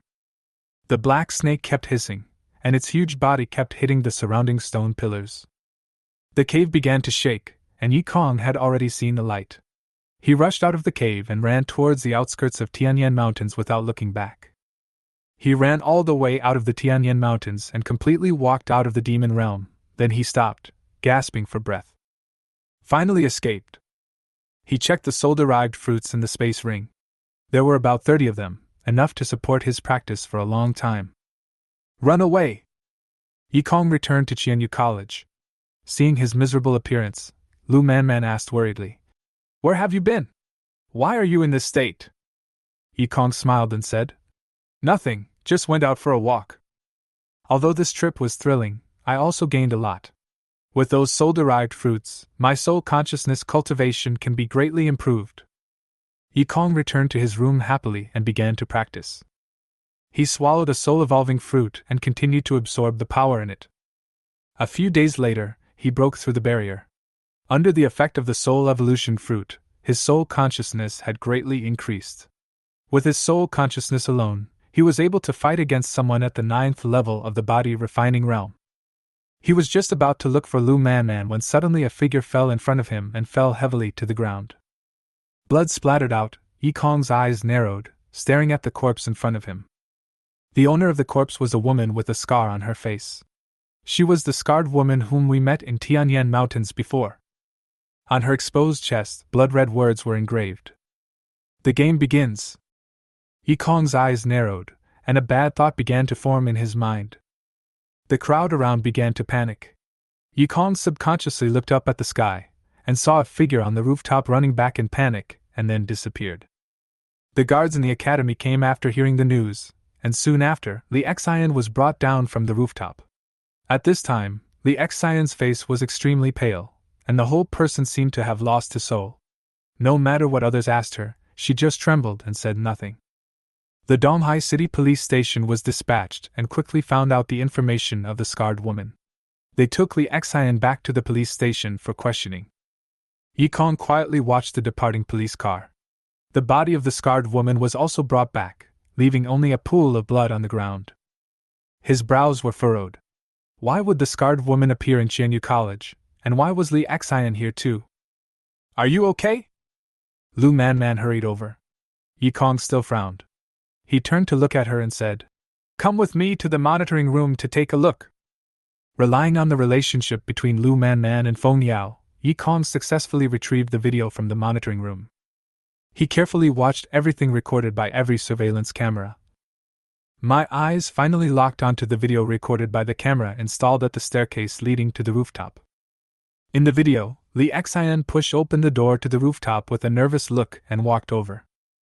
There is only a short clip in the video. The camera on the rooftop seems to have a problem, and the image is completely black. Yikong narrowed his eyes slightly.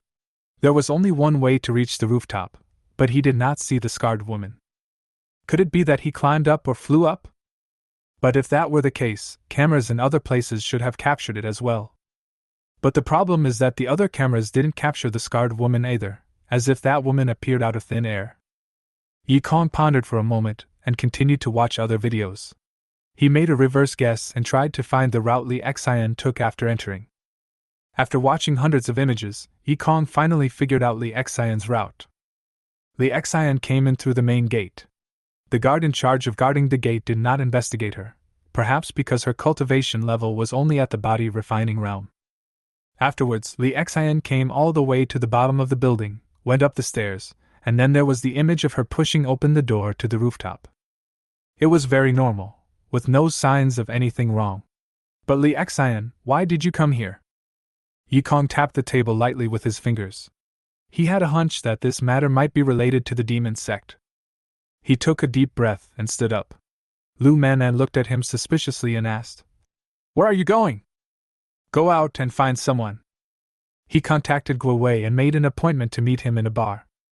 Guo Wei came hurriedly and handed the information he had collected to Yikong, saying, "Time is limited, we have only collected this little information." Yikong opened it and looked through it quickly. Li Xian's father was the owner of a company, but a few days ago, the company seemed to have run into financial problems and was unable to operate, and was on the verge of bankruptcy. But what does this have to do with Li Xian's trip to the Tianyan Mountains? Even if she hunted monsters and sold them to make money, her strength was only at the 5th level of body refining. It was good enough for her to survive in the Tianyan Mountains, let alone hunt monsters. Yikong pondered for a moment and said, "Can you find out what kind of problem the company has?" Guo Wei nodded and said, "It should be possible." He made a phone call and ordered his men to go and collect information. Not long after, his cell phone rang. Guo Wei answered the phone and his face began to look a little ugly. He hung up the phone and said to Yikong in a deep voice, "That company has been bought by a big force. My people can't find any information from it at all." Yikong raised his eyebrows and asked, "What kind of big power? I heard that he came from the imperial capital." Yikong's eyes narrowed. A guy from the imperial capital? If that happens, it will be really troublesome. Only the investigators in the imperial capital can investigate the forces in the imperial capital. Even if that force is related to this matter, Yikong has no way to deal with them now. He took a deep breath and said, "You continue to send people to investigate, but don't be too hasty, just wait slowly. If there was an investigator to help, this matter would be a lot easier." Yikong frowned slightly. It seemed that Li Haoran was here as an investigator. But Li Haoran didn't have much relationship with him, so it probably wouldn't work. Other people's words. A beautiful figure suddenly flashed through Yikong's mind. He sighed slightly. That girl should be an investigator now, right? But, well, I'd better rely on myself. He left the bar. Maybe he could get something out of Li Xian himself. But when he contacted Luya and was about to speak, a strange man's voice came from the other end of the line. "Xiaya, who's calling?" Yikong was slightly stunned, and his expression began to become strange. The time now is already 1 o'clock in the middle of the night. "What do you want from me?" Luya still spoke in a cold voice on the other end of the phone.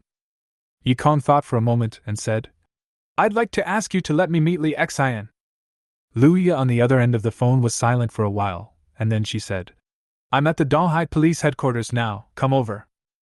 Yikong raised his eyebrows. Was Li Xian's case directly handed over to the East China Sea Police headquarters?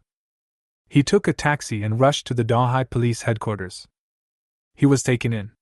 Luya, who was talking to a man, saw Yikong coming and asked, "Why are you interested in this?"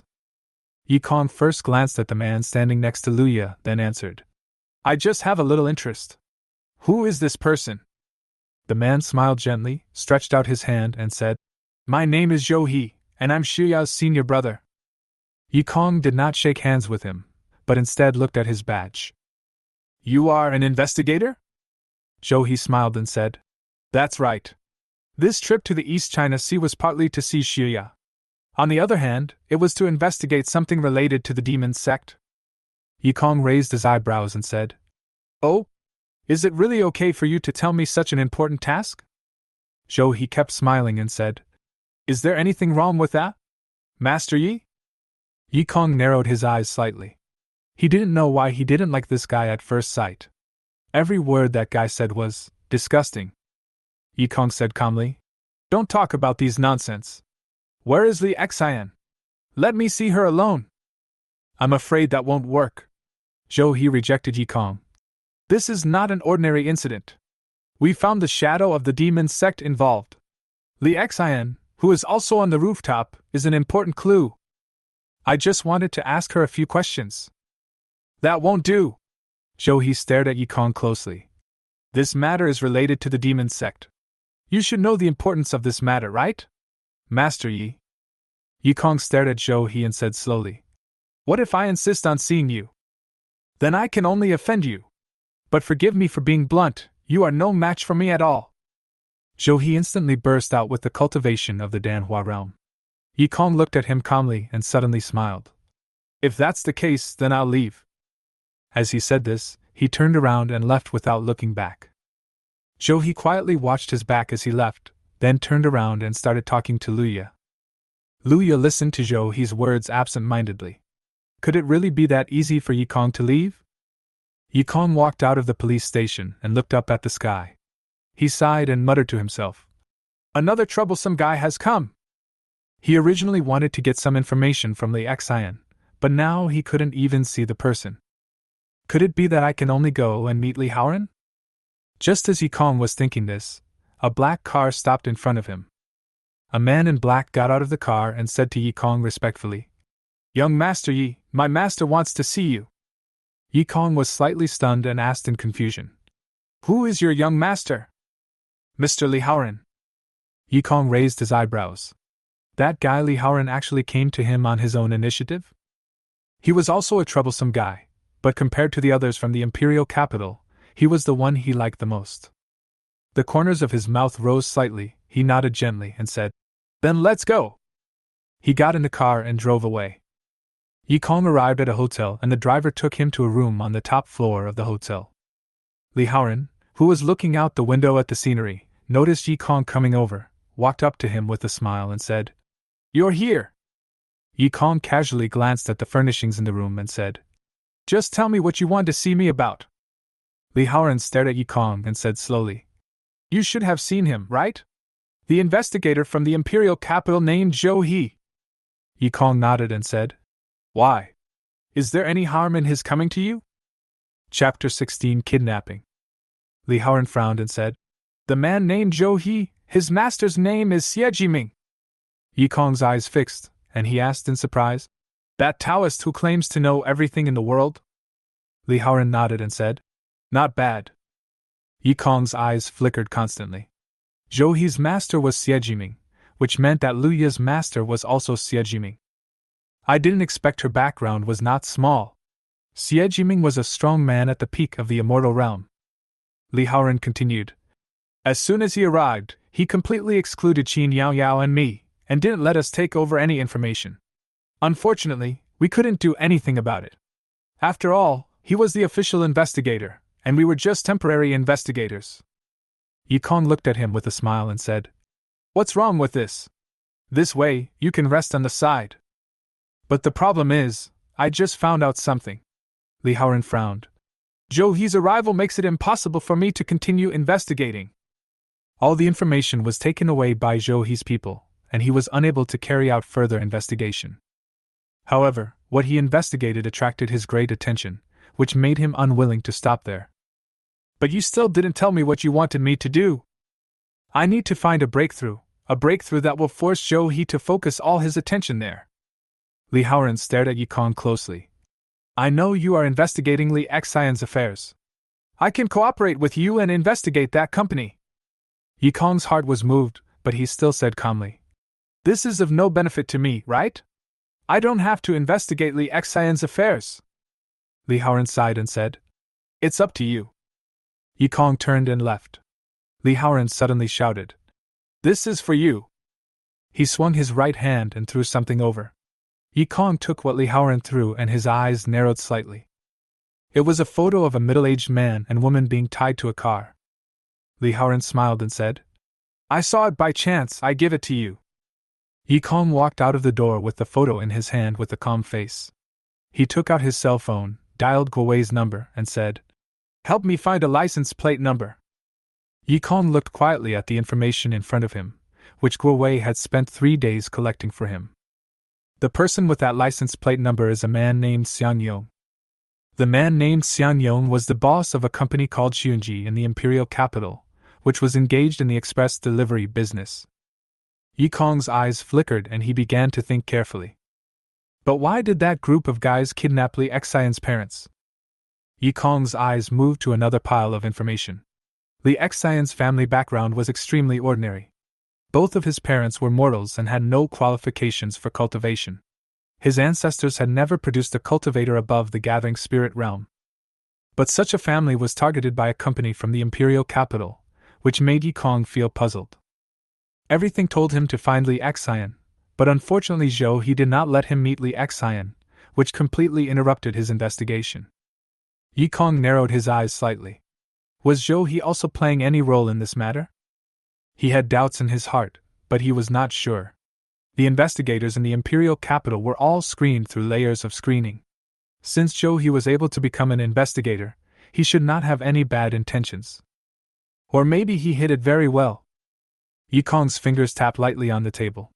Right now, the most important thing was to meet Li Xian as soon as possible and get the information he wanted. The police headquarters in Dahai City. If you want to sneak in, you need to have at least the cultivation level of the Danhua realm. Just as Yi Kong was thinking, a cup of hot coffee was gently placed in front of him. Yi Kong looked up, only to see Lu Man looking at him tenderly and whispering, "Take a rest first." Yi Kong picked up the coffee and took a sip.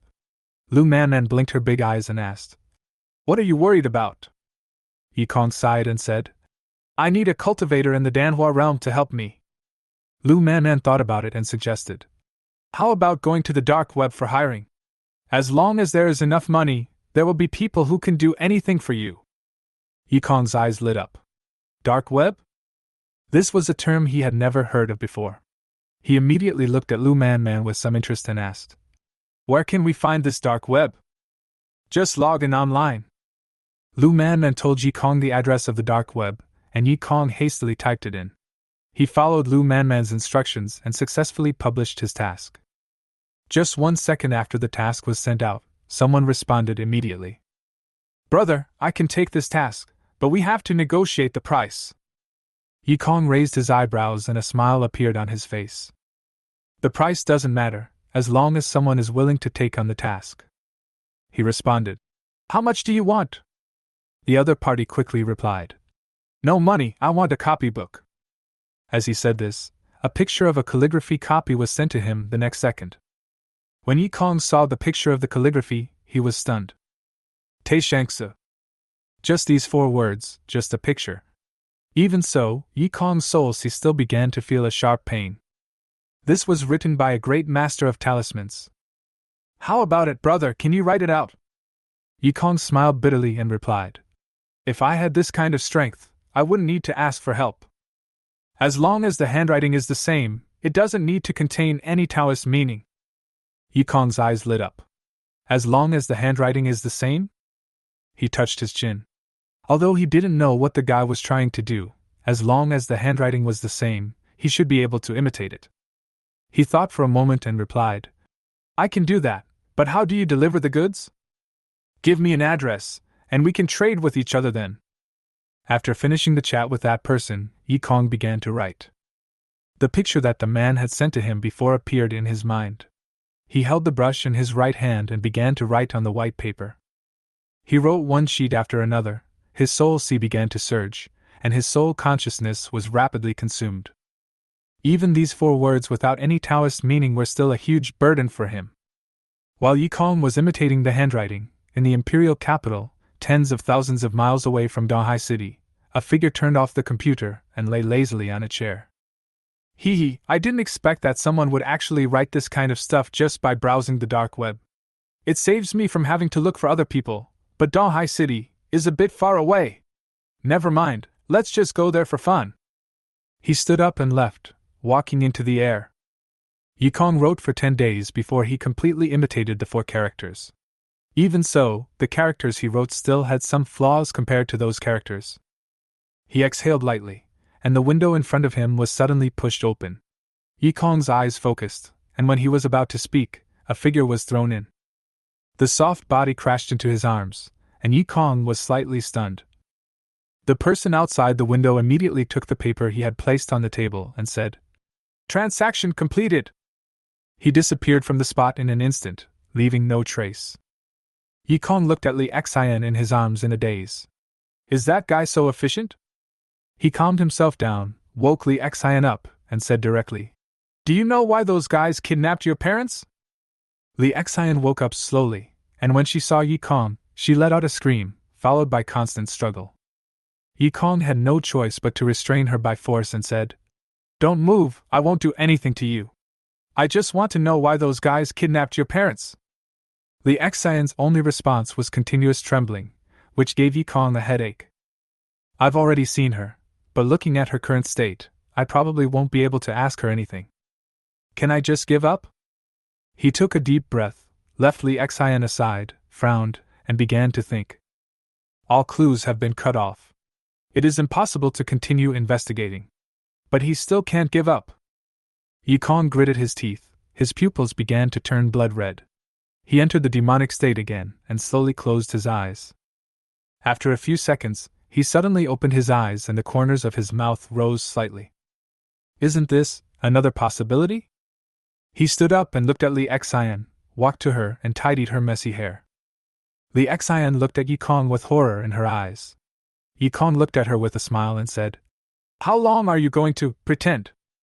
Li Xian's pupils instantly dilated, and Yi Kong smiled even more. He gently stroked Li Xian's cheek and said softly, Now only I can help you. Tell me everything you know. I don't know, Li Xian said softly, with a hint of tears in her voice.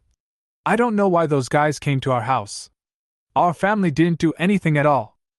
Yi Kong showed a thoughtful expression and said, Maybe it's because I didn't do anything. What? Yi Kong moved a chair and sat in front of Li Xian. He said, What did your family do before? Construction engineering. Why is there an economic crisis? Li Xian shook his head and said, I don't know. My father never talked to me about this matter. Yi Kong frowned slightly. He asked Li Xian a few key questions again, but in the end he got nothing. He thought for a moment and asked again, What did you see on the rooftop that day? Unexpectedly, Li Xian showed a puzzled expression and said, I haven't been to the rooftop.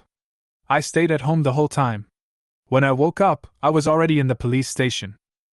Yi Kong's pupils dilated instantly. Staying at home all the time? That being said, that would work. The figure seen on the rooftop that day and Li Xian who was caught by the guards should be puppets. And the Li Xian seen in the video before should be the scarred woman in disguise. With her consciousness controlled, she walked to the rooftop by herself, took out the puppet, and then jumped off the rooftop. Afterwards, the group of guys used this opportunity to capture the real Li Xian and sneak him into the police station. There is a traitor in the Dahai City Police headquarters. All of this might be done to imprison Li Xian. So, she must have information that those guys don't want outsiders to know.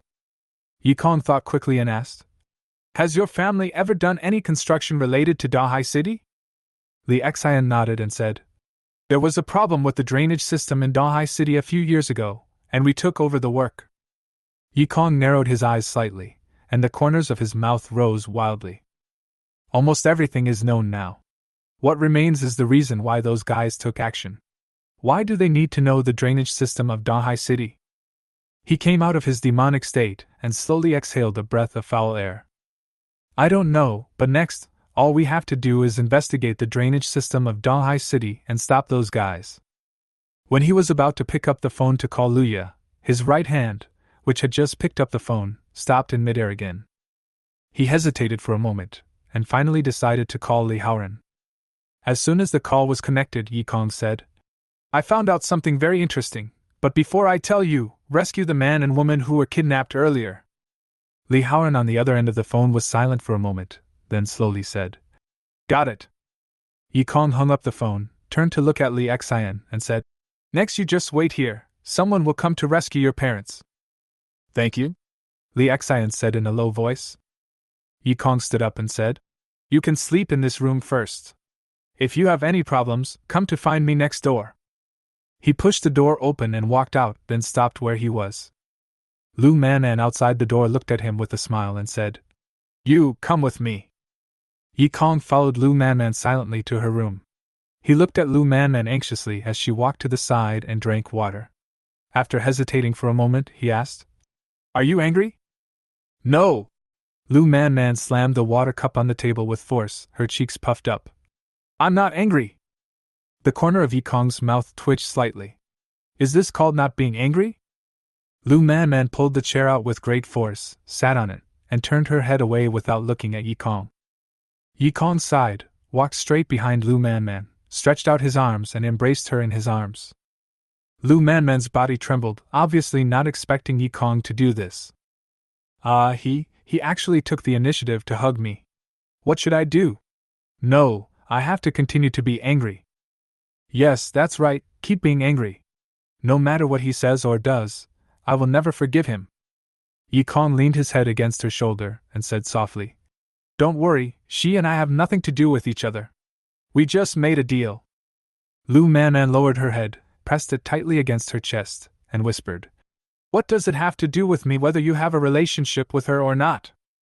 It's okay. He said it's okay. Hey hey. Hey hey. Yi Kong looked at Lu Man tenderly. He was a little shy and not very skillful when he kissed her on the lips. Lu Man's pupils dilated instantly. She closed her eyes, hugged Yi Kong's neck with both hands, and responded to Yi Kong awkwardly. A man and a woman responded to each other's love in such a clumsy yet passionate way. After the kiss, the lips parted. Lu Man was sweating profusely. She looked at Yi Kong with extremely seductive eyes and said, Are you like this to every girl? Yi Kong breathed rapidly and said, No, you are the first one who made me do this. Then why did you want to kiss me? This is what my mother taught me. She said that if a girl is mad at you, it must be because she likes you. At this time, a kiss is more effective than any words. But if a girl is mad at you, It may not necessarily be because she likes you, it may also be because she hates you. So, which one are you? Lu Man smiled and pulled her clothes down, revealing her white breasts. She opened her red lips and said softly, "What do you think?" Yikong was completely frozen in place, his face instantly turned red, with steam rising from his head. The next second, he fell directly to the ground. Lu Man also stared blankly. After a long time, she came to her senses and walked forward to check on Yikong's condition. She muttered to herself, "No way!" He fainted at this point. But just now, he was clearly kissing me actively. Her eyes began to become strange. This guy was putting all his strength into attacking. He didn't defend at all. The next morning, Yikong woke up again and heard Lu Man's voice in his ears. "Are you awake?" He turned his head and saw Lu Man lying beside him with a smile on her face, looking at him quietly. He suddenly became terrified, as if he had seen something extraordinary. He stood up instinctively and quickly checked everything around him. He breathed a sigh of relief when he saw that his clothes were completely on his body. Lu Man looked at him in confusion and asked, "Why do you react like this?" "Nothing." Yikong didn't seem to want to say anything more on this topic. He said, "I'll go out first. There is still no news from Li Haoran. But I don't think it will be so soon. After all, there is only one night." Yikong walked out the door and was about to get something to eat when the door was suddenly kicked open. Lu Yi outside the door looked at him coldly and said, "Give him back to me." Yikong blinked and smiled. "Who is it?" "Yikong, don't play dumb." Lu Yi stared at him closely. "Li Xian, who was detained at the police headquarters last night, disappeared. Did you hire someone to do this?" "I don't know what you're talking about." Lu Yi frowned and said in a deep voice, "This is a serious matter, you'd better hand it over as soon as possible." Yikong looked at Lu Yi calmly and said calmly, "I told you I don't know. If someone is missing, isn't it because you didn't take good care of him? Why do you want to put the blame on me?" Chapter 17. Encountering the Black Snake Again. Lu Yi bit her lip and was about to speak again when Zhou He suddenly came up to her, put his hands on her shoulders and shook his head at her. He then looked at Yikong and said in a deep voice, "Young Master Yi, if you don't cooperate, then I can only conduct a forced search." Yikong narrowed his eyes slightly and smiled. "Do you dare?" Zhou He snorted coldly, and actually broke in to start a search. Yikong's expression trembled. Obviously he didn't expect that he would dare to conduct a search. He couldn't stop Zhou He in the Dan realm at all, and could only watch him go upstairs. Zhou He directly pushed open the door of Yikong's room and walked in. Lu Yi followed behind him. When she saw Li Xian squatting at the head of the bed with scars all over her body and her hands wrapped around her legs, he was immediately furious and yelled at Yikong, "How could you do this?" Yikong's eyes narrowed, and he had a bad feeling in his heart. When Li Xian saw the three people walking in, she started screaming wildly, threw herself into Lu Yi's arms, and her body kept shaking. Lu Yi patted Li Xian's back gently and comforted her softly. Zhou He looked at Yikong coldly and said, "Young Master Yi, you really have a good way." Yikong remained silent, his eyes fixed on Li Xian and Lu Yi's arms. "Got fooled." Lu Yi noticed Yikong's gaze, protected Li Xian behind her, and scolded, "Yikong, why are you doing this?" Yikong lowered his eyelids and whispered, "I said I was wrong, do you believe me?" Lu Yi sneered and said, "Unfair? Who else can do such a thing except you?" She slammed the door and left angrily. Zhou He walked to Yikong, patted his shoulder gently, and laughed softly. "Young Master Yi, I told you not to interfere in this matter, why didn't you listen?" Yikong stared at Zhou He intently and asked in a deep voice, "Did you set up this trap?" "Bureau? What bureau? Didn't you do all this yourself?" Zhou He left with a smile. Yikong clenched his fists and gritted his teeth. Lu Man walked out of the room, looked at Yikong with great concern, and asked, "Are you okay?" "It's okay." Yikong laughed at himself. "I can only say that I am still too naive." This was a scheme specifically targeting him from the beginning to the end. Even the news about the soul evolution fruit was probably prepared specifically for him. I'm afraid Li Haoran will also be implicated by him. If he forcibly takes others away, That guy named Joe, he might have the opportunity to completely exclude Li Haoran from this matter. What Li Xian said before could no longer be believed. Or just mind your own business. What Donghai City will become has nothing to do with him, right? Yi Kong looked at Lu Man Man and said calmly, I'm going to go into seclusion. No matter what trap he sets, just stay in Donghai City and practice honestly. If something really goes wrong, just return to the imperial capital immediately. He took out the soul-evolving fruit and was about to practice, but the next moment, his consciousness was immediately pulled into the small courtyard. Yi Kong looked at the man in green and the man in Taoist robes in front of him, and asked, What do you want from me? The man in green looked at Yi Kong with a smile and said, It's about your fourth marrow cleansing. Yi Kong raised his eyebrows. The fourth marrow cleansing? The man in green said leisurely, Under the ground of Donghai City, there is 1,000-year-old stone milk. This thing can help you perform 4 marrow cleansings. Oh? Yi Kong showed a somewhat surprised expression. There were actually 1,000-year-old stalactites underground in Donghai City? The moment a baby is born, its mouth contains the breath of the nascent heaven and earth, and after it cries for the first time, the breath of the nascent heaven and earth also dissipates. Some big families would use secret methods to keep the nascent energy of heaven and earth in the baby's body, constantly nourishing his body. In addition, the 1,000-year-old stone milk also contains a certain amount of the primordial energy of heaven and earth. And this primordial energy of heaven and earth is the most important thing for advancement to the eternal realm. Yi Kong narrowed his eyes slightly. If what the man in green said was true, then he would definitely go and take a look this time. He took a deep breath, looked at the man in green again, and asked, Where is this 10,000-year-old stalactite in Donghai City? The man in green chuckled and said, I'm not sure about this. Just walk around the drainage system of Donghai City and you'll come across it. Yi Kong raised his eyebrows. Is it the drainage system of Donghai City again? He stepped out of the courtyard, his eyes flickering. Donghai City, which was originally just an inconspicuous small city in the empire, suddenly had so many things happening. The corners of his mouth rose slightly. The people from the demon sect were interested in Donghai City, and Li Haoran was also interested in Donghai City. He was afraid that even his exile to Donghai City was not an accident. So, what kind of secrets does this small city have that can attract so many people's attention? He tapped the table lightly with his index finger. He didn't know much about Donghai City's drainage system, which made him far behind others. For now, we can only explore it slowly. Yi Kong sighed softly, stood up from the bed, walked to a nearby sewer entrance, and jumped in directly regardless of the stench coming from inside. He held a flashlight and walked in the pitch-black sewer with the help of that little light. Is it true that in this place there is something as precious as 1,000-year-old stalactite? Gurgle. Suddenly, a not very loud but very clear sound came from the quiet sewer. Yi Kong instinctively stopped and turned to look at the river water that was emitting waves of foul odor. That sound came from the river. Yi Kong took a deep breath and stared at the river. Tiny bubbles continued to appear from the surface of the river, but soon everything returned to calm. Yi Kong did not relax his vigilance. There must be something in the river. He covered his body with powder that could conceal his breath and moved silently. Yi Kong quickly left that area. He turned his head and saw that the river was still extremely calm. He breathed a sigh of relief temporarily, his eyes fixed on the 3 forks in the road before him. Where should we go next?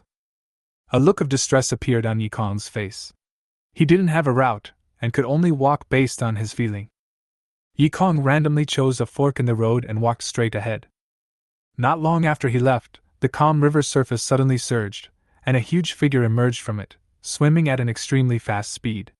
The direction it was heading was exactly where Yi Kong was going. At this time, Yi Kong didn't know that he had been targeted. He just continued walking, guarding against the dangers that might appear everywhere. The talisman method he had learned could only help him calculate the exit for the time being, but it was far from enough to find the 1,000-year-old stone milk. Bah! Why is this damn place so difficult to walk through? Yi Kong stopped instantly, carefully looked through an intersection, and looked at a pair of men standing in the distance at the intersection. One of the men with a shaved head kept cursing, while the other short man smiled sinisterly and said, Stop complaining. Don't we have a map of the drainage system? What's the use of that thing? The bald man angrily shook the map in his hand. That thing existed before Donghai City was established. What's the use of just giving us a map of the drainage system? If you have any objections, then just go and talk to the boss.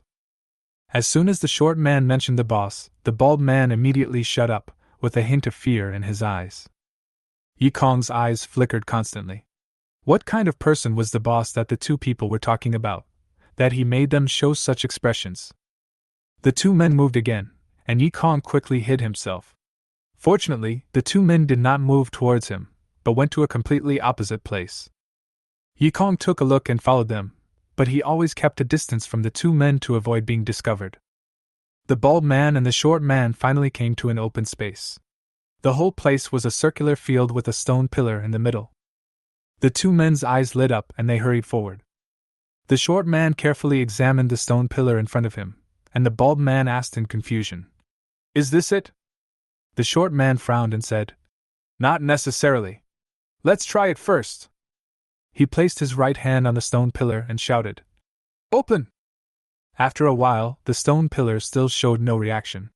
The short man withdrew his hand somewhat embarrassedly and said, "It seems that this is not it. Let's keep looking." Yikong, who was following behind them, looked puzzled. What on earth were those guys looking for? Could it be? His eyes began to become stern. Could it be that they were also looking for the 10,000 years stone milk?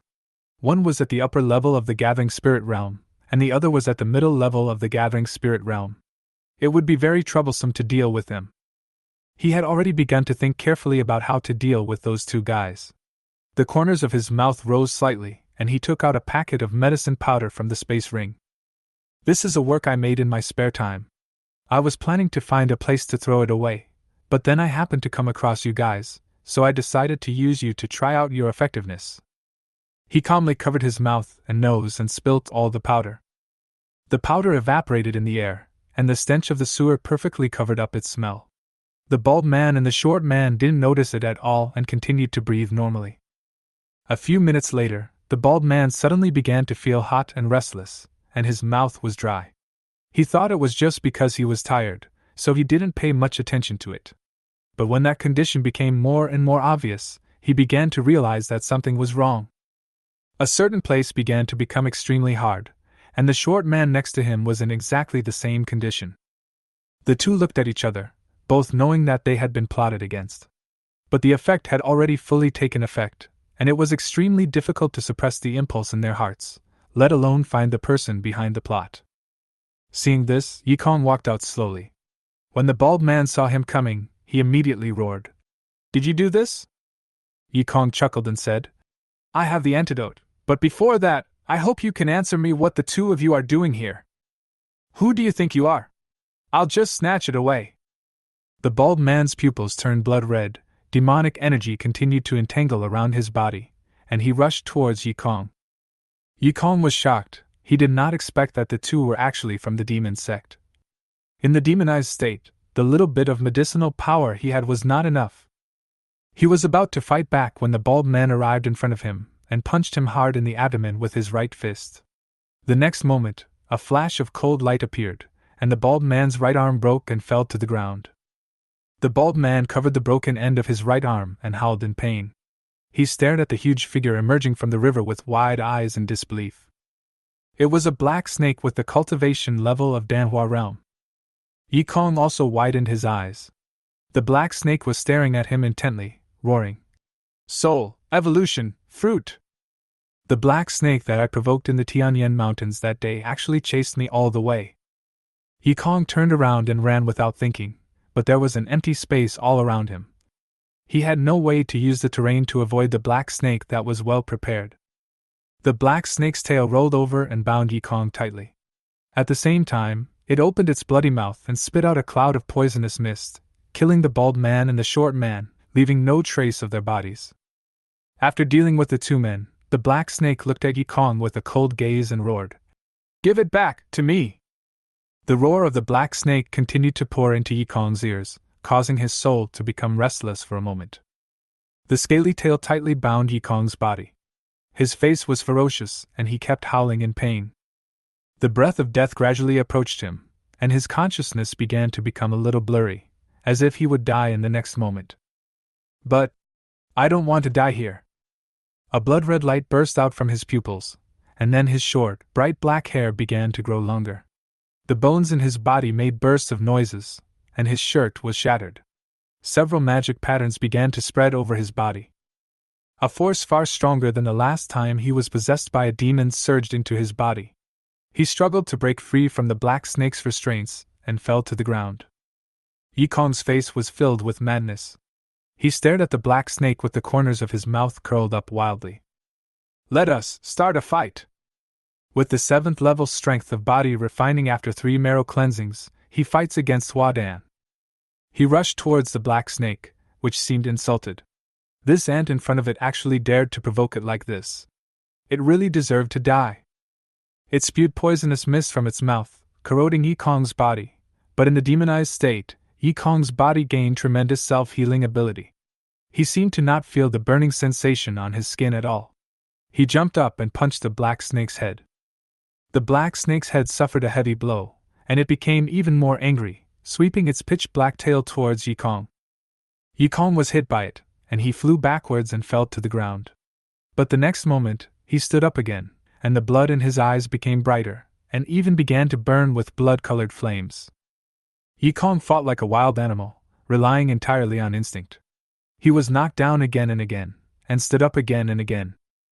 Every time he was knocked flying, the demonic energy in his body became stronger. In the end, his entire body was completely enveloped by the demonic energy. Hee hee, come again, come again! The crazy Yikong kept laughing. He grabbed the black snake's tail, opened his mouth, and bit it directly. The black snake cried out in pain and twisted its body wildly. Yikong bit the black snake's tail tightly and refused to let go, as if he wanted to bite off a piece of meat. Human, I want you dead! The black snake's cultivation in the Danhua realm fully erupted, and it continuously gathered extremely powerful demonic power in its mouth and attacked Yikong. Yikong was hit by the attack, and the light waves transformed from the black snake's demonic power directly penetrated his body. He coughed up a mouthful of blood and his pupils dilated instantly. Before he could recover, the second attack of the black snake came directly. A very thick breath of death surrounded Yikong, but in the next moment, a dark light flashed, and the head of the black snake instantly fell to the ground, and blood continued to spurt out from the cut. Who is?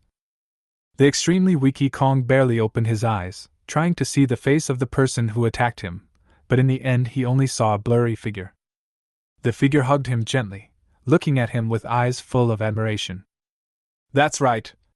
You were born to be the demon lord. At this moment, Yikong could no longer hear what she was saying.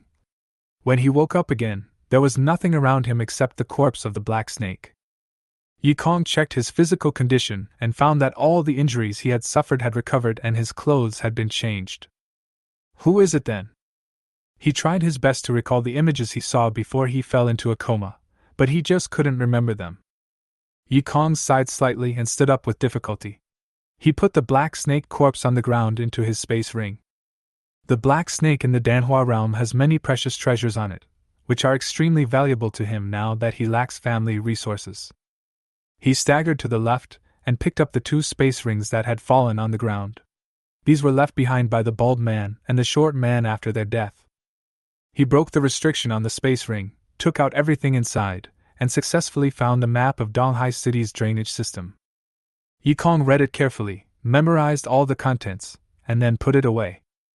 There are several red dots marked on the map, and there is also such a red dot where I am. He turned his head and looked at the stone pillar. The red dot should be this.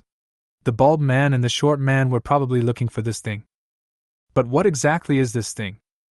He walked towards the stone pillar with a puzzled look on his face, and imitating the short man before, placed his right hand on the stone pillar.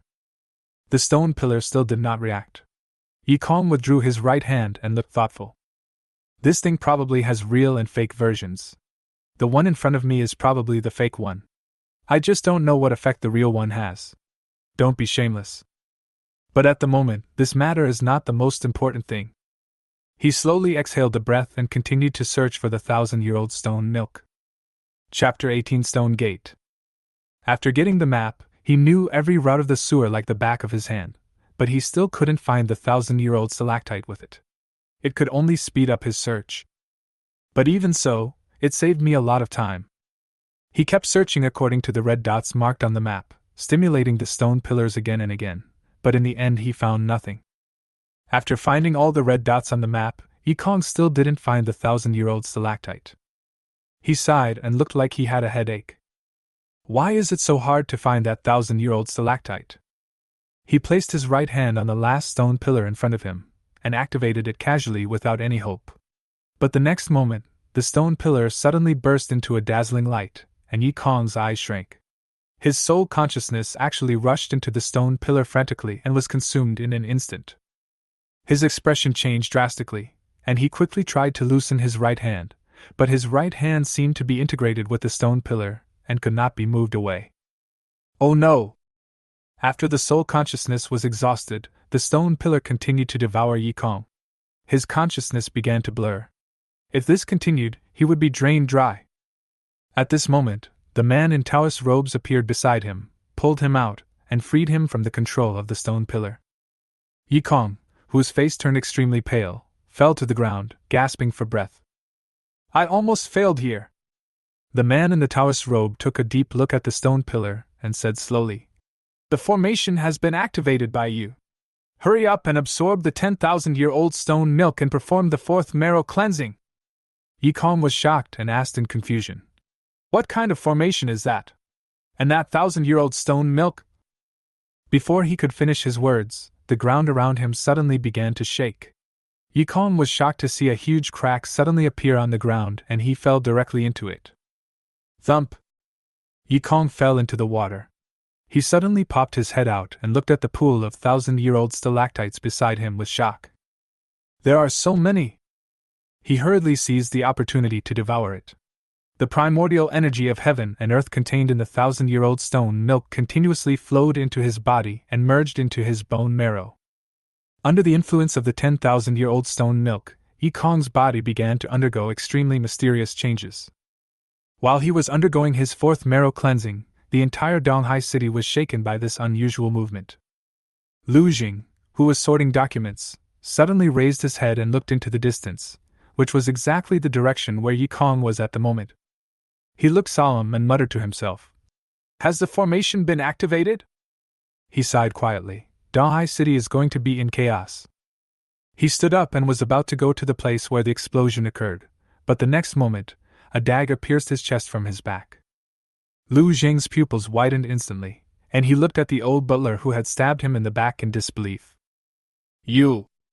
He coughed violently, blood gushing out of his mouth. The old butler looked at Lu Jing responsibly, sighed, and said, You are a good mayor, but unfortunately, you are blocking the way of our demon sect. So, you should get some sleep first. Lu Jing stared at the old butler unwillingly, then fell to the ground and died. The earth began to shake, and the residents of Donghai City were in panic, not knowing what was going on. Fear permeates everyone's heart. A huge stone gate rose from the ground. The next moment, the heavy stone gate slowly opened, and a group of unconscious and completely possessed people madly poured out of it and invaded the city. Doomsday is coming! Yikong suddenly opened his eyes, slowly exhaled a breath, and walked out of the 10,000-year-old stone milk. The fourth marrow cleansing was successful. The man in green appeared beside him with a smile and said, Congratulations! Now all that's left is the final marrow cleansing. Yikong stared at his body and said, What do I need for the last marrow cleansing? Right before your eyes. The man in Taoist robes suddenly pointed in front of Yikong. Yikong looked in the direction he pointed and was stunned. I saw a ball of light sitting in front of me, and within that ball of light were countless thunders. Yikong's eyes narrowed, his face full of shock. Who on earth dares to store thunder? The man in Taoist robes walked over, gently took out a strand of lightning from it, and flicked it lightly at Yikong. The thunder flew towards Yikong at a high speed and hit him directly before he could react. There was no pain at all. Yikong's nerves didn't even have time to react, and he lost consciousness in an instant. The man in the Taoist robe looked at Yikong, who was lying motionless on the ground with his body charred black, and muttered to himself, We are not dead, and you will not die either. An unknown amount of time had passed, but Yikong, who should have stopped breathing, suddenly began to breathe again. He suddenly opened his eyes, and the charred skin covering his body began to fall off, revealing his flawless white skin. Yi Kong, without any clothes on, stood up from the ground and looked at his body in disbelief. Is this the body after 5 marrow cleansings? His realm advanced to the spirit-gathering realm very naturally, without encountering any bottleneck, as if all this was natural. Yi Kong took a deep breath and looked around. The man in green and the man in Taoist robes both disappeared. He took one last look at the ball of light full of thunder and walked out of this place. As soon as he climbed out of the ground, he was shocked by the scene before him. The streets that should have been bustling and prosperous have turned into ruins and are deserted. What exactly happened? Mom, Dad! A little girl was hiding under a telephone pole and crying. When Yi Kong was about to go over to ask, he suddenly saw a figure attacking the little girl. His eyes narrowed and his body instinctively rushed forward, with the spiritual energy in his body circulating continuously. His speed suddenly increased, and he instantly arrived in front of the little girl. Yi Kong didn't care about being shocked. He clenched his right fist, burning with blazing flames, and punched the figure.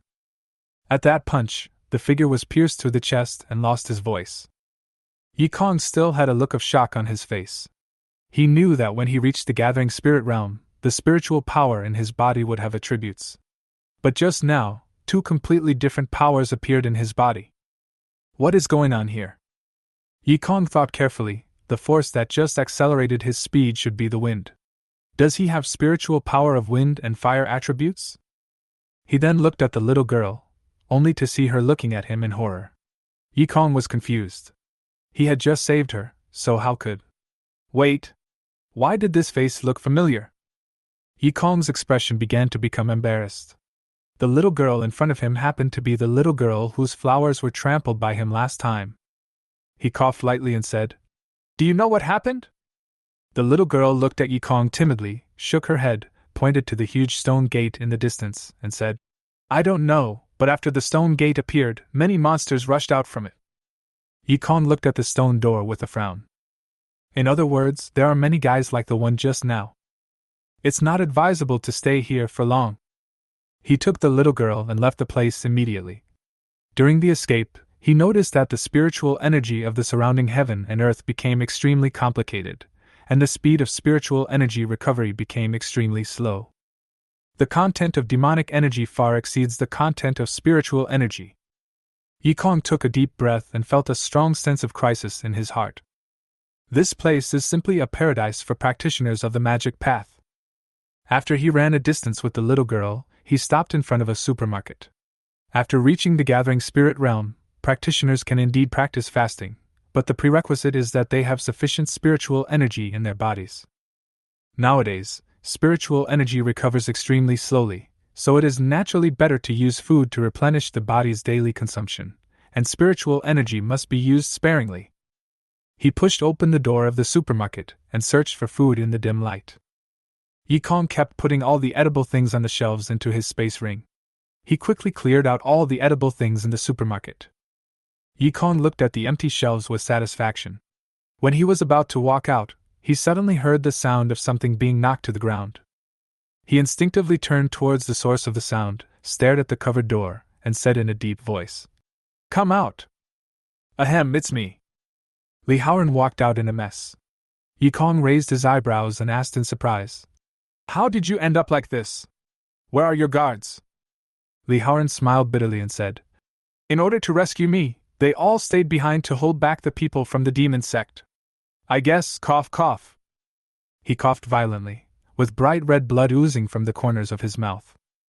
Yi Kong frowned and asked, "How much strength can you exert now?"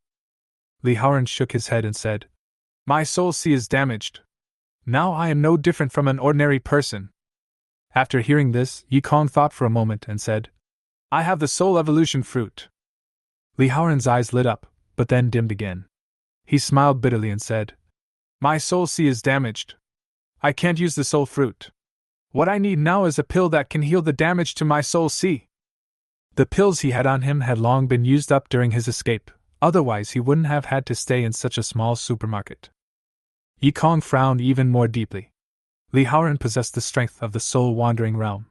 He thought he could find a powerful fighter. But now it seems that he is not as good as this little girl. At least once he encounters someone he cannot defeat, the little girl can easily take him away and escape.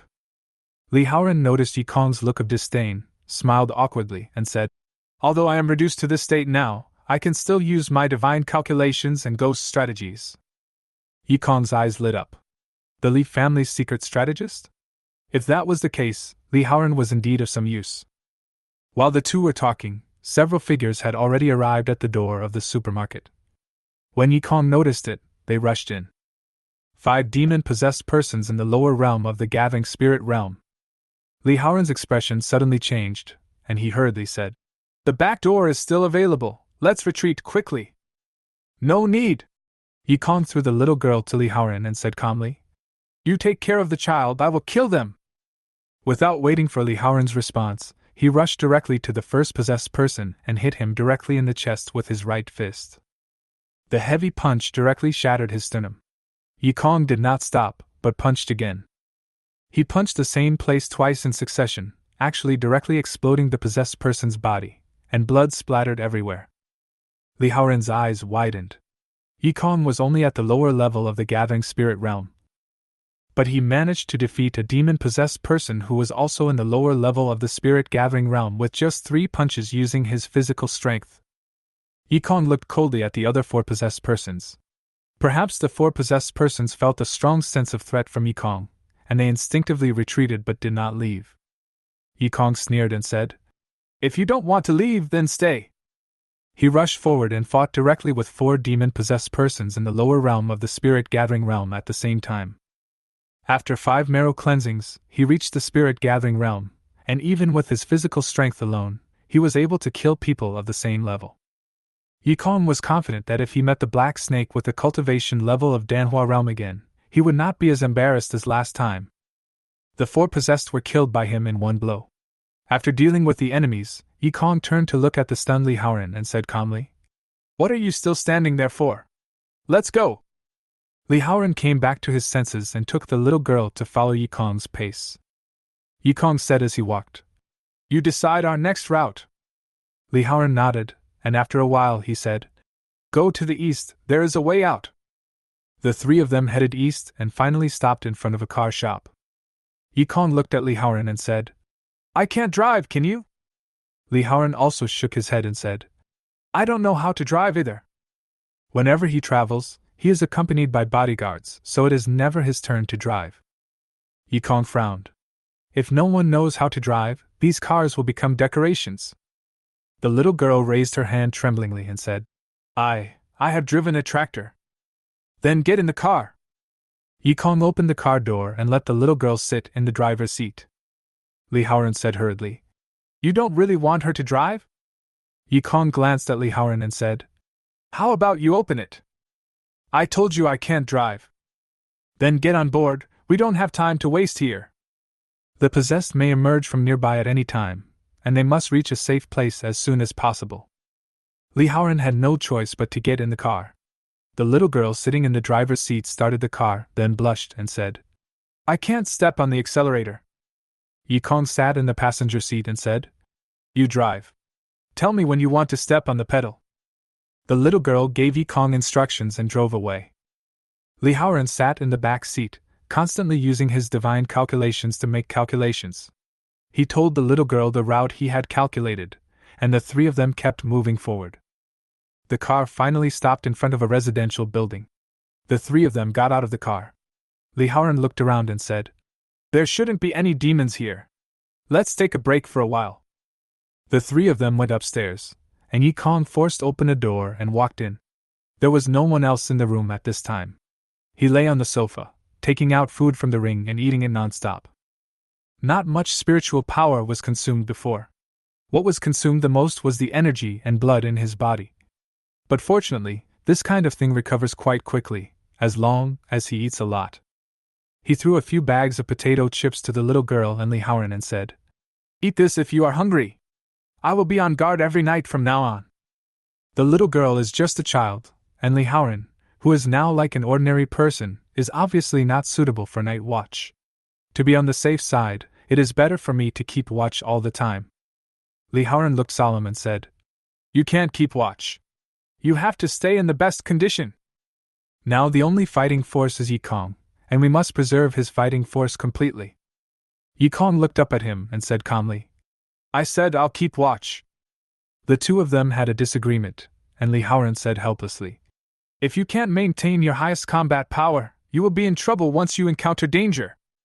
Yi Kong thought for a moment and said, "Can the cell phone still be used?" He wanted to see if he could find other practitioners to keep watch for him. Li Haoran shook his head and said, "The communication in Donghai City seems to have been destroyed.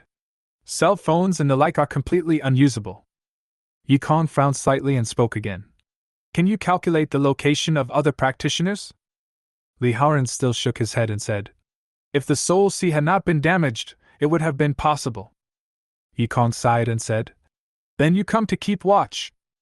He began to close his eyes and rest. Li Haoran was right. He should save his fighting strength. Now, he could only let Li Haoran keep watch.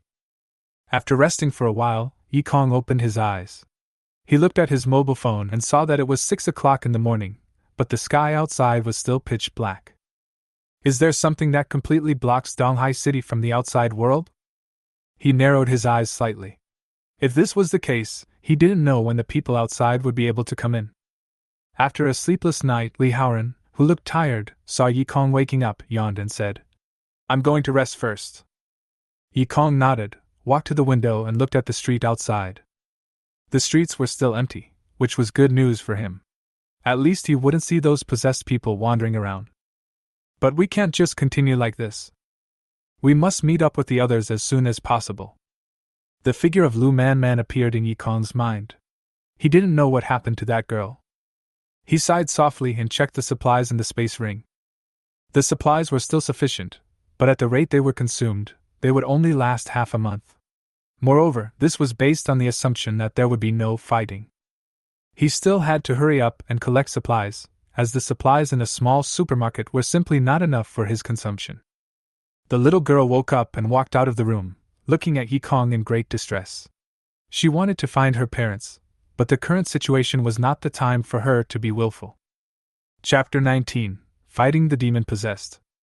Yi Kong turned around, looked at the little girl, and asked, "What's your name?" The little girl was slightly stunned, and answered subconsciously, "Lulu." Yi Kong walked towards her, squatted down, gently stroked her head, and said softly, "Lulu, don't worry, I will find your parents. But now, we need to survive." He can still deal with demons in the gathering spirit realm, but if he encounters one in the transformation pill realm, or even the wandering soul realm, he can hardly protect himself, let alone take care of others. We must find a way to break the impasse.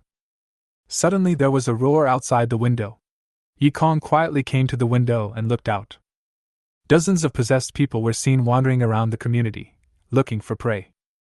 It's not safe here either. Yi Kong narrowed his eyes slightly.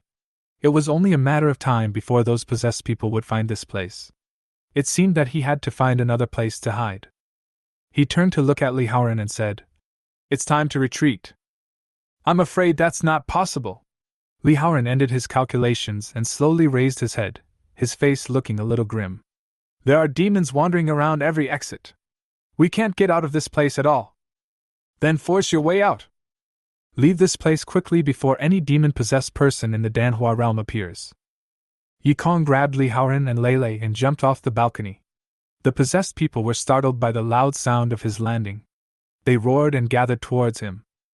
Yi Kong remained calm, stuffed Li Haoran and Lei into the car, and stayed behind. "You guys drive out first, I'll be there soon." Lei nodded and drove the car directly towards the demon. Yi Kong followed closely behind, his spiritual power flowing continuously, and his fists burning with blazing fire. Using the wind attribute spiritual power to boost his speed and the fire attribute spiritual power to boost his attack, Yi Kong rushed into the crowd, and the strength of the lower level of the gathering spirit realm fully erupted. After 5 marrow cleansings, the quality of his spiritual power far surpassed that of others, and he could even compete with cultivators in the Danhua realm. Yi Kong made a huge noise, and all the possessed people nearby were attracted to him and surrounded him. There was no fear on Yi Kong's face. The spiritual energy in his body surged continuously, providing him with powerful fighting power. A possessed demon came towards him to bite him, but Yi Kong grabbed his head and slammed it to the ground.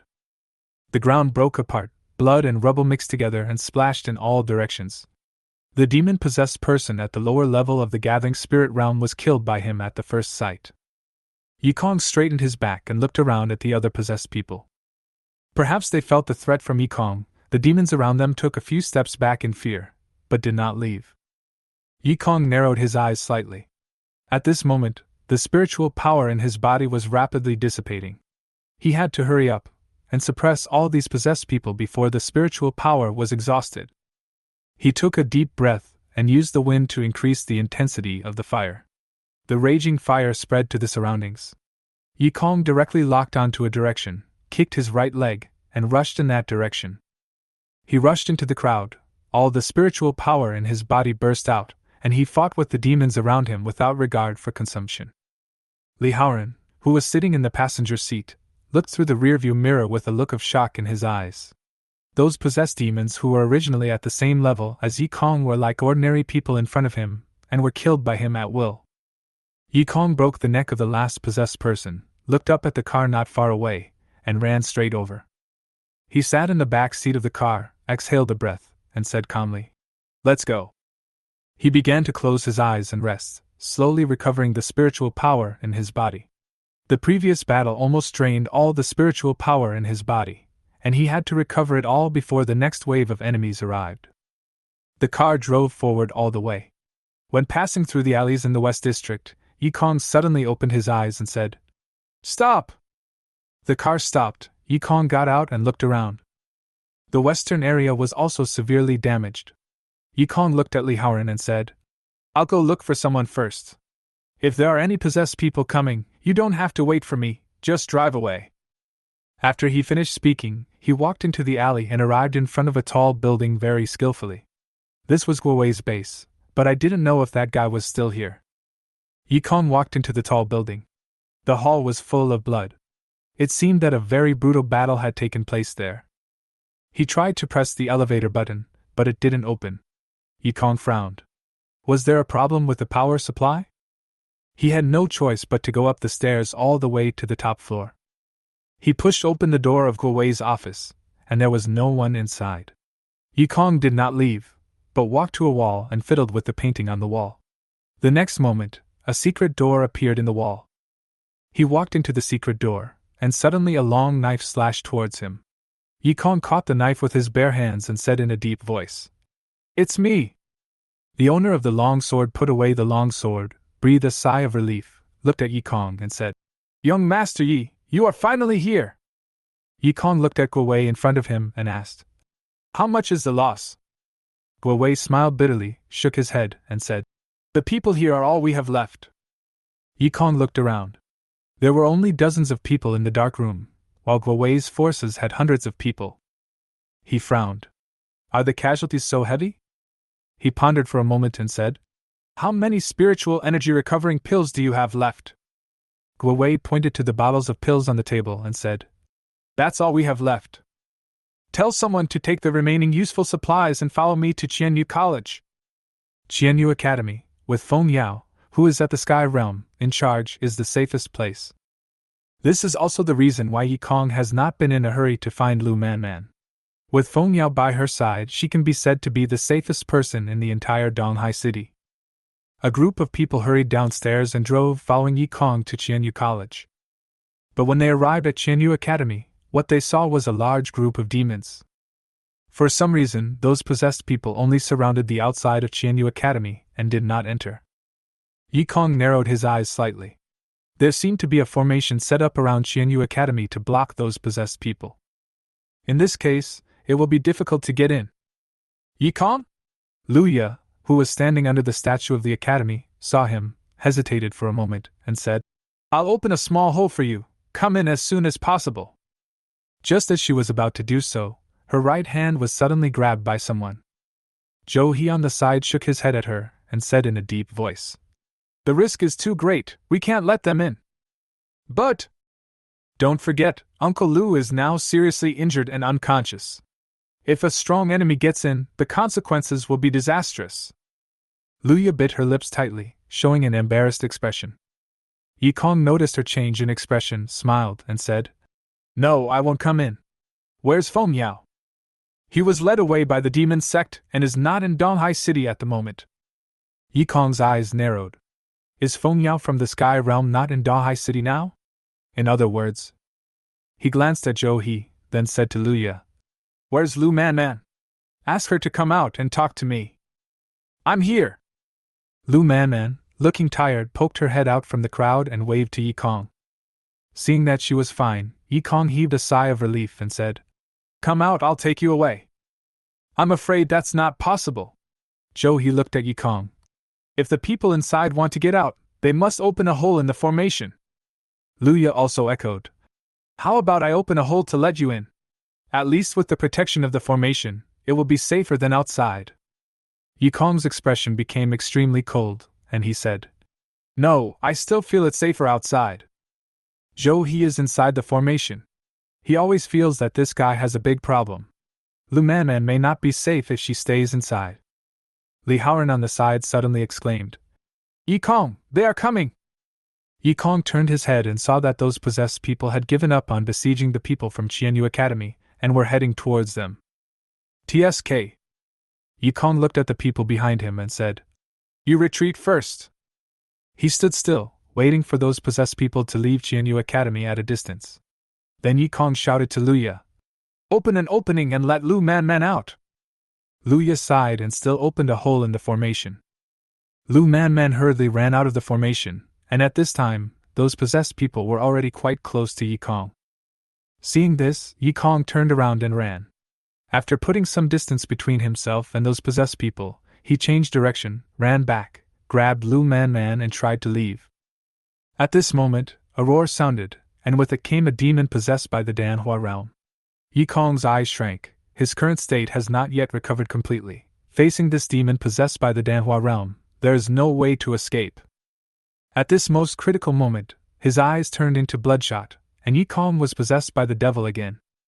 He entered the demonic state and madly devoured the surrounding demonic energy, and the strength in his body was greatly replenished. The corners of his mouth curled up wildly. The current world of Donghai City is indeed very suitable for people of the magic path. He punched the demon-possessed person in the Danhua realm, and facing Yikong's attack, the demon-possessed person also punched him back. The two fists collided, and the two took several steps back at the same time. Yikong felt a sweetness in his throat and spat out a mouthful of blood. He wiped the blood from the corner of his mouth and stared at the demon in front of him. The other party's condition was not much better than his. It seemed that he was more adapted to this world than the other party. The demonic energy in Yikong's body kept surging. With the demonic energy wrapped around his whole body, he took out a black brick from the space ring, held it in his hand, and slowly walked towards the possessed person. The demon roared and rushed towards him. Yikong showed no fear at all. He raised the brick in his hand and hit the demon's head hard. A crisp sound of bones breaking was heard, and the possessed person cried out in pain, with blood beginning to seep out of his forehead. Yikong showed a smug smile and slapped the possessed man on the forehead once again. After being hit several times by Yikong, the body of the possessed man began to shake constantly, and his attacks began to become extremely slow. In front of Yikong in the demonized state, he could easily dodge. Yikong dealt the possessed man a final blow, knocking him to the ground. The people around were completely stunned. That guy was only at the lower level of the Juling realm, right? How could he use a brick to beat a possessed demon at the Huadan realm to death? But this was only a fleeting thought, and they felt more disgust towards Yikong. Today's Yikong was no different from the people of the demonic path. Yikong also noticed their gazes. He chuckled and didn't care. Who cares what happens if I become possessed by a demon? As long as I can survive, that's enough. He looked at the rest of the possessed people and was about to attack them, but they just stood there obediently. Yikong raised his eyebrows. Those guys seemed to be in awe of him. He showed a thoughtful expression and said, "Kneel down!" And those possessed by demons really followed his instructions and knelt on the ground. Yikong's eyes lit up and the corners of his mouth rose slightly. Things are getting interesting. Assuming that the demon-possessed person in the Danhua realm was the leader of these guys, and after I killed him, it seemed natural for me to become their new leader. After all, I am also a demon now. If that's the case, I can definitely form an army of demons. Only at this moment did Yi Kong realize what the changes in Donghai City meant. Logically speaking, people of the Devil's Way would not behave like monsters. However, these possessed people have completely fallen into the evil path, lost all their sanity, and only fight on instinct. However, there are very few people who are completely possessed by the devil, and basically once they appear, they will die from their crazy killing. The reason why these possessed people were able to survive was probably because of the stone door that suddenly appeared. Yi Kong narrowed his eyes slightly. There must be a huge secret in the stone gate. And the purpose of the people from the demon sect this time is to get the secret of the stone gate. He thought carefully that the strongest fighter in Donghai City should only be at the soul wandering realm. Because the limit of the formation is the soul wandering realm. If someone from the demon sect above the earth wasteland realm appeared, they should have broken the formation long ago. And the soul wandering realm.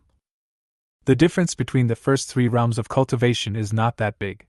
As long as the number is sufficient, even a cultivator at the first level of body refining can kill a cultivator at the Danhua realm. But starting from the soul wandering realm, everything will be different. For cultivators in the soul wandering realm, even if their physical bodies are destroyed, their souls can still wander freely, and even attack others and take over their bodies. If one wants to completely kill the cultivators in the soul wandering realm, one must completely destroy their souls.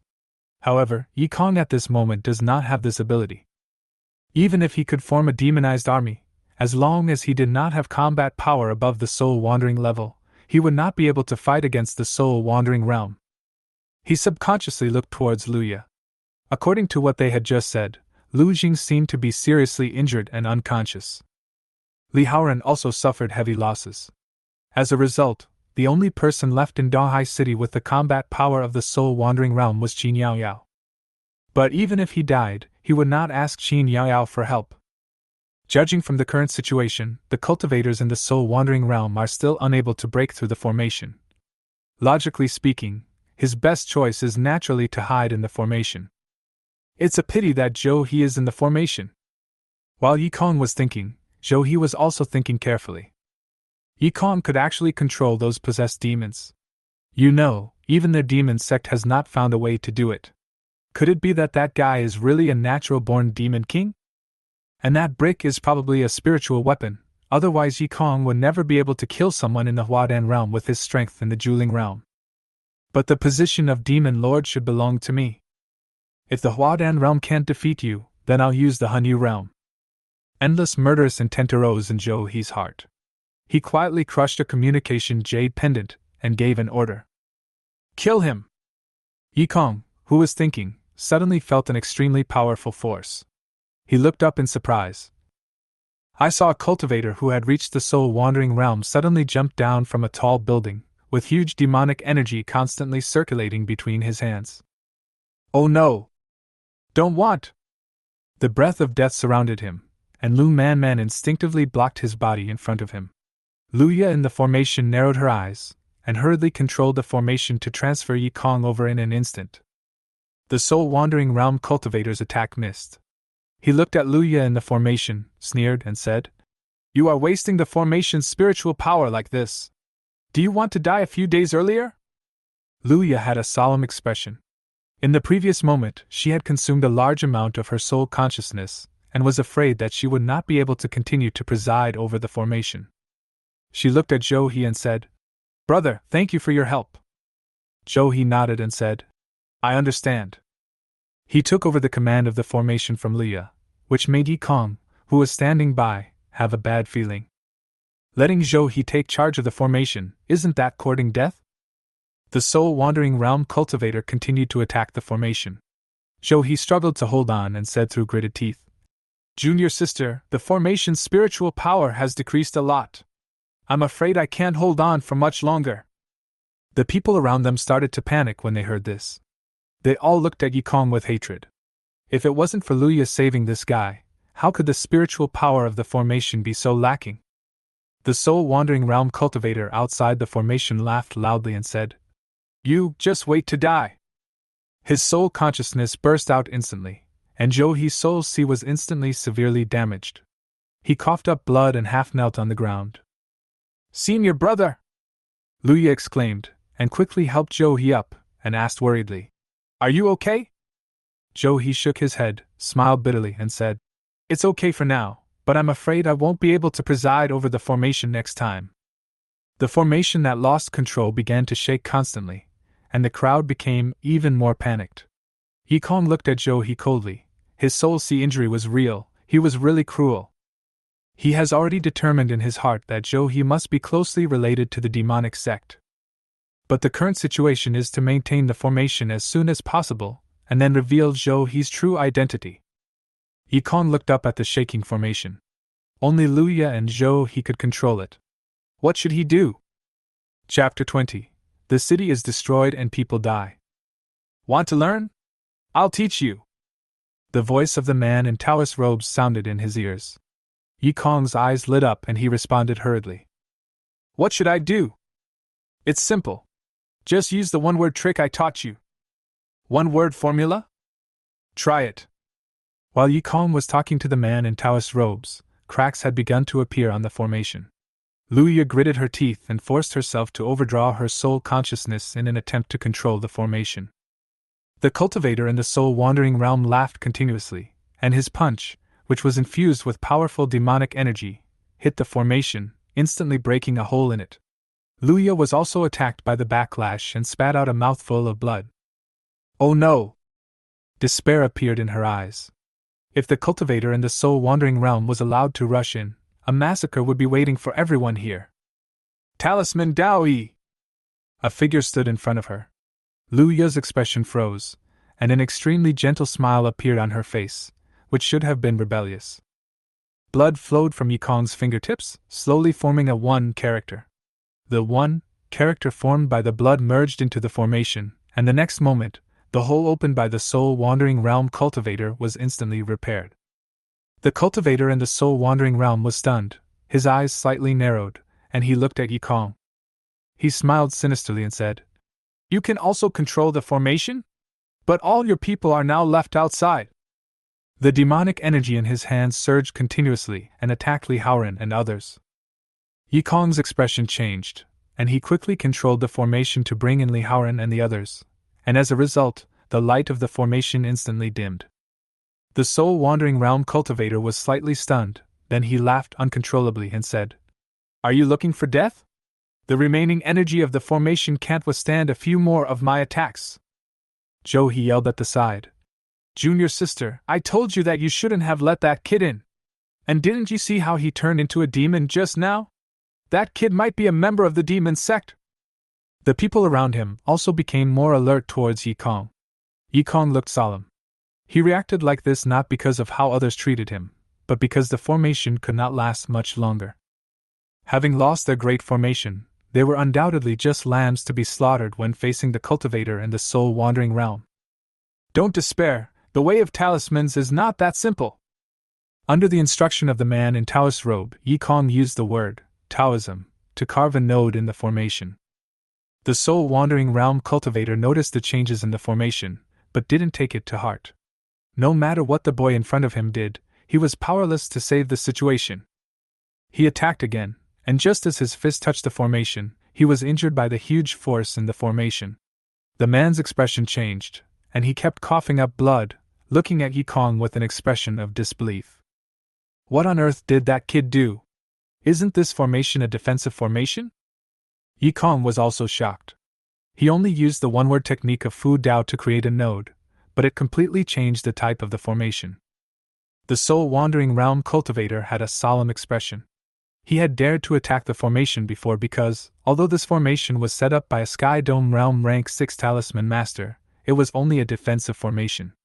It had been activated several times before, and a lot of spiritual power had been consumed. But now, this formation has become an offensive formation. Even if you have consumed a lot of spiritual power, you are definitely not able to resist it now. If you come a few more times, he will really die. He glanced at Zhou-He, only to see him nod to him imperceptibly.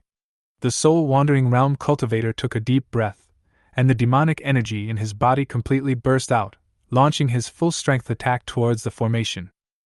For the sake of the young master, what's the harm in dying?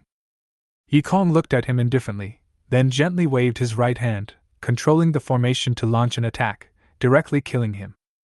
Zhou He was completely stunned. The nod he just made clearly meant that he should retreat quickly. This is just courting death. After the battle, Yikong handed the control of the formation back to Luya and said calmly, "I'm going to rest first." The seriously injured Zhou He was still in danger, but he was much smaller in comparison. Moreover, his spiritual power and soul consciousness were now greatly consumed. Although he could fight with the demonized state, it was better to use it less. His mind was already vaguely out of control. Yikong returned to the room and began to practice. The strength of the gathering spirit realm is still not enough, but the current conditions are simply unable to support his spiritual practice.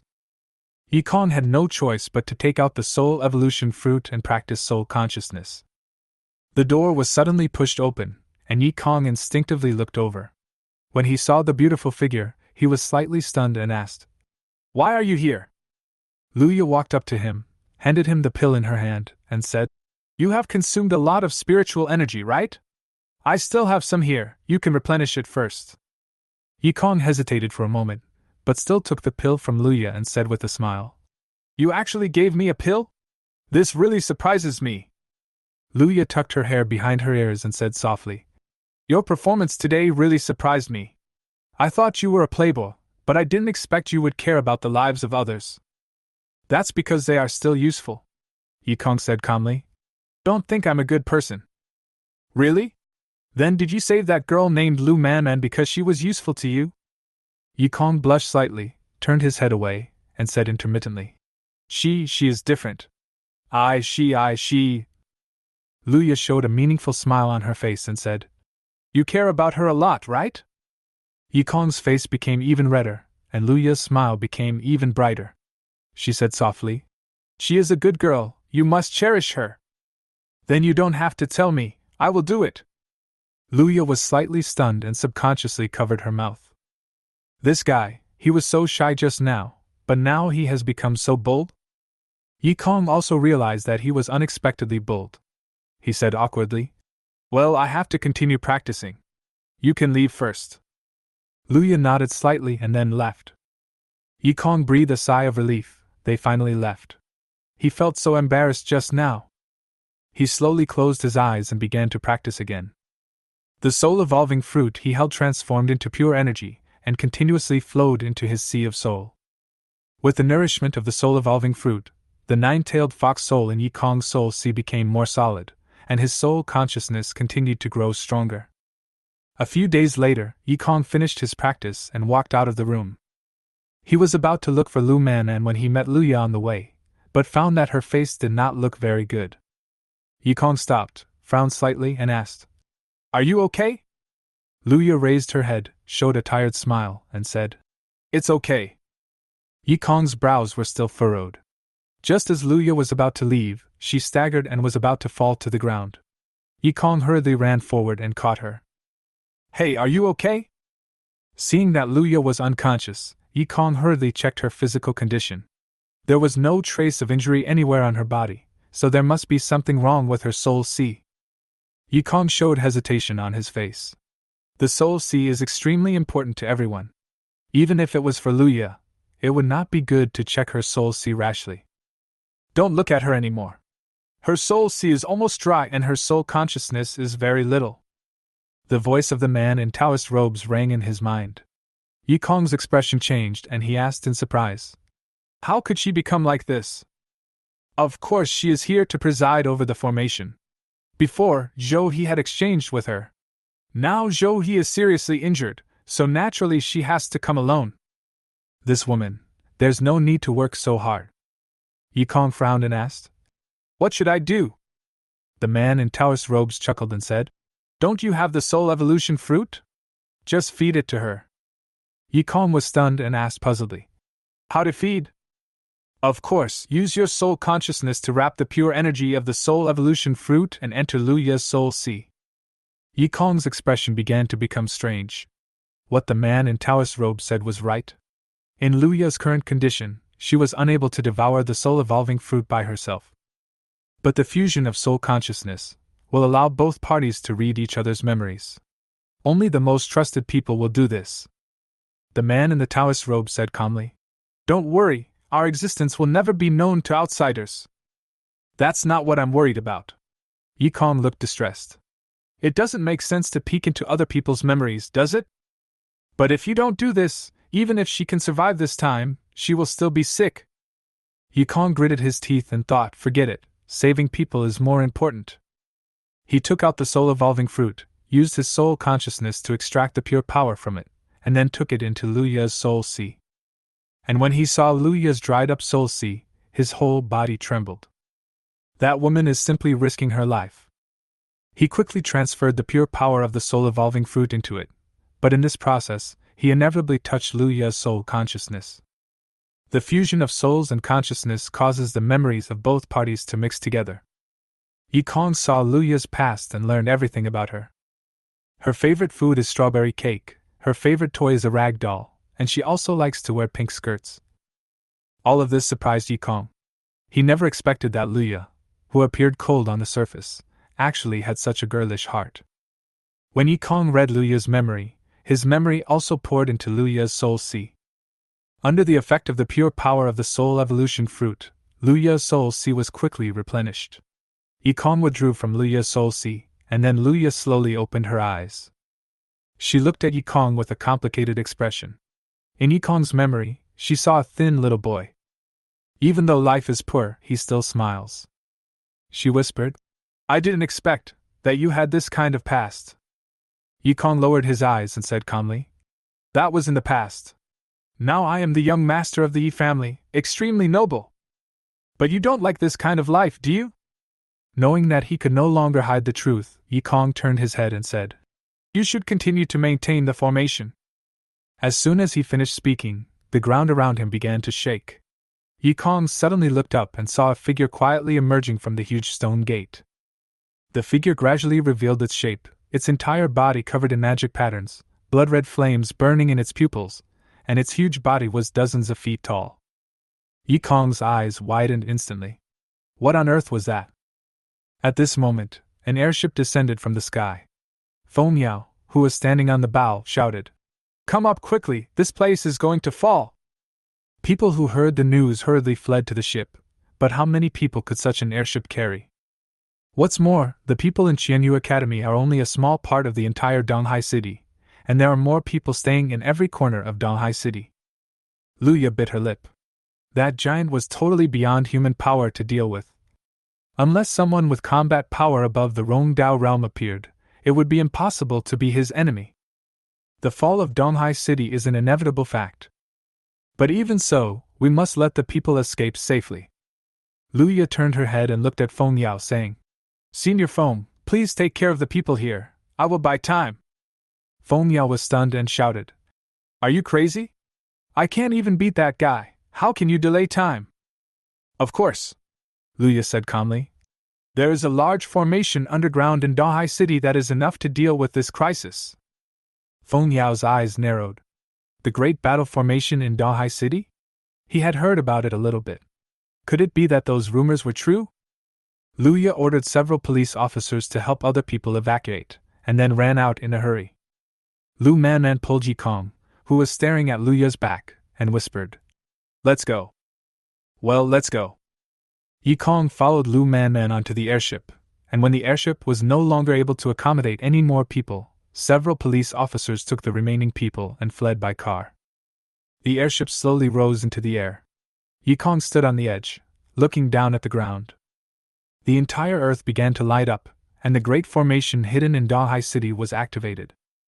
Lu Ya's figure slowly floated into the air, with dazzling light shining around her body, blocking the giant. Interesting, is this the great formation of Donghai city? The Taoist-robed old man standing on the giant's head and controlling the giant looked gloomily at Lu Ya, who was at the center of the formation. He roared, you are just an old antique from the ancient times. Do you think you can compete with my research? The giant slowly raised his right hand and attacked Lu Ya. Several talismans instantly gathered in front of Lu Ya, completely blocking the giant's attack for her. The space around them was shaking continuously. The old man in Taoist robe narrowed his eyes slightly and looked at the ball in Luya's hand. Luya, who is only at the upper level of the gathering spirit realm, is definitely not able to perfectly control this formation. So is it because of that thing? He snorted coldly. Even so, this formation was just an antique and was nothing at all. The giant launched attacks on Luya again and again, but she blocked them all. During this time, the residents of Dahai City desperately fled from here. And every time Luya resisted the giant's attack, her face would become paler. The previous controller of this formation was Lu Jing, who was in the soul-wandering realm, but now that Lu Jing is unconscious, she can only control it with difficulty. "Junior sister, I'm here to help you." Zhou He suddenly ran over. A hint of hope appeared in Luya's eyes and she said, "Senior brother." The next moment, blood gushed out. Zhou He widened his eyes and looked at Luya in front of him, saying in disbelief, "You."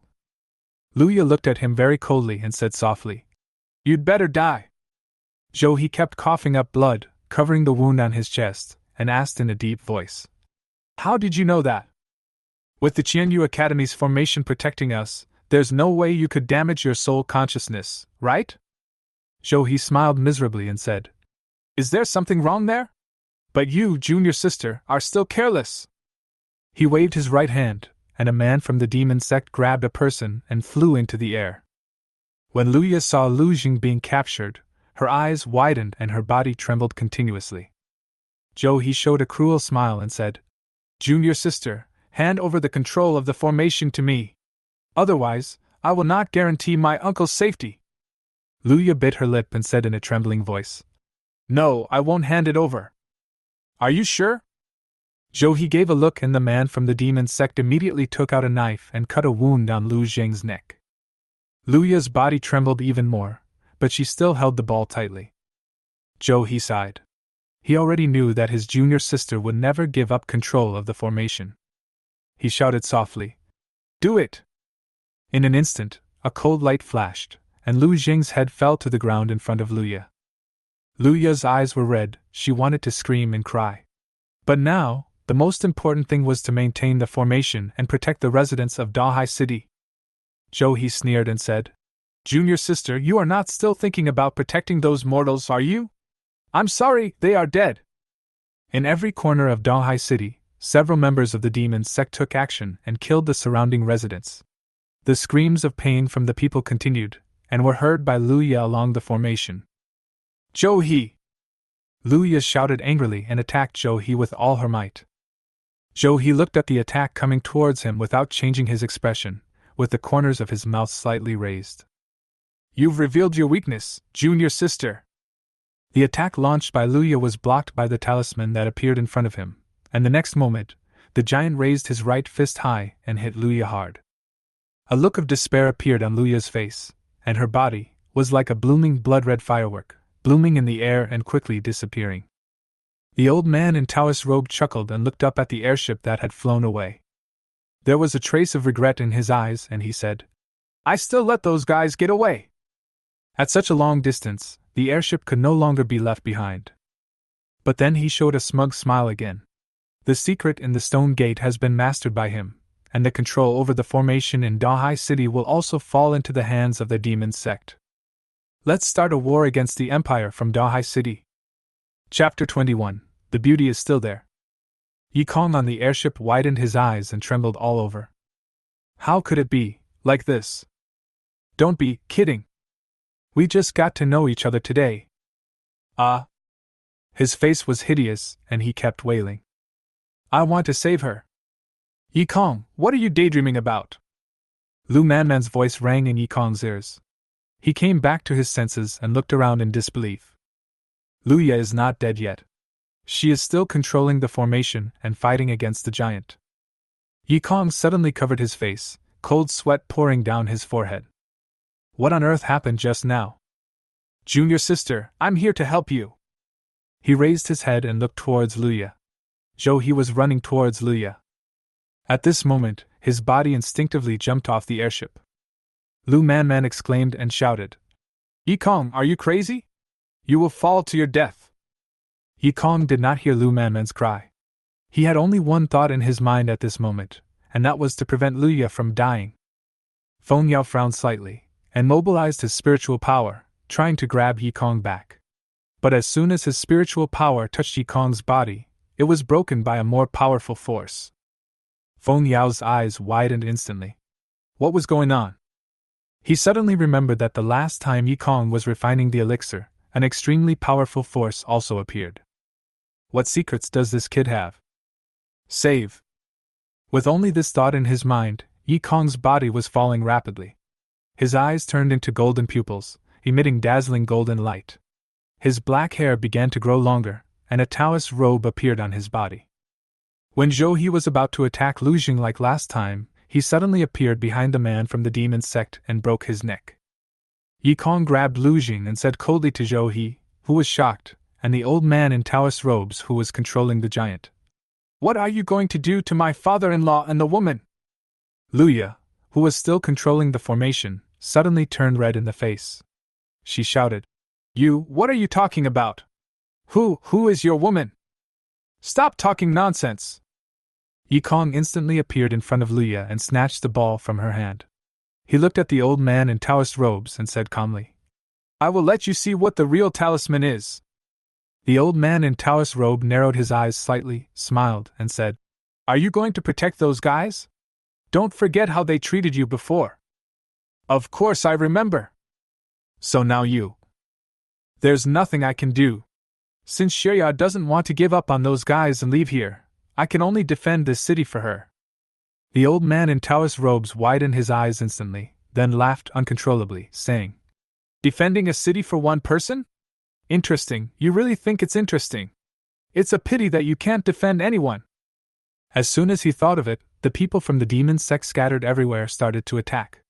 At the same time, the giant raised his right fist and hit Luya, who was beside Yi Kong. Several talismans instantly appeared beside the giant, transforming into golden chains that completely trapped him. At the same time, several lightning bolts shot out from the ground, instantly killing almost all the demon sect members in Dahai City. Yi Kong looked at the shocked old man in Taoist robes leisurely, smiled and said, Don't be surprised. As a practitioner of the Way of Talismans, you have forgotten the most important point of the Way of Talismans? The face of the old man in Taoist robe began to darken. Should he never fight against the talisman practitioner in his large formation? But this formation is just an antique after all. The real Way of Talismans should be like this. The giant suddenly roared, and countless runes began to appear on his body, and he instantly broke free from Yi Kong's control. The old man in Taoist robes laughed proudly and said, See? This is what the true Way of Talismans should be like. Use people as a formation. Is this what you mean? Yi Kong slowly raised his right hand and extended an index finger under the disbelieving gaze of the old man in Taoist robe. How is it possible? How is it possible? The old man in Taoist robes was screaming like crazy. Zhou He panicked and asked, Teacher, what's wrong with you? It's impossible. It must be fake. Yes, it must be fake. No one can do this. The old man in Taoist robes kept shaking, trying his best to deny everything he had seen. Oh? Whether it's true or not, just experience it with your own body. With Yi Kong's index finger as the center, a formation instantly appeared, and a huge light wave shot out from it. The old man in Taoist robes stared blankly at the light waves coming towards him, with no intention of dodging at all. Surprisingly, it's true. He let out a miserable laugh. It took him hundreds of years of research, along with the help of the stone gate passed down from ancient times, to figure it out. But that was also because of the huge size of the puppet. The formation was engraved on it. However, Yi Kong only needed to use his index finger to engrave the formation. Well, being able to see such a miracle before dying means I have no regrets. The old man in Taoist robe showed a relieved expression, and was completely destroyed by the light wave. Yi Kong turned his head to look at Zhou He, who was trembling nonstop, with the corners of his mouth slightly raised, and said, Next, it's your turn. He was about to attack again when his expression suddenly changed, and he coughed up a mouthful of blood. Lu Ya's expression immediately became panicked, and she quickly supported Yi Kong and asked, Are you okay? Yi Kong struggled to maintain consciousness. This was bad. He had gone too far. This body couldn't bear it. When Zhou saw Yi Kong's abnormality, the fear on his face disappeared. He sneered and shouted, "Die!" He was about to attack Yi Kong, but in the next moment, a huge hammer smashed him to the ground, turning him into a ball of meat paste. Luya held Yi Kong, who had completely lost consciousness, and looked at the strange woman in front of her with great nervousness. When the woman saw Luya's expression, the corners of her mouth slightly raised and she asked, "Do you like him?" Who are you?" "I am his aunt." Pain. Yi Kong opened his eyes with difficulty and looked at the somewhat familiar ceiling. He was slightly stunned. Why did he come back here? "Are you awake?" A woman pushed the door open and walked in. She had a delicate face, a tall figure, and a full chest. There was almost no flaw on her body. Yi Kong stared blankly at the woman in front of him and said, "Aunt? Why am I here? Shouldn't I be ordered not to return to the imperial capital within 100 years? The woman sat down next to Yi Kong very naturally, showing a proud smile, and said, "Of course it was through my efforts. I asked that old man to communicate with the Qin family." The woman's name was Yu, and the old man she was talking about was Yi Kong's grandfather. Although she was Yi Kong's aunt, she actually had a rather subtle relationship with Yi Kong's grandfather. Yu's mother was the old man's first love. Therefore, her status in the imperial capital was actually higher than Yi Kong's. She already has the cultivation base at the peak of Rongdao realm, and with the support of the old man of the Yi family who is at the Yongheng realm, no one in the imperial capital dares to mess with her. "Thanks," Yi Kong whispered. The woman said it very easily, but he knew how difficult it was. After all, what he did to Qin Yao was. Yu slapped Yi Kong on the head, causing him to scream in pain. Yu curled her lips and said, "Don't be so sad. You are my sister's son, so I should be nice to you. It's also Yi Tianxing's fault. He is just an old man, but you just listened to him and banished you to Donghai City, causing you to become what you are now." Yi Tianxing is the name of Yi Kong's father. Yu pinched Yi Kong's face with both hands and said, "I didn't care about you before when you couldn't practice, but now that you can practice, come with me to the Qi sect and learn some skills." "It sounds like a hungry servant will show off his weapon," Yi Kong said vaguely. "You have to come with me to Qi Zone. I'm worried about other places." Yu looked at Yi Kong seriously. "I have prepared everything for you. You will report to Qi Zone with me from tomorrow." "No." Yu nodded with satisfaction, let go of Yi Kong's face, pushed the door open and walked out.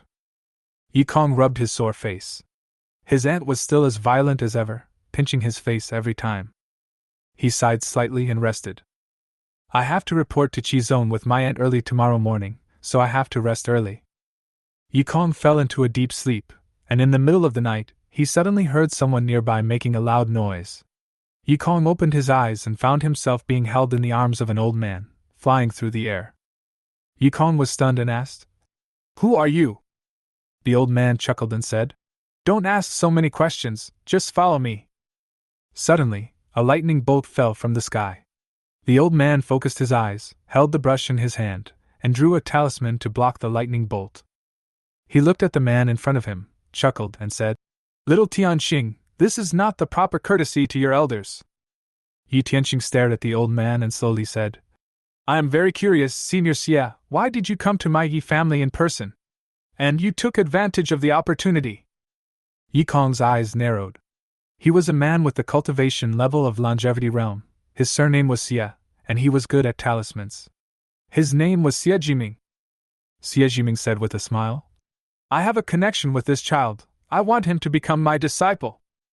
"Yi Tianxing, stop him!" Yu flew over from the other side, her face full of anger. Xie Jiming glanced at Yu and a look of headache appeared on his face. "This girl is not easy to deal with." A formation appeared under his feet and he disappeared from the spot in an instant. Yu rushed to Yi Tianxing's side and said angrily, "Why didn't you stop him?" Yi Tianxing said calmly, "He has no ill will towards Konger. Besides, if he wants to leave, I can't keep him." Xie Jiming had already prepared for this trip. Yi Tianxing was not sure he could keep a talisman practitioner who was prepared and at the same level of immortality as him. Yu gritted her teeth and said, "If anything happens to him, I will never let you go." The founder of the Imperial Capital Academy was the first emperor of the empire. From the very beginning, people from the 10 major sects were introduced. And because of its importance, the elite children of the 10 major sects basically all studied here. Xie Jiming brought Yi Kong to the hall of the academy and shouted to the old man guarding the hall.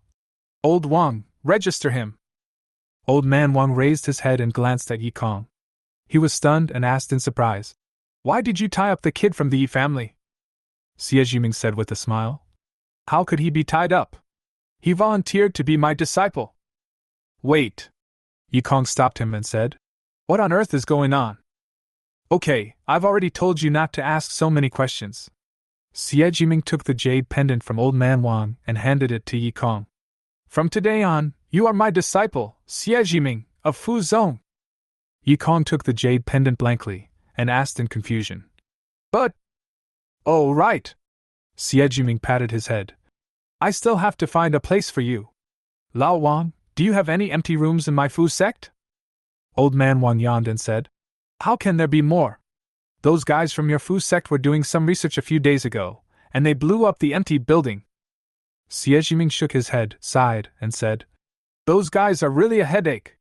Well, in this case, boy, you should live with Xieya for a while, since you two know each other well anyway."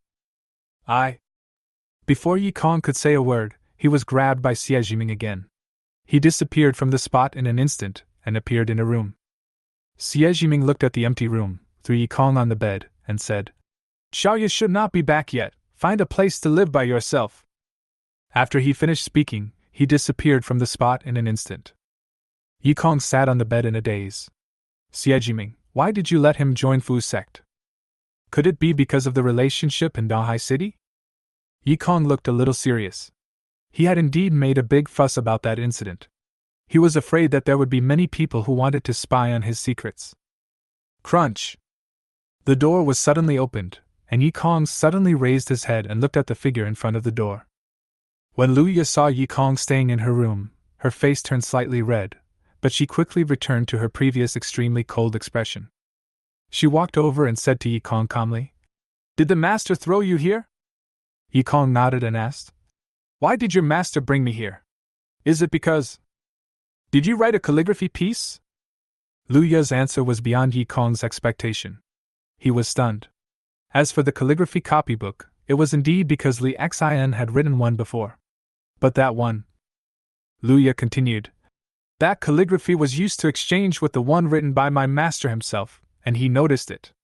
My master saw in that calligraphy the potential of a great master of the way of talismans whose future achievements will at least not be lower than his. Therefore, he secretly arranged to catch the person who stole the calligraphy, and asked him the name of the person who wrote the calligraphy. And that person is you. It's because of this. Yi Kong was a little confused. He never expected that the cause of the incident was actually because of a piece of calligraphy he wrote. What happened to the thief in the end? He ran away. Yi Kong was extremely surprised and asked, "Ran away? Is that guy's strength enough to escape from the trap set by the great master of the longevity realm?"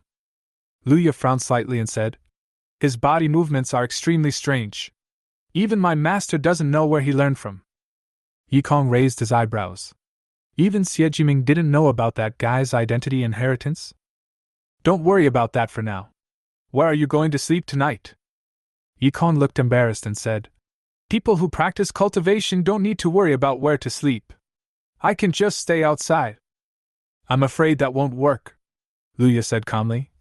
"It is forbidden to go out of the Imperial Capital Academy after midnight. In each sect's area, there will be a cultivator in the realm of immortality who will come to patrol." Yi Kong was stunned. In order to prevent people from going out at night, would there be a cultivator from the immortal realm to patrol? This was too much. He looked around. There was only one bed in the room, although it was big enough. "Should I sleep on the floor?" "Whatever you want." When Yi Kong was about to take a rest, he suddenly realized and shouted to Luya, "Didn't you just come back from outside?" Luya showed the card in her hand and said, "I have a pass." Yi Kong was completely stunned. After a long while he spoke. "How do I get this pass?" "It's very difficult to get one. I asked Master to help me get one because I have to take care of my father." "How difficult is it?" Luya looked at Yi Kong deeply before saying, "At least you have to make sure you don't cause any trouble when you go out at night, and the patrollers have to believe that." Yi Kong silently spread the mat on the ground and lay down. His consciousness dived into the sea of soul and arrived at the small courtyard. Yi Kong looked up at the man in green and the man in Taoist robes in front of him and said, "How should I practice next?" "That depends on which direction you want to practice in," the man in green replied. Yi Kong thought about it carefully. Now that he was born in the Fu sect, it would be better for him to learn the Tao of Fu first. Besides, the Tao of alchemy was not of much help in enhancing his combat power. But Fu Dao is about cultivating the sea of soul, and if possible, he wants to cultivate spiritual power. It's a pity that the two people standing in front of him, one is an alchemist and the other is a talisman master, so he has nothing to choose from. When Yi Kong was about to say that he wanted to practice the way of talismans, the man in green said again, "If you are interested in other aspects, we can also find someone to help you." Yi Kong was stunned and asked in surprise, "Is there anyone else here?" The man in green nodded and said, "Yes, what do you plan to practice?" Yi Kong fell into deep thought. If he could practice other ways. A man's figure suddenly flashed through his mind. Yi Kong's face darkened slightly, and he said, "I want to practice the way of the spear." He wanted to defeat that man at the area where he was best. Chapter 22 Yi Jiazishi. As soon as Yi Kong finished speaking, the sky around him suddenly darkened. Then, there was a loud thunder. A bolt of lightning fell from the sky and took the shape of a human. The man was wearing silver armor and holding a silver spear. Lightning flashed on the tip of the spear. The man raised his head, also wearing a mask on his face. He slowly said, "As for the way of the spear, I will be responsible for teaching you. But before that, you must first master the power of thunder." Yi Kong was stunned and said hurriedly, "But the attributes of my spiritual power are only wind and fire." "No, you have the power of thunder. It's just that you haven't comprehended it yet. Before you master the power of thunder, I will not teach you how to use a spear. Only the power of thunder can fully exert the power of my spear." Yi Kong gritted his teeth, sighed, and said, "I understand." He looked at the man in the Taoist robe and said, "Teach me the way of talismans first." The man in Taoist robes nodded slightly, indicating his agreement. Yi Kong raised his eyebrows. Why is this guy so quiet again? Wasn't he very talkative before? A bit strange. But this matter was not important, so Yi Kong did not take it to heart. However, what the man in Taoist robe taught Yi Kong was to let him memorize the characteristics of each talisman directly, but he did not teach Yi Kong how to draw those talismans. And when Yi Kong memorized all the characteristics of the first-grade talismans, his consciousness left the courtyard. Yi Kong woke up slowly. By this time, a month had passed in the outside world. 1 month! I didn't expect that this practice would take so long. He sighed quietly. Imperial Capital College was based on a credit system. Credits could be exchanged for various resources within the college. Normally, the credits for classes were about 10 points per month. It's a pity, but it doesn't matter. He stuffed a pill into his mouth and swallowed the power in it. After returning to the Imperial Capital, he would no longer have any trouble with resources. Only, those guys should also know that he can practice. It's a bit troublesome. However, despite the troubles, the Imperial Capital Academy is, in a sense, safer than the Yi family. Private fights are not allowed in the academy. As long as one party disagrees, the other party cannot take action. Yi Kong thought about it, pushed the door, and walked out. He came to the area where Fu Zong's people usually moved around, and as soon as he stepped in, he heard a huge explosion, followed by a figure flying high. The figure fell directly in front of him, hit the ground headfirst, and just stayed there motionless. The next moment, the man put his hands on the ground and pulled his head out, complaining. "Failed again!" He noticed Yi Kong in front of him, looked him up and down, and said, "Are you the newcomer?" Yi Kong nodded, and then strode forward. "This guy is really weird, it's better to have less contact with him." "Hey, wait! The man hurriedly stopped Yi Kong and coughed lightly. "I see that your cultivation is only at the visualization level. Do you want me to guide you?" "Brother Wang Yi, forget about your teachings." Before Yi Kong could respond, Luya walked over with a cold face. Wang Yi saw Luya, smiled and said, "Isn't this junior sister Luya?" "What? Is this guy your lover?" After these words were spoken, Yi Kong did not react much. Instead, Luya, who had a cold face, blushed slightly at this moment. She quickly recovered and said, "Don't joke, I'm not worthy of him, he's the young master of the Yi family." Wang Yi raised his eyebrows. There are many young masters in the Yi family, but there is only one person who can be addressed as that. He looked Yi Kong up and down again, with a flash of surprise in his eyes. This guy can actually practice? Yi Kong frowned slightly and said unhappily, "If there is nothing else, I will leave first." He came here to observe others practice, not to stand here and let others watch. Just as he was about to leave, the sky above him suddenly went dark. Yi Kong looked up and saw a giant golden eagle circling above him.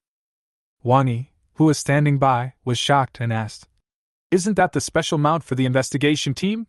Why is it here?" Yi Kong narrowed his eyes slightly. A girl jumped down from the giant eagle. Holding a spear in her hand, the girl looked at Yi Kong and said calmly, "I am here on the orders of the investigation team to investigate your possession of the devil, Yi Kong." Wang Yi's eyes widened instantly, and he looked at Yi Kong in disbelief. The young master of the Yi family has actually been possessed by a demon? Yi Kong stared at the girl. Was it true that his possession of the devil had attracted the investigation team? But I didn't expect that the person sent would be her. The girl stared at Yi Kong expressionlessly and said, "I, Yi Zishi, will be your supervisor. If there is any abnormality, I will kill you directly."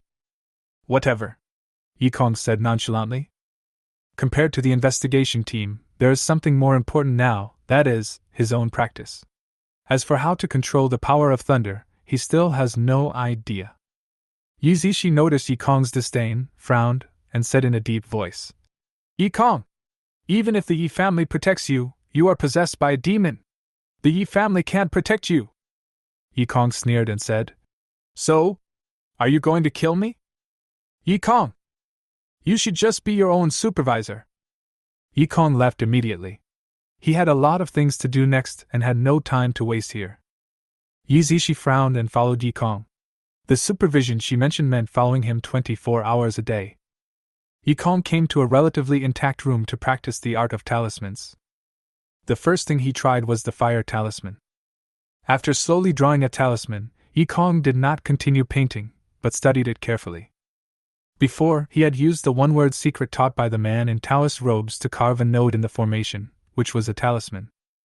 Although he had the help of the man in Taoist robes at that time, the one-word formula seemed to be able to completely transform into a talisman. Normally speaking, the higher the level of a talisman, the more complex its structure should be. But the one-word secret of the man in Taoist robes seemed to turn the complicated process into just one word, one. Make it simple. Then, can I also draw this fire talisman with just one word? Yi Kong frowned. If he could really do it, then he could definitely cast the talisman instantly. Even the most complicated formation could be created in a short time. The one-word secret of the man in Taoist robe is a technology that can change Fu Yi's future. However, how can one use just one word to completely replace the complex structure of the talisman? The fiery talisman has 5 strokes in total, but it still looks much more complicated than a single stroke. Yi Kong recalled the scene at that time. He only remembered that under the guidance of the man in Taoist robes, he drew a stroke and then merged into the formation. At that time, there seemed to be some kind of meaning behind that stroke. The structure of the fiery talisman emerged in Yi Kong's mind. He kept calculating and trying to replace it with a one-word formula. While he was calculating, the surrounding spiritual energy was swirling around the brush in his hand. When the spiritual power reached a certain level, Yi Kong suddenly opened his eyes, revealing a pair of golden pupils, and drew a stroke on the talisman paper. This stroke instantly consumed his soul consciousness drastically. Yi Kong lowered his head and looked at the talisman paper in front of him with the stroke he had made. He put down the brush in his hand, picked up the talisman paper, shouted softly, injected soul consciousness, and the talisman paper instantly burned with flames. A trace of joy flashed in Yi Kong's eyes. Success. He threw the talisman out, and it hit the wall, leaving a burn mark. The power has not changed. This is indeed a fire talisman. When Yi Kong was about to continue, he stopped again. He frowned slightly, and some tiny particles inexplicably appeared in his field of vision. He tried to control those particles and gathered them in his palm. Yikong raised his eyebrows. These particles in his eyes seemed to be spiritual power. He manipulated the spiritual power in his hands at will, and a look of surprise appeared on his face. In his current state, he has a strong control over his spiritual power. This is different from the demonized state, which is to enhance the control over one's own power, but this seems to enhance the control over external forces. One inside and one outside? Yikong's eyes flickered and an extremely bold idea appeared in his mind. After all, the formation also relies on the spiritual power of heaven and earth to operate. In this state, can I control the spiritual power of heaven and earth and directly destroy the formation? Once this thought came to mind, he could no longer hold it back. Yikong looked around and saw that there was only one protective formation in this place, so he could use it to practice. He tried to sense the spiritual power of heaven and earth in the formation and wanted to control them. But those spiritual powers seemed to be firmly stuck on it, and Yikong was completely unable to activate them. Yikong showed a thoughtful expression. Was it because the level of the formation was too high that he could not control it? In this case, he would have to find some lower-level formations. However, you have to be careful when choosing. This is your trump card after all, and you can't expose it easily. Why not go find Luya and try? Yikong thought so, stood up, pushed the door and walked out. As soon as he opened the door, he saw Yi Zishi standing outside the door with an expressionless face, looking at him quietly. This girl didn't leave after all. He pretended not to see Yi Zishi, and when he was about to leave, Yi Zishi suddenly asked, "Where are you going?" "Looking for Luya." "You won't be able to see her for now. She went to the Vientiane Tower." Yikong raised his eyebrows. He naturally knew about the Wanxiang Tower of the Imperial Capital Academy. It was a place where all the mysteries of cultivation were gathered. It was extremely mysterious. It could be said to be the most popular place in the academy. However, his current realm is relatively low, and the price of entering that thing once is also very expensive, requiring 1,000 credits each time. It would be a waste for him to enter now. Moreover, he can't afford 1,000 credits. If Luya goes in, she will probably be preparing to break through to the Danhua realm. With her talent, she will probably be a Danhua realm when she comes out. In this case, you'd better wait. Yikong walked while taking pills. There was no rush for cultivation.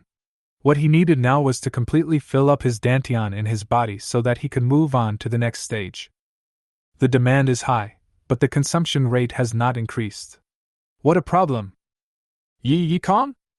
Hearing a familiar voice, Yikong stopped and looked at Lu Manman not far away with shock on his face, and asked, "Why are you here too?" Lu Manman trotted over and said, "Master brought me here." Yikong raised his eyebrows. "Feng Yao? That's right. After all, that guy is from Danzong. He does have the power to enroll Lu Manman." Lu Manman shifted her attention to Yi Zishi, who was standing beside her, and pouted. "Who is she?" Yikong glanced at Yi Zishi and said nonchalantly, "Don't worry about her, I'll treat you to a meal." Lu Manman showed an embarrassment, shook her head and said, "No, I still have to report to Danzong with my master." "Is that so? Then go ahead." After Lu Manman left, Yikong fell into deep thought again. What should he do next? He sighed slightly. As soon as he returned to the imperial capital, he felt that his life had lost its purpose. After all, there would be no such blind people who would specifically target him here. The imperial capital is his territory. That's right, he is absolutely safe in the imperial capital. Yikong stopped and looked at the beautiful figure in front of him. Qin Yaoyao smiled and said in a tender voice, "Would you like to have lunch together?" Yikong narrowed his eyes slightly, his whole body tensed in place. This woman actually came to my house again. A long spear suddenly blocked in front of him, and Yikong looked at Yi Zishi with a surprised look on his face. This girl. Qin Yaoyao raised the corners of her mouth slightly and said with a smile, "Isn't this Zishi? I have something to discuss with your brother, can you please move aside?" "No," Yi Zishi replied very coldly. Qin Yaoyao sighed quietly and said, "Is that so? Then I can only..." She suddenly moved and rushed towards Yikong. The right hand with powerful spiritual power grabbed Yikong fiercely, but was blocked by a spear with lightning. Qin Yaoyao raised her eyebrows and said with a smile, "Sister Zishi, your strength has become stronger again? Now you should have the strength of the middle level of soul wandering, right?" Yi Zishi snorted coldly and said, "How can I compare to you who is at the peak of soul wandering?" She shouted softly, and the power of thunder exploded on the tip of the gun. Qin Yaoyao's expression changed and she retreated hurriedly, but was still injured by the power of thunder. She lowered her eyes and glanced at the slightly charred palm of her right hand. As expected of the thunder power that was good at attacking, even though there was a gap of 2 small realms between it and her, it still hurt her. Yikong rolled his eyes, walked to Yi Zishi with a smile, and said a few words in her ear. Yi Zishi raised his eyebrows, then pointed his spear at Qin Yaoyao and shouted, "Qin Yaoyao, you are obstructing the investigation team." Qin Yaoyao narrowed her eyes slightly and stared at Yikong. "Are you using the investigation team to pressure me? He is indeed the man I like. However, my Qin family is not afraid of the investigation team." She attacked again, and Yi Zishi's expression changed.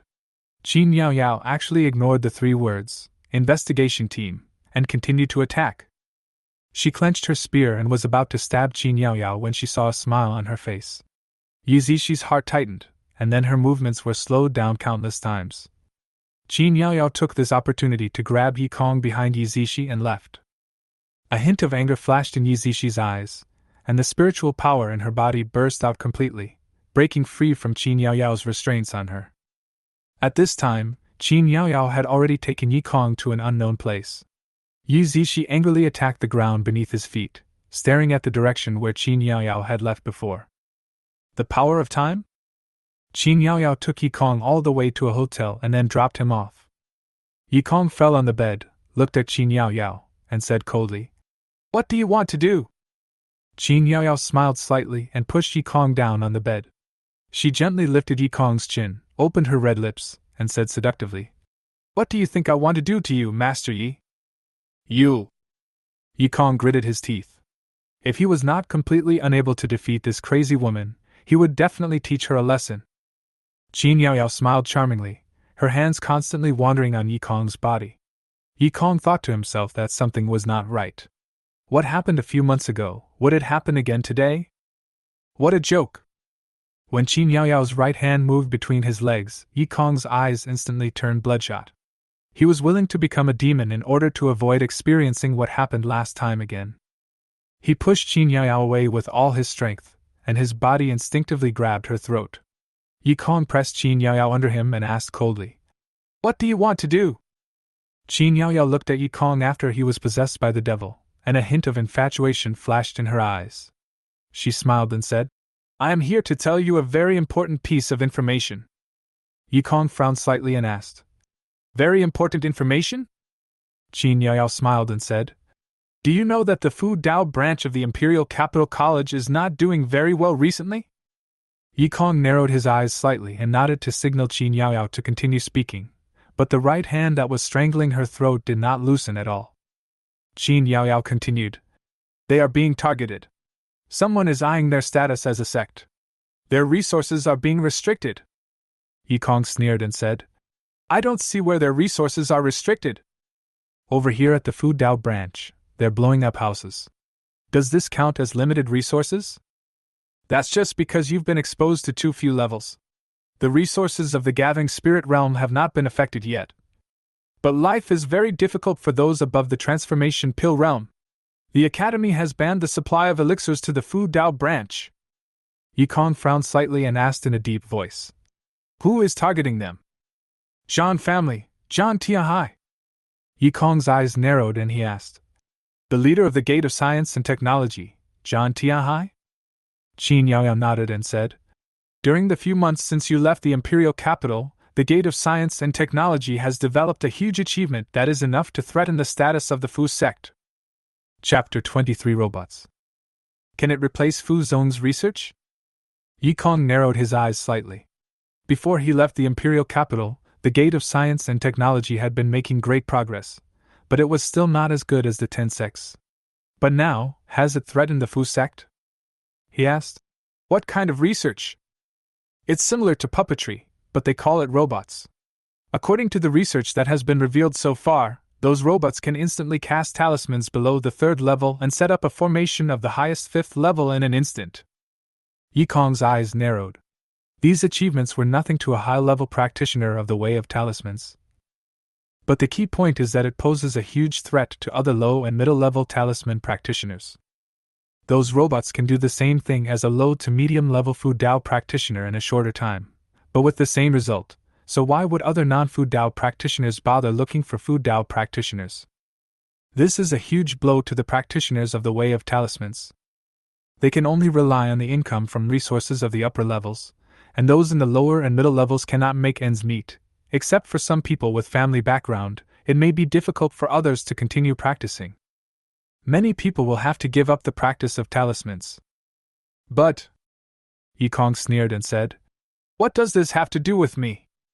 He is not short of resources, and he was brought to the Fudao branch by Ming. Fudao Loma has nothing to do with him at all. Qin Yaoyao showed a meaningful smile and said, but this is related to that woman named Luya. Her master is Ming from the Fu sect. The door was suddenly pushed open. Yikong looked over instinctively, and saw Yi Zishi standing at the door with a frosty face. She said coldly, Yikong, it's time to go. No, let me explain. Yikong hurriedly ended his demonic state and climbed up from the bed, but Yi Zishi had no intention of listening to his explanation. She grabbed Yikong, looked coldly at Qin Yaoyao on the bed, and then took Yikong away. Yikong was brought back to the academy by Yi Zishi. After a few minutes of panic, his face began to darken. According to Qin Yaoyao, Fu Zong encountered a huge crisis this time. But the enemy was the gate of technology, so there was no need for him to get involved. In a duel of this level, he didn't even have the qualifications to speak. He only needed to take good care of Luya. With the resources he had, it would be no problem for him to support Luya. As for the others, let them die. Thinking of this, Yikong felt much more relieved. What did that woman say to you? Yi Zishi on the side suddenly spoke up. The matter about Fu Zong and the gate of technology. Yikong did not hide anything. Don't worry, I will not be involved in it. That's your own business, why are you telling me? After returning from Qin Yaoyao, Yi Zishi's attitude became even colder than before. 2 days later, Yikong was practicing in his room when the door was suddenly pushed open. He looked up and saw Wang Yi walking and holding Luya, who was covered in scars. His expression changed and he hurried forward with a frown on his face. Luya was seriously injured, her limbs were broken, and her breathing was weak. Yikong's aura became extremely cold. He looked at Wang Yi expressionlessly and asked in a deep voice, Who did it? Wang Yi sighed and said, People from the Gate of Science and Technology came to provoke us before, and we have gotten used to it during this period of time. As a result, junior sister Lu went to seek revenge as soon as she broke through to the Danhua realm, and ended up like this. The door of technology. Yikong clenched his fists, anger growing in his heart. He sneered repeatedly and asked coldly, Who did it, and how strong is it? Xiaoxing's strength is at the lower level of the Danhua realm, but he has a robot that can instantly cast a second-grade talisman. A hint of coldness flashed across Yikong's eyes, and he asked, Is there a video? Other people should have recorded it. I'll go ask them for it. After Wang Yi got the video, Yikong began to watch it non-stop. In the video, Xiaoxing controlled the robot and fought against Luya. He stared at Xiaoxing in the video and narrowed his eyes slightly. The people of the Gate of Science and Technology fight by controlling robots. Xiaoxing in the video should not be very strong. He has undergone marrow washing twice, which is neither good nor bad. The robot was able to beat Luya like this thanks to its instantaneous use of the second-grade talisman. Yikong closed the video, stood up, looked at Wang Yi and said, Take me to find that guy. Wang Yi was startled and said, You are not going to fight too, are you? But even junior sister Lu, who is at the Danhua realm, can't beat her. You, who is at the Juling realm? Yikong chuckled and said, I just went to take a look. Wang Yi was temporarily relieved, but still told Yikong, Don't go on the field, those guys have no sense of propriety when they attack. Yikong narrowed his eyes slightly and sneered in his heart. No sense of proportion? I like people who have no sense of proportion.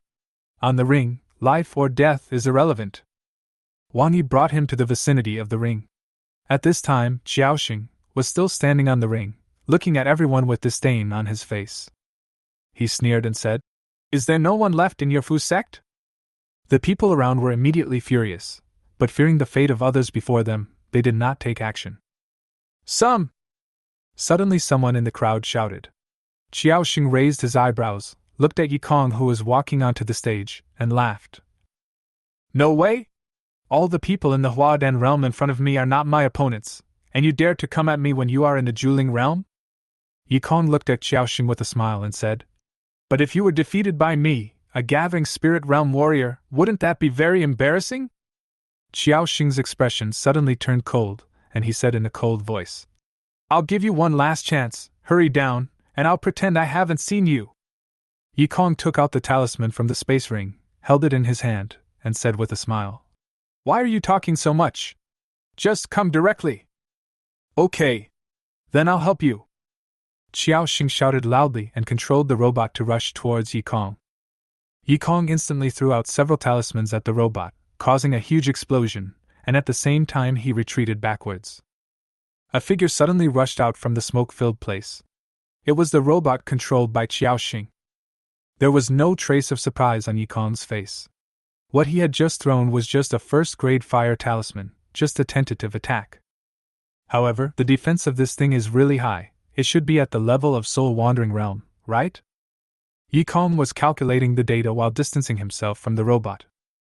The speed should only be at the level of the Gathering Spirit Realm. I have no problem with it after 5 times of marrow cleansing.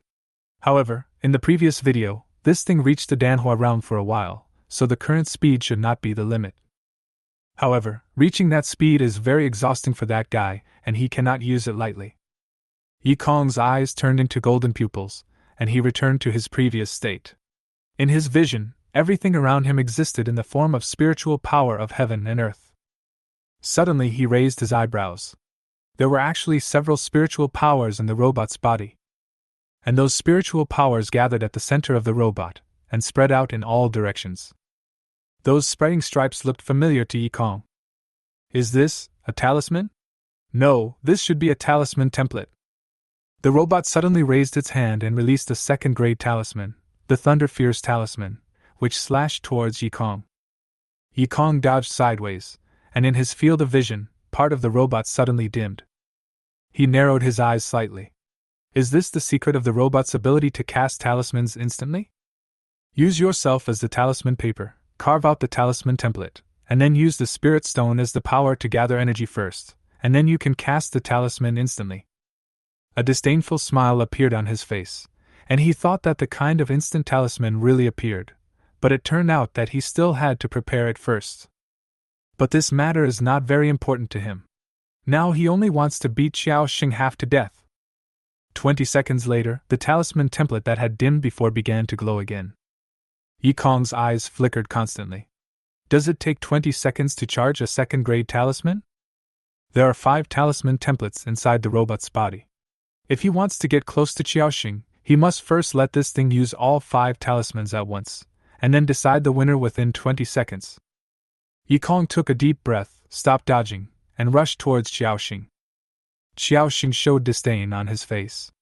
In his opinion, even if Yikong in the Gathering Spirit Realm approached him, he would not be able to do anything to him. But he still carefully controlled the robot to block Yikong's way. The robot released the Thunder Fierce talisman again, and Yikong's eyes fixed as he dodged hastily. Immediately afterwards, the next attack came immediately, and several vines emerged from the ground, trying to bind Yikong. The fire spiritual power in Yikong's body burst out completely, burning the surrounding vines. Xiaoxing's face looked a little ugly. He sent out 2 talismans in a row, but they were still cracked by Yikong, who was in the Gathering Spirit Realm. This was a huge shame for him. A cruel smile appeared on his face, and he drove the robot to instantly send out 3 talismans. Howling winds, falling boulders, and blazing fire, 3 different attacks from 3 different directions surrounded Yikong. Yikong's eyes narrowed, and his whole body entered a state of high concentration. He quickly found the only gap that was not covered by spiritual power, and rushed over without hesitation. The three attacks arrived at the same time, causing a huge explosion. Xiao Xing watched coldly. Under this kind of attack, the boy in the gathering spirit realm should also die, right? But in the next moment, Yi Kong suddenly rushed in front of him. Xiao Xing's expression changed. This guy is not dead yet. Anger appeared on his face, and he used his spiritual power to punch Yi Kong. Yi Kong's eyes focused, and he also punched back. There was a sound of bone cracking, and Xiao Xing, with a look of shock on his face, twisted his right arm in an extremely strange way. He was filled with disbelief. How could he, who had the strength of the Danhua realm, have his right arm crippled by a mere Juling realm cultivator in just one encounter? He then hurriedly recalled the robot, but it was too late, and Yi Kong's second attack followed. This time, he had a strong murderous intent in his heart. On his right arm, flashes of lightning suddenly appeared, and he shattered Xiao Xing's sternum with one punch. Xiao Xing opened his mouth and spat out a large mouthful of blood. His chest collapsed completely and his breath was weak.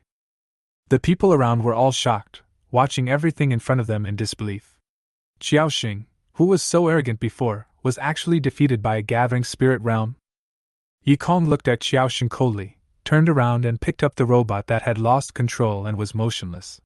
This thing was quite interesting, he would take it back and study it carefully. Suddenly, a huge pressure descended upon him. Yi Kong's expression changed, and he looked towards the figure in the sky. Sky realm.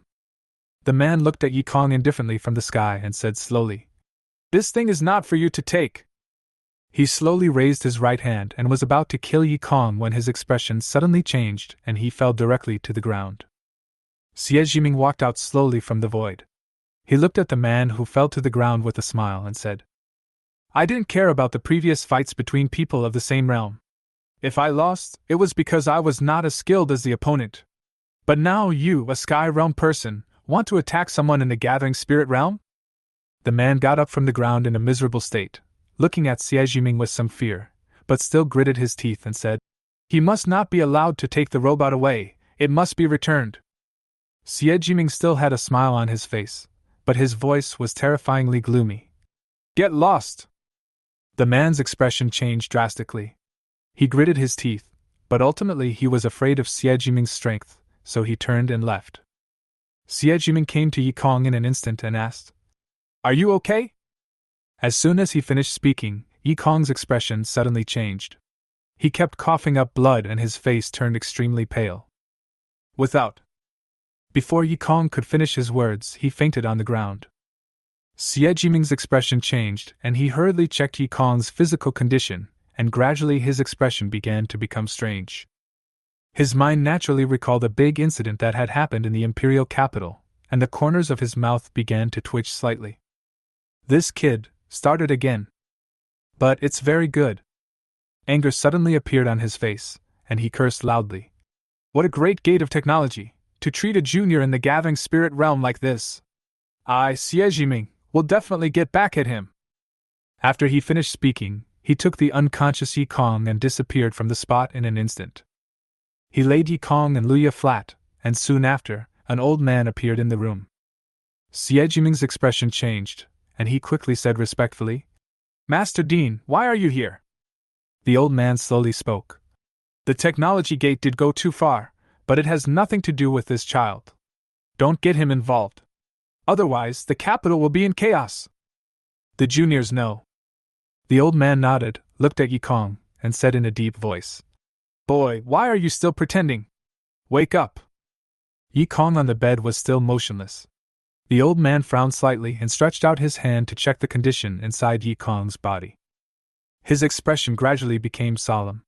Xie Jiming was startled and said, "Master Dean, what is he doing?" "I don't know, but I can't sense his consciousness." Xie Jiming's expression changed. Even the person in front of him couldn't sense Yi Kong's consciousness. Could something really have happened to this kid? While people outside were in panic, Yi Kong's consciousness was in that small courtyard. Since he had started pretending, he had to pretend to be more convincing. He would never leave here unless a piece of flesh was torn off the gate of technology. Yi Kong looked at the armored man in front of him and said, "I have mastered the power of thunder. Can you teach me how to use a spear now?" The armored man looked at him and said slowly, Are you sure you have mastered it? Yi Kong nodded and said, although it only appeared for a moment, I can already sense its existence. Then let's get started. As soon as the armored man finished speaking, Yi Kong's consciousness disappeared instantly. When he came back to his senses, his face was pale. What happened just now? He raised his head and looked at the armored man, and said with difficulty, What did you do? I just shot you. A shot? Was he attacked just now? But he didn't even feel any pain. The armored man continued, In this space, your consciousness will not dissipate. Next, I will continue to attack you until you understand a little bit of my shot. As he said this, he once again overwhelmed Yi Kong's consciousness. Broken, reassembled. Yi Kong's consciousness was wandering in this process. After being stabbed countless times, he finally began to adapt to the armored man's attack speed and felt a little pain. But this is just the beginning. The pain started to intensify, and Yi Kong's face was distorted, but his face was full of smiles. The more comprehensive pain meant that he was gradually catching up with the trajectory of the armored man's shot. The armored man stopped only when he felt the heart-wrenching pain and saw the lightning on the tip of the gun. He looked at Yi Kong, who was constantly panting, and said, Let me see how much you have mastered. Yi Kong took a deep breath, and a spear appeared in his palm. He clenched the spear in his hand, recalled the previous scene, gathered the power of thunder, and condensed it on the spear. He thrust his spear out, but before it touched the armored man's body, his consciousness was shattered again. After regaining consciousness, the armored man shook his head and said, My shot was not as simple as you saw. Yi Kong was stunned. Not as simple as it seemed? He recalled carefully that the shot fired by the armored man should have used the power of thunder to boost the gun body to reach the extreme speed, and then used the violent force of thunder to destroy his consciousness.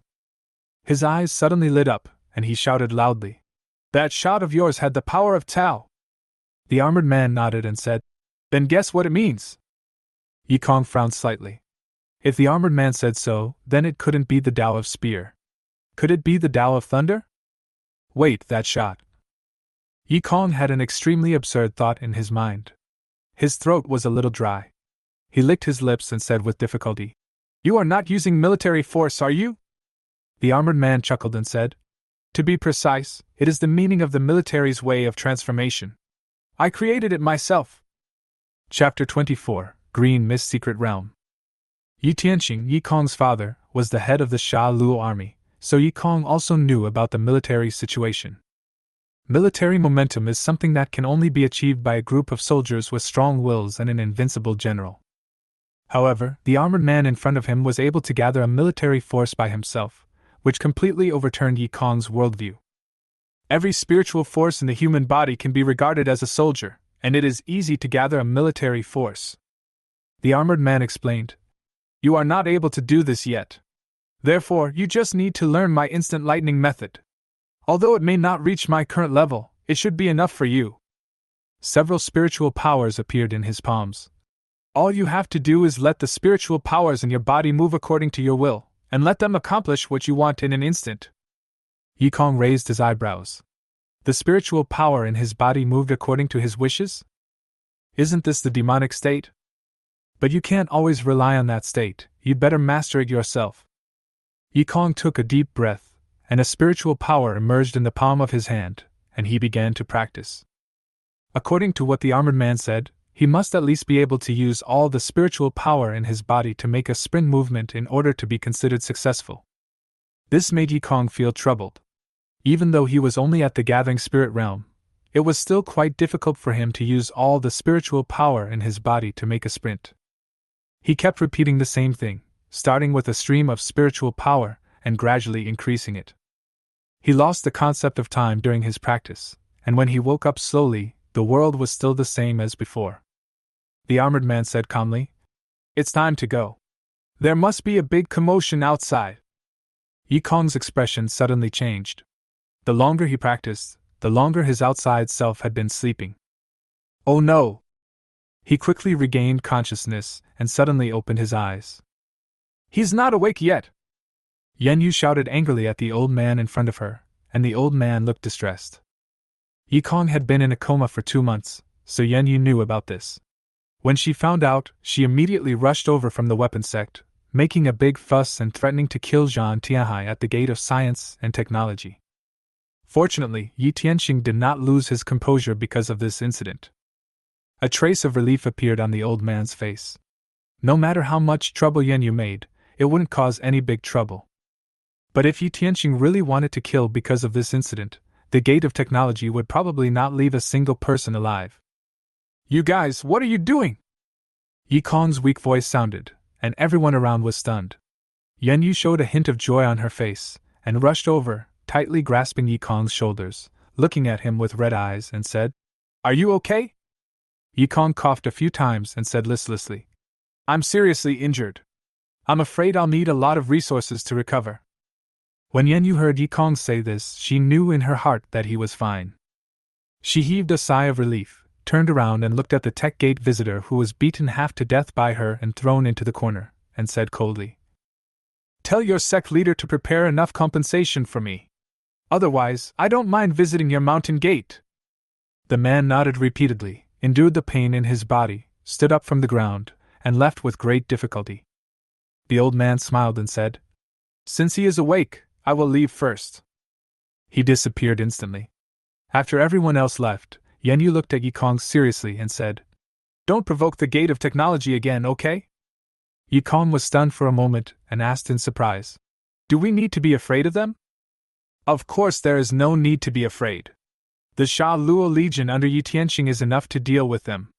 But the problem is..." A solemn look appeared on her face. "The problem is that the research of the Gate of Science and Technology has made great progress recently. A big shot in the palace thinks highly of them."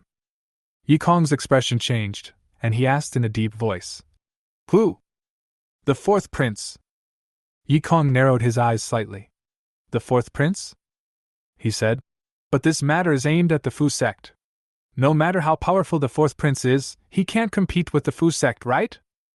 Of course it won't work if it's just him, but what if Danzong is added?" Yi Kong's eyes narrowed. Danzong? How did this matter involve Danzong again? Originally, it really had nothing to do with Danzong, but someone from Danzong made the connection. "You also know that person." Yi Kong looked at Yanyu steadily, gritted his teeth, and said, "Bai Li Xing." Yanyu nodded and continued, "Now that the Gate of Science and Technology and the Dan sect have joined forces, and with the fourth prince behind them, the Fu sect will have a very difficult time in the future. What's more, they use legitimate means this time." Yi Kong nodded, smiled, and said, "I understand. I won't provoke the Gate of Technology again." Just as Yi Kong said, in the following days, he really did not cause trouble for the Gate of Science and Technology again, but stayed in the hospital, accompanying Luya, whose injuries were still not healed. After being seriously injured, Luya's spirit has been depressed, but with Yi Kong's company, her condition has gradually improved. "Do you think the sect can get through this difficult time?" Luya looked worried. During her stay in the hospital, she heard a lot of rumors, all of which were unfavorable to Fu Zone. "It will be fine. Fu's sect is one of the 10 sects after all." Yi Kong said this and stuffed a pill into his mouth. "Just take a good rest. The people above will definitely take care of this matter." While Yi Kong and Luya were talking, Xie Jiming suddenly appeared in the room. He looked at Yi Kong and Luya and said, "In 3 months, the Academy will open the Qingwu Secret Realm. Do you want to participate?" Yi Kong showed an interested look and said with a smile, "Since it is the Qingwu Secret Realm, then of course I have to go there." Luya also nodded and said, "I'll go too." In the past few days, her injuries have almost recovered. 3 months is more than enough. "Okay, I'll talk too. Never mind, Shirya, just ask Yi Kong about the secret realm. This guy probably knows more about it than I do." After Xie Jiming finished speaking, he left in a hurry. Luya looked at Yi Kong in confusion and asked, "Do you know?" Yi Kong nodded and smiled. "After all, I have been in there many times." Luya was puzzled and asked, "But weren't you unable to practice before? Why did you enter that secret realm?" "Let's play." The highest realm of that secret realm is limited to the Soul Sea realm. It is the smallest secret realm in the imperial capital. For me, it is also the safest secret realm, so I will go in every time it opens. Play. The corner of Luya's mouth twitched slightly. The secret realm has a limited number of places. A person who is completely incapable of practicing can enter, and yet he enters every time it opens. Is this the life of the upper class? Yikong said with a smile. I will tell you in detail about the secret realm later. You have been in the ward for so long, do you want to go out for a walk?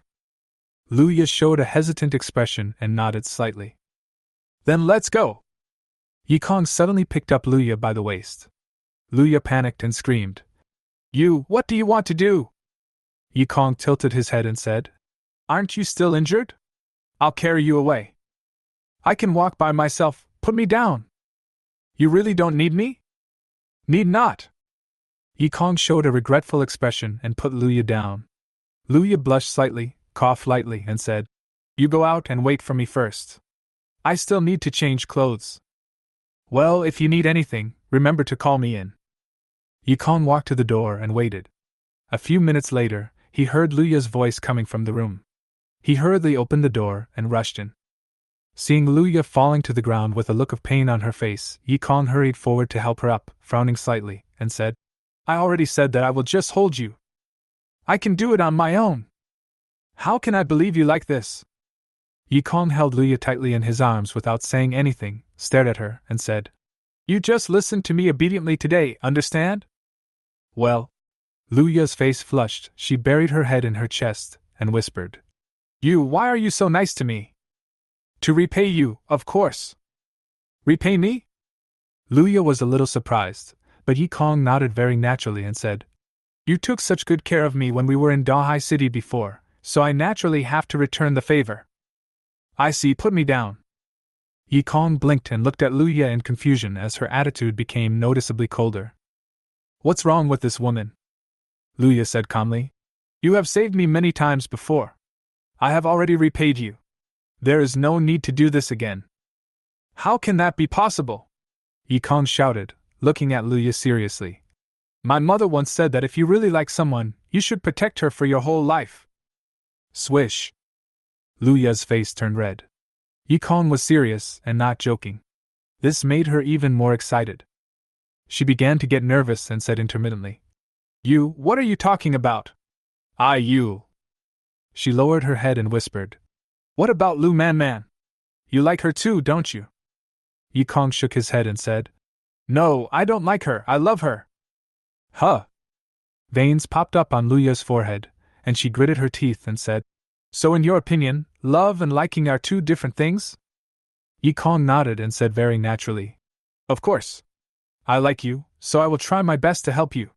But if I encounter a situation where I am sure to die, I will definitely turn around and run away.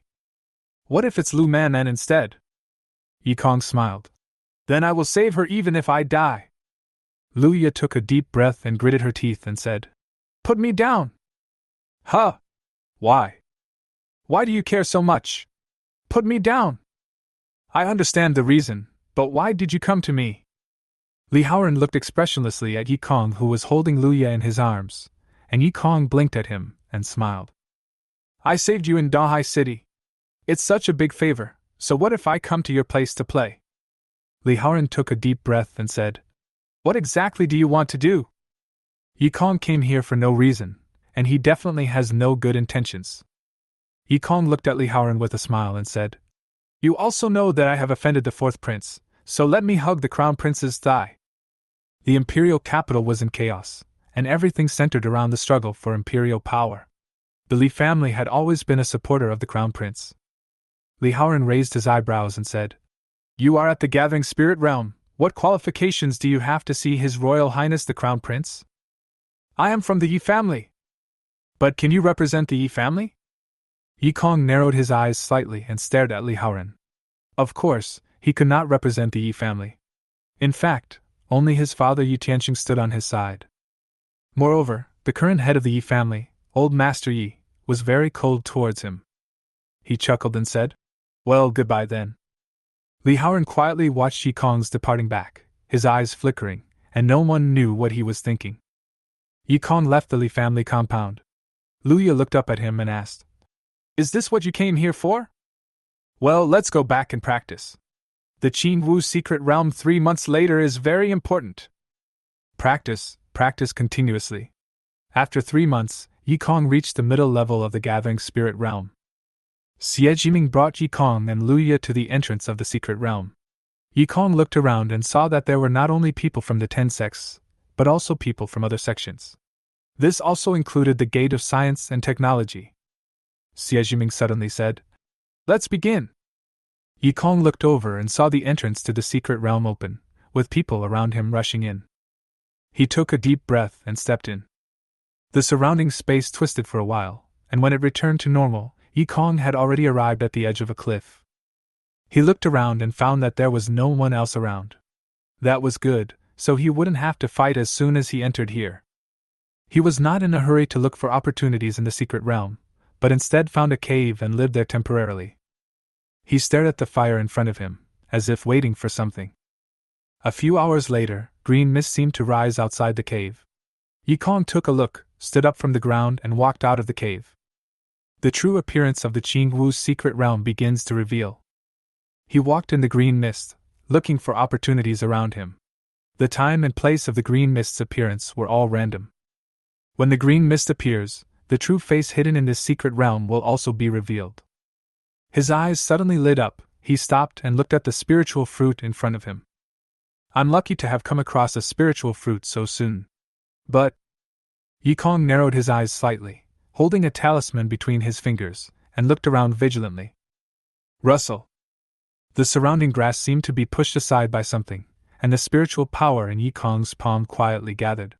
He threw the talisman out before the assassin hiding in the grass.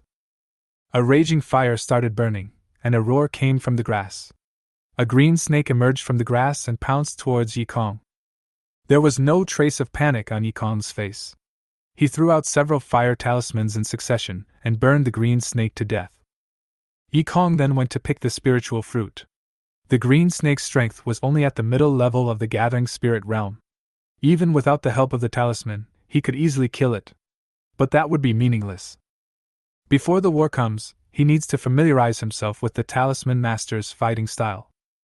He swallowed the spiritual fruit directly into his stomach, absorbing the pure spiritual power in it. Brother, do you think the thing that master is looking for is really in this place? The sudden voice startled Yikong. He held his breath, used the green mist to cover his body, and listened to the conversation. Hey, master said there is, so it must be there. If we can find that thing, it will be a great achievement. What we have now is only a semi-finished product. With that thing, we can build a real robot. Yikong's eyes narrowed. The two people who spoke were actually from the Gate of Science and Technology? The robots they used were only semi-finished products? If semi-finished products could have such combat power, then what would the finished robots look like? The footsteps were getting closer and closer, and a black brick appeared in Yikong's hand. He clenched the black brick in his hand, waiting for the arrival of his prey. The two men suddenly passed by Yikong. Perhaps because Yikong was half squatting, he was not discovered by the other party at first. Yikong's eyes focused, and the spiritual power in his body burst out instantly. He used the technique of instant thunder, reaching the maximum speed he could reach, and slammed the black brick in his hand hard on the head of the person closest to him. Blood splattered out, and the man fell to the ground. Another man exclaimed, "Brother!" Yikong threw a brick without hesitation, smashing the man's head. He looked at the other person and asked in a deep voice, "What are you looking for?" The man did not answer, but summoned a robot and controlled it to fight with Yikong. Yikong took a deep breath. This kind of guy is what annoyed him the most. He used the instant thunder technique again, and instantly arrived in front of the man, and hit the man's head directly with the black brick in his hand. He seriously injured the man, and then the robot also rushed over. Yikong hit him with another brick, causing the man to vomit blood. The huge pain made it impossible for the man to control the robot smoothly. Yikong pressed him under him, replaced the black brick in his hand with a dagger, and pressed it against the man's throat. He looked coldly at the man under him and said in a deep voice, "What on earth were you talking about before?" The man was shaking with fear. He spoke incoherently. I don't know. I only know that it was an animal skin." Yikong frowned slightly. Animal skin? Suddenly, his eyes turned cold, and he instantly cut off the head of the man under him. The robot behind him also stopped punching Yikong's head. Really, dishonest. Yi Kong searched all the space rings on the two corpses and threw them into his own space ring with some disgust. A bunch of poor bastards. After he used a fire talisman to deal with both bodies, he sat there and thought carefully. What exactly is the animal skin that the Gate of Science and Technology is looking for? Chapter 25, Madness and Sanity. His brows were furrowed. The Qingwu secret realm had been entered by others countless times. Even if there was something there, it should have been looted long ago. Be careful afterwards. He stood up and left. The two people from the Gate of Science and Technology who he had just met, although they both had the cultivation base of the Danhua realm, their own strength was the weakest in the Danhua realm. In addition, he had sneakily attacked one of them, so he achieved such a victory. But after that, it may not be so easy. The Gate of Technology is not full of this kind of rubbish. There are other guys who operate robots but have equally unparalleled combat power. What's more, there must be a soul-wandering realm among them. No matter how weak the soul-wandering realm is, it is still the soul-wandering realm. Buzz, buzz, buzz. From the depths of the green mist, a very noisy sound came. Yi Kong frowned slightly. What the hell? He stared closely at the green mist in front of him. Suddenly, the green mist was blown away, and from it emerged a large group of killer bees. Yi Kong's eyes narrowed, and he instinctively turned and ran. But the killer bees were so fast that they were behind him in the blink of an eye. Just when Yi Kong thought he was finished, a bolt of lightning descended from the sky and killed all the killer bees approaching Yi Kong. Yi Zishi was wearing armor and protecting Yi Kong. She looked at the killer bees that were coming one after another with a serious expression, then she decisively grabbed Yi Kong and turned around and ran away. That group of killer bees are only at the gathering spirit realm, but are their number 10,000 or 100,000? Even if she had reached the soul-wandering realm, she wouldn't dare to force her way into this number of killer bees. The soul-wandering realm is not invincible. Spiritual power and soul consciousness will eventually be exhausted. Yi Kong looked at Yi Zishi, who was holding him with a shocked expression, and shouted, "You marked me?" Yi Zishi replied coldly, "I said I am your supervisor." With her soul-wandering realm cultivation, she quickly escaped from the swarm of bees. The two stopped to rest, and Yi Kong was breathing rapidly. How could such a large group of killer bees suddenly appear in the Qingwu's secret realm? His face looked a little heavy. There had been many dangers in the Qingwu's secret realm in the past, but it had never been as dangerous as it was now. But now, there is another problem to solve. Yi Kong looked up at Yi Zishi. Her arrival restricted his actions in many ways. I had wanted to take this opportunity to cause more trouble to the Gate of Technology, but now it seems that's not possible. Yi Zishi noticed Yi Kong's gaze, frowned slightly, and asked, "What do you want to do?" "Nothing." Yi Kong retracted his gaze and stood up from the ground. "Come on, let's go and take a look around." Since it is impossible to go directly to the people from the Gate of Technology, the only thing we can do is to look for the animal skins that the two people mentioned before. Yi Kong glanced at Yi Zishi again, with the corners of his mouth slightly raised. This is a good opportunity to make use of her. After all, she has reached the middle level of the soul-wandering realm. But before that, I have to go find that woman Luya first. Yi Kong took out a jade pendant, and Luya also had one. When the two jade pendants were close to each other, they would emit light. The jade pendant was still dim, and it seemed that Luya was not nearby. Yi Kong put away the jade pendant and sighed slightly. The Qingwu secret realm has undergone unexpected changes. This change is definitely not a good thing for this trip to the secret realm. Yi Kong was thinking as he walked, while Yi Zishi followed behind him. The green mist around him began to dissipate, and his vision became a little clearer. When Yi Kong completely walked out of the green mist, what he saw was a group of people sitting cross-legged on the ground. One of them noticed Yi Kong's arrival, stood up and asked, "Who is this brother?" "My name is Yi Kong, and I'm a disciple of Fu Zong." As soon as he finished speaking, the expressions of the people around him changed immediately. Yi Kong frowned and asked in a deep voice, "What happened to Fu Zong?" "Haha, Fu Zong is now trapped deep in the valley." The person who spoke was a disciple of Danzong. He looked at Yi Kong provocatively and said, "They were trapped by a large group of alien insects. Now I guess there is nothing left of them." Yi Kong's face darkened, and he said coldly, Then how did you escape? The man took out a bottle of liquid medicine and said proudly, We in Dan's sect are naturally not afraid of those strange insects. We have many ways to deal with them. Yikong walked towards the valley without saying a word. Yizishi frowned, grabbed Yikong's right arm, and said, Are you crazy? Yikong glanced at her and said calmly, You are just my supervisor, right? Yizishi stared at Yikong closely, but finally let go of his hand and said calmly, If you want to die, I won't stop you. But I won't save you either. Casual. Yikong left these words lightly and walked towards the depths of the valley. He stood on the mountain wall and frowned when he saw Luya and others surrounded by alien insects. They were still safe now, relying on the formation to hold them together. But there were so many alien insects around that the formation might not last long. When the formation was broken, they would be swallowed by the alien insects. Yikong took a deep breath. For now, he had to save Luya first, regardless of the others. But how could he deal with such a large number of alien insects?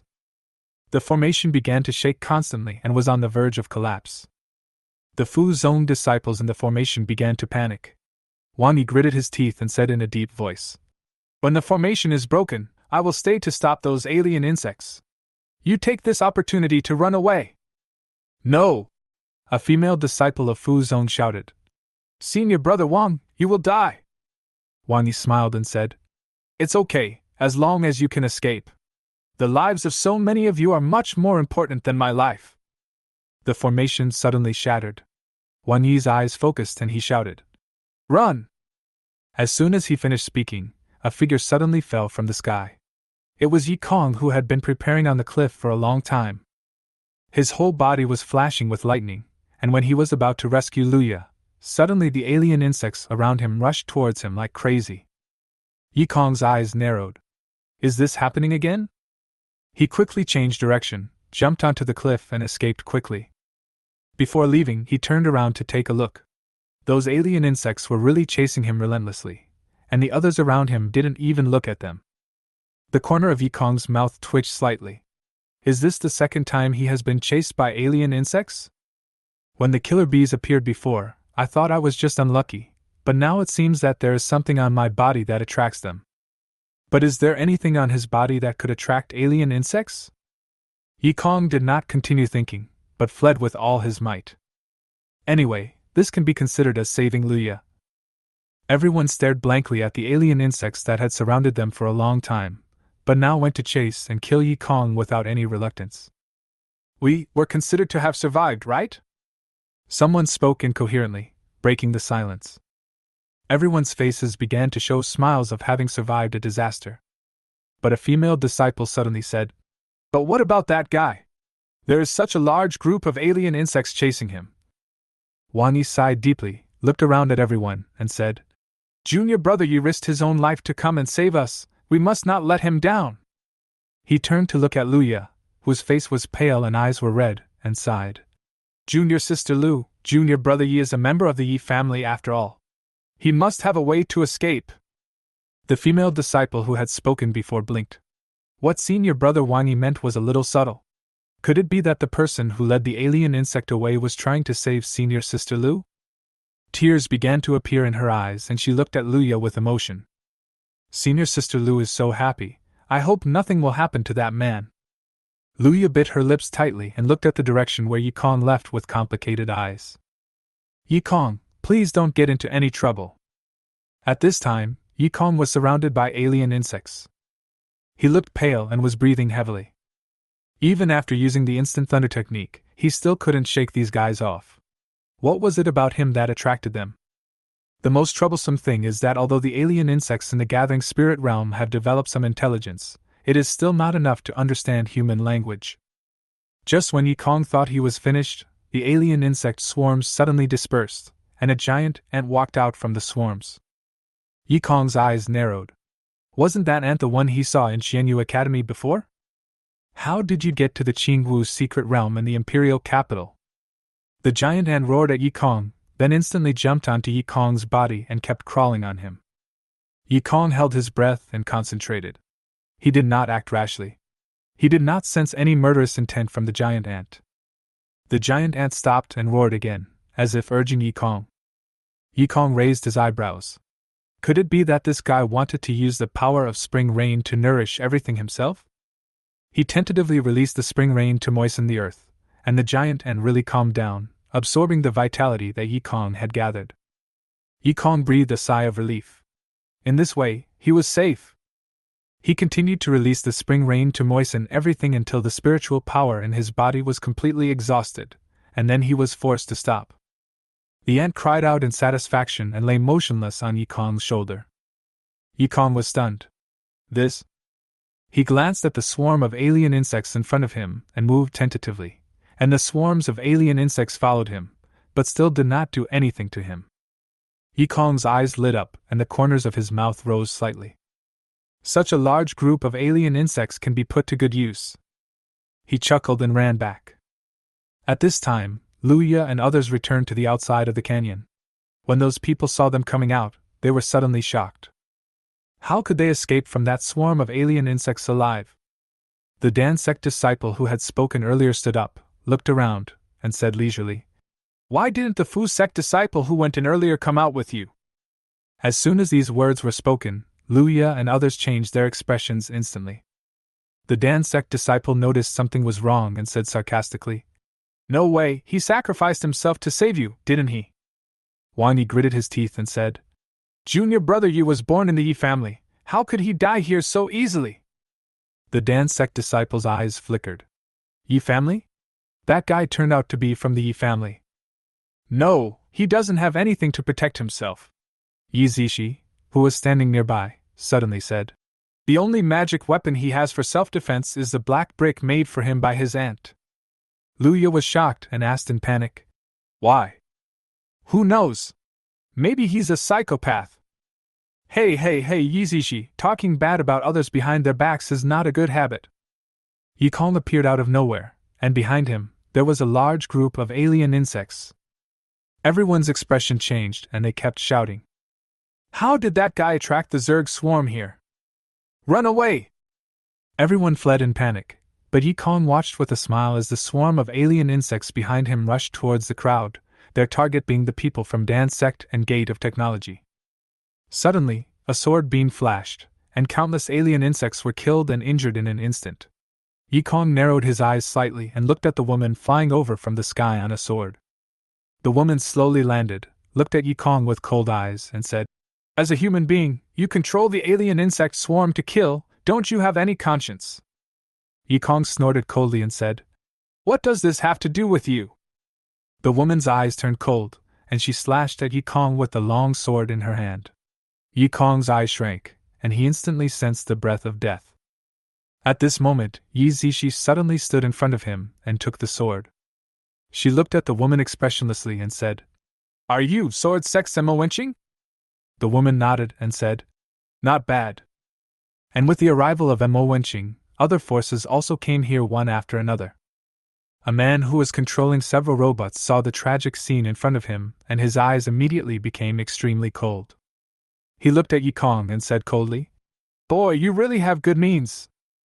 Yikong's expression was solemn. Is he a soul-wandering realm cultivator from the Gate of Science and Technology?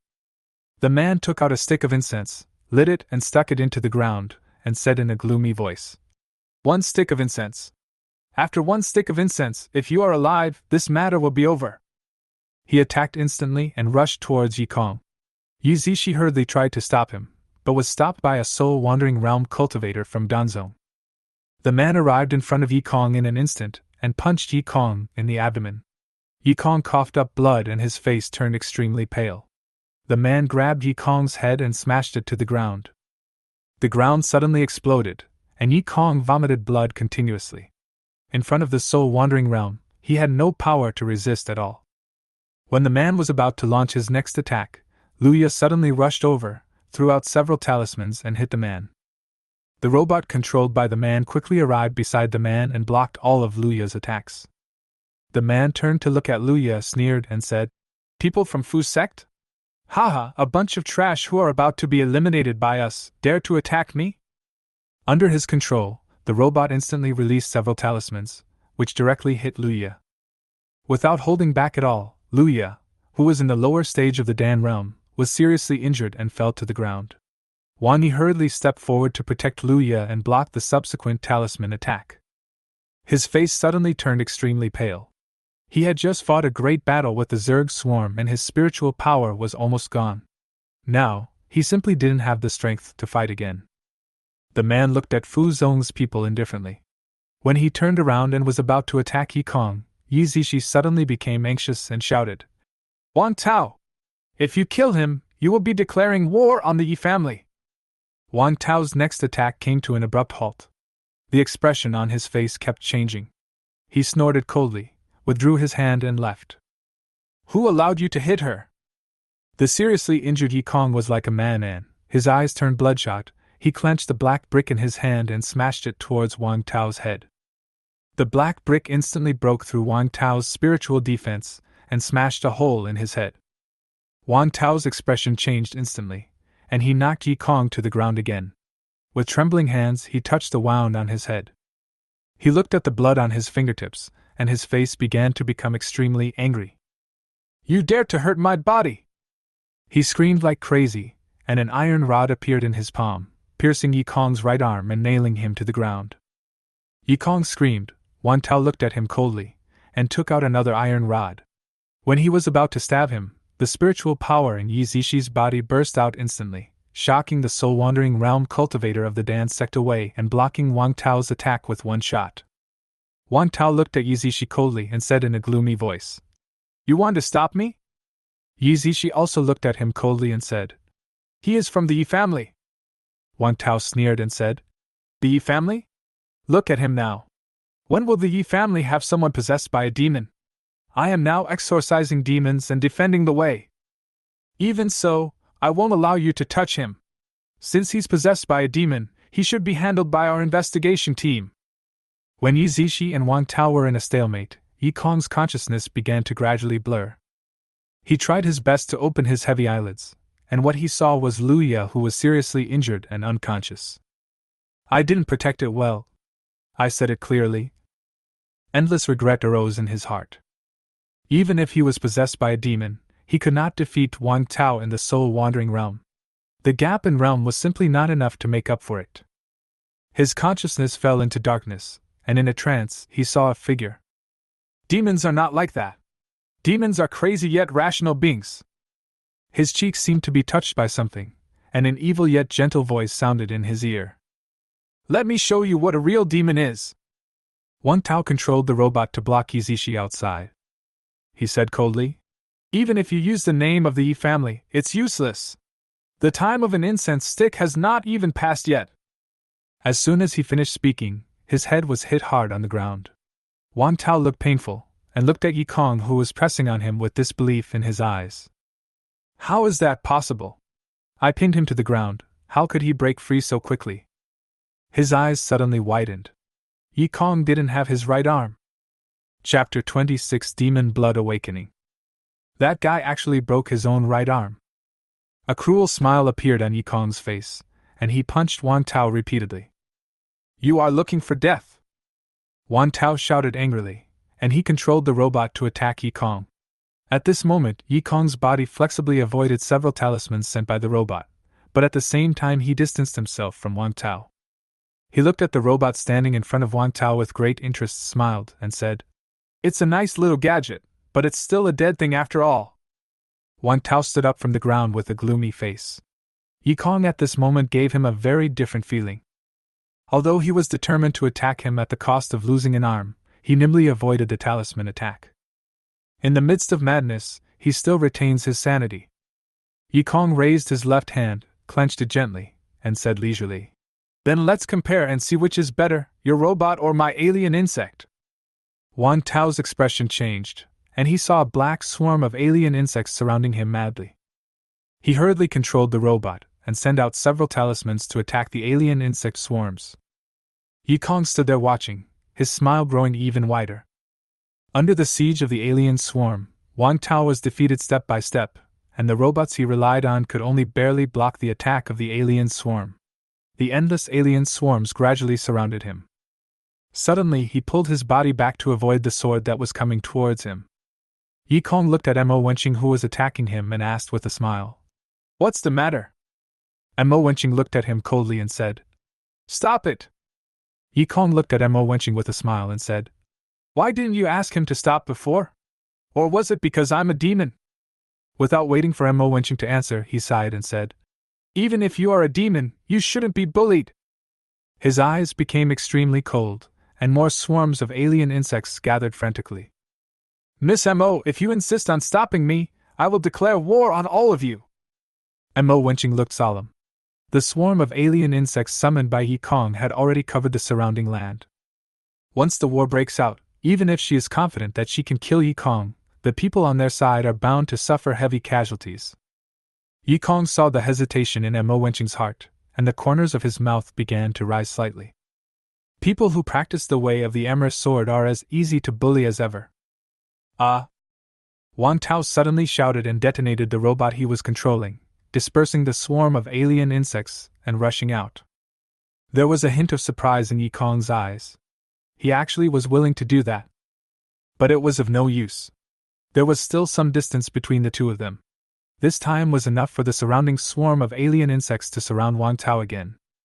But in the next moment, Wang Tao appeared in front of Yi Kong, and Yi Kong looked panicked for the first time. The space talisman of teleportation. A cruel smile appeared on Wang Tao's face. He condensed a spiritual sword in his palm and stabbed it into Yi Kong's chest where he had no way to escape. Yi Kong snorted, a crazy smile appeared on the corner of his mouth, and he grabbed Wang Tao's arm, not letting him leave his side. A look of panic appeared on Wang Tao's face, and the spiritual power in his body continued to burst out, trying to pull his arm out. But even though Yi Kong was constantly injured by Wang Tao's spiritual power, he still held on to Wang Tao's arm tightly. "Damn it, go to hell!" Wang Tao screamed madly. The alien insect swarm had already reached behind him. He burned his spiritual power at all costs, causing Yi Kong to cough up blood repeatedly. When the alien insect swarm completely surrounded Wang Tao, a smile appeared on the face of the seriously injured Yi Kong. "It's over." Suddenly, all the alien insect swarms around died. Yi Kong's eyes focused and he looked at Mo Wenching who had taken action. "This woman is as troublesome as ever. Never mind, she won't die anyway. As for the rest, I'll get back at her when I'm stronger." He just closed his eyes and fell to the ground. Wang Tao was breathing heavily. He stared at Yi Kong who was lying motionless on the ground. When he was about to attack again, he was suddenly knocked flying. He fell to the ground, looking at Qin Yao Yao who appeared in front of him in disbelief. Why would she save this kid? Don't they have a grudge?" Qin Yao Yao said coldly. "Your life will be taken away by him personally." She picked up Yi Kong and looked at Mo Wenching with cold eyes, saying, "People from the sword sect, don't you know what a one-on-one duel is?" Mo Wenching clenched the sword in his hand, sighed, and said, "I'm sorry, the situation was urgent, and I acted subconsciously." Qin Yao Yao snorted coldly, holding Yi Kong and leaving the secret realm. Following Qin Yao Yao, Yi Zishi, Fu Zong and others also left the secret realm. Li Haoran, who had just arrived, looked around in confusion and asked, "What's wrong with you all?" After someone from the same Li family told him everything, Li Haoran's expression changed immediately. "Are they all crazy?" He looked solemn. Now, the imperial city was in chaos. After leaving the secret realm, Qin Yao Yao sent Yi Kong directly to the Imperial Capital College and handed him over to the dean of the Imperial Capital College. When the old man saw Yi Kong's miserable condition, his face suddenly changed drastically. This is going to cause trouble." 2 hours later, Yan Yu arrived instantly. She kicked the door open directly, and when she saw Yi Kong soaking in the medicine pool, she was filled with murderous intent.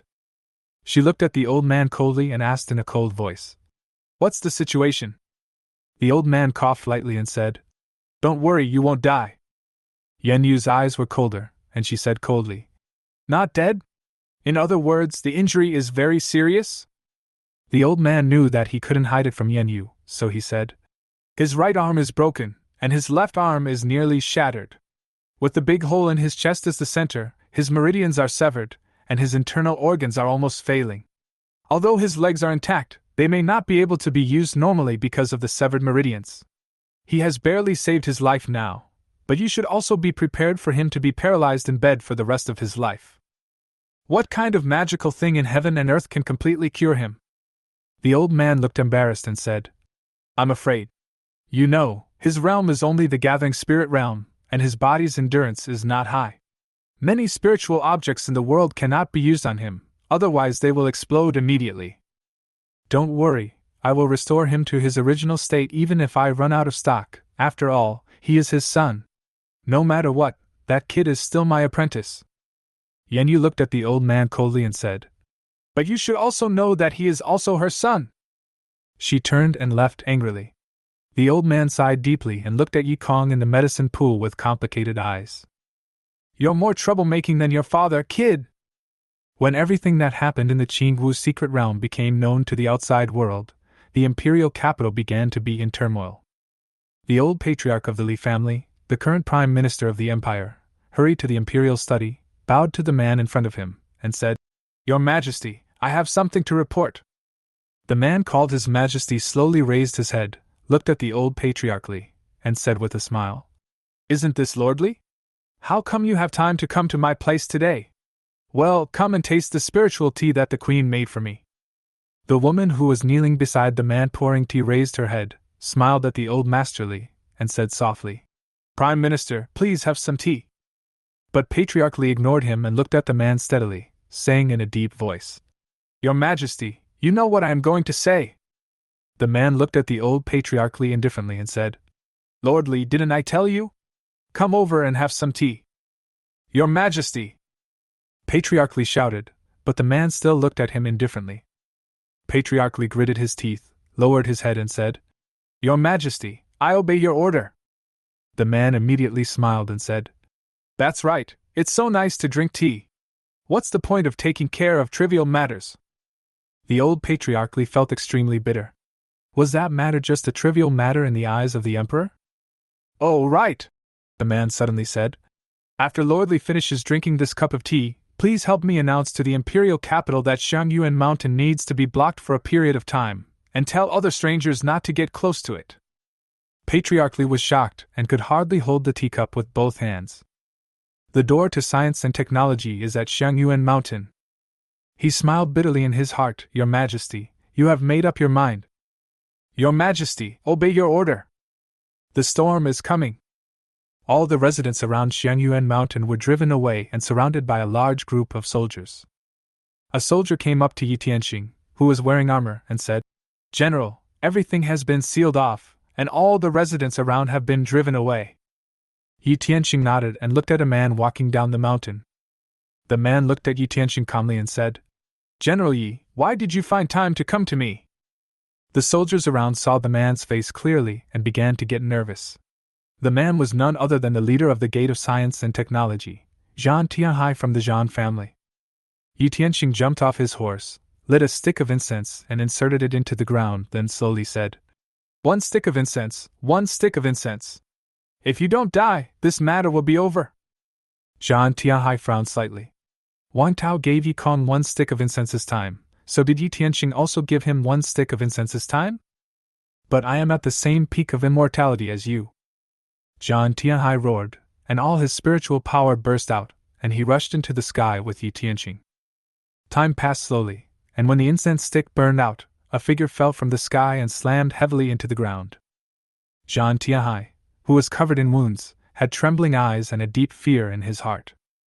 One encounter, just one encounter, and he realized the huge gap between himself and Yi Tianxing.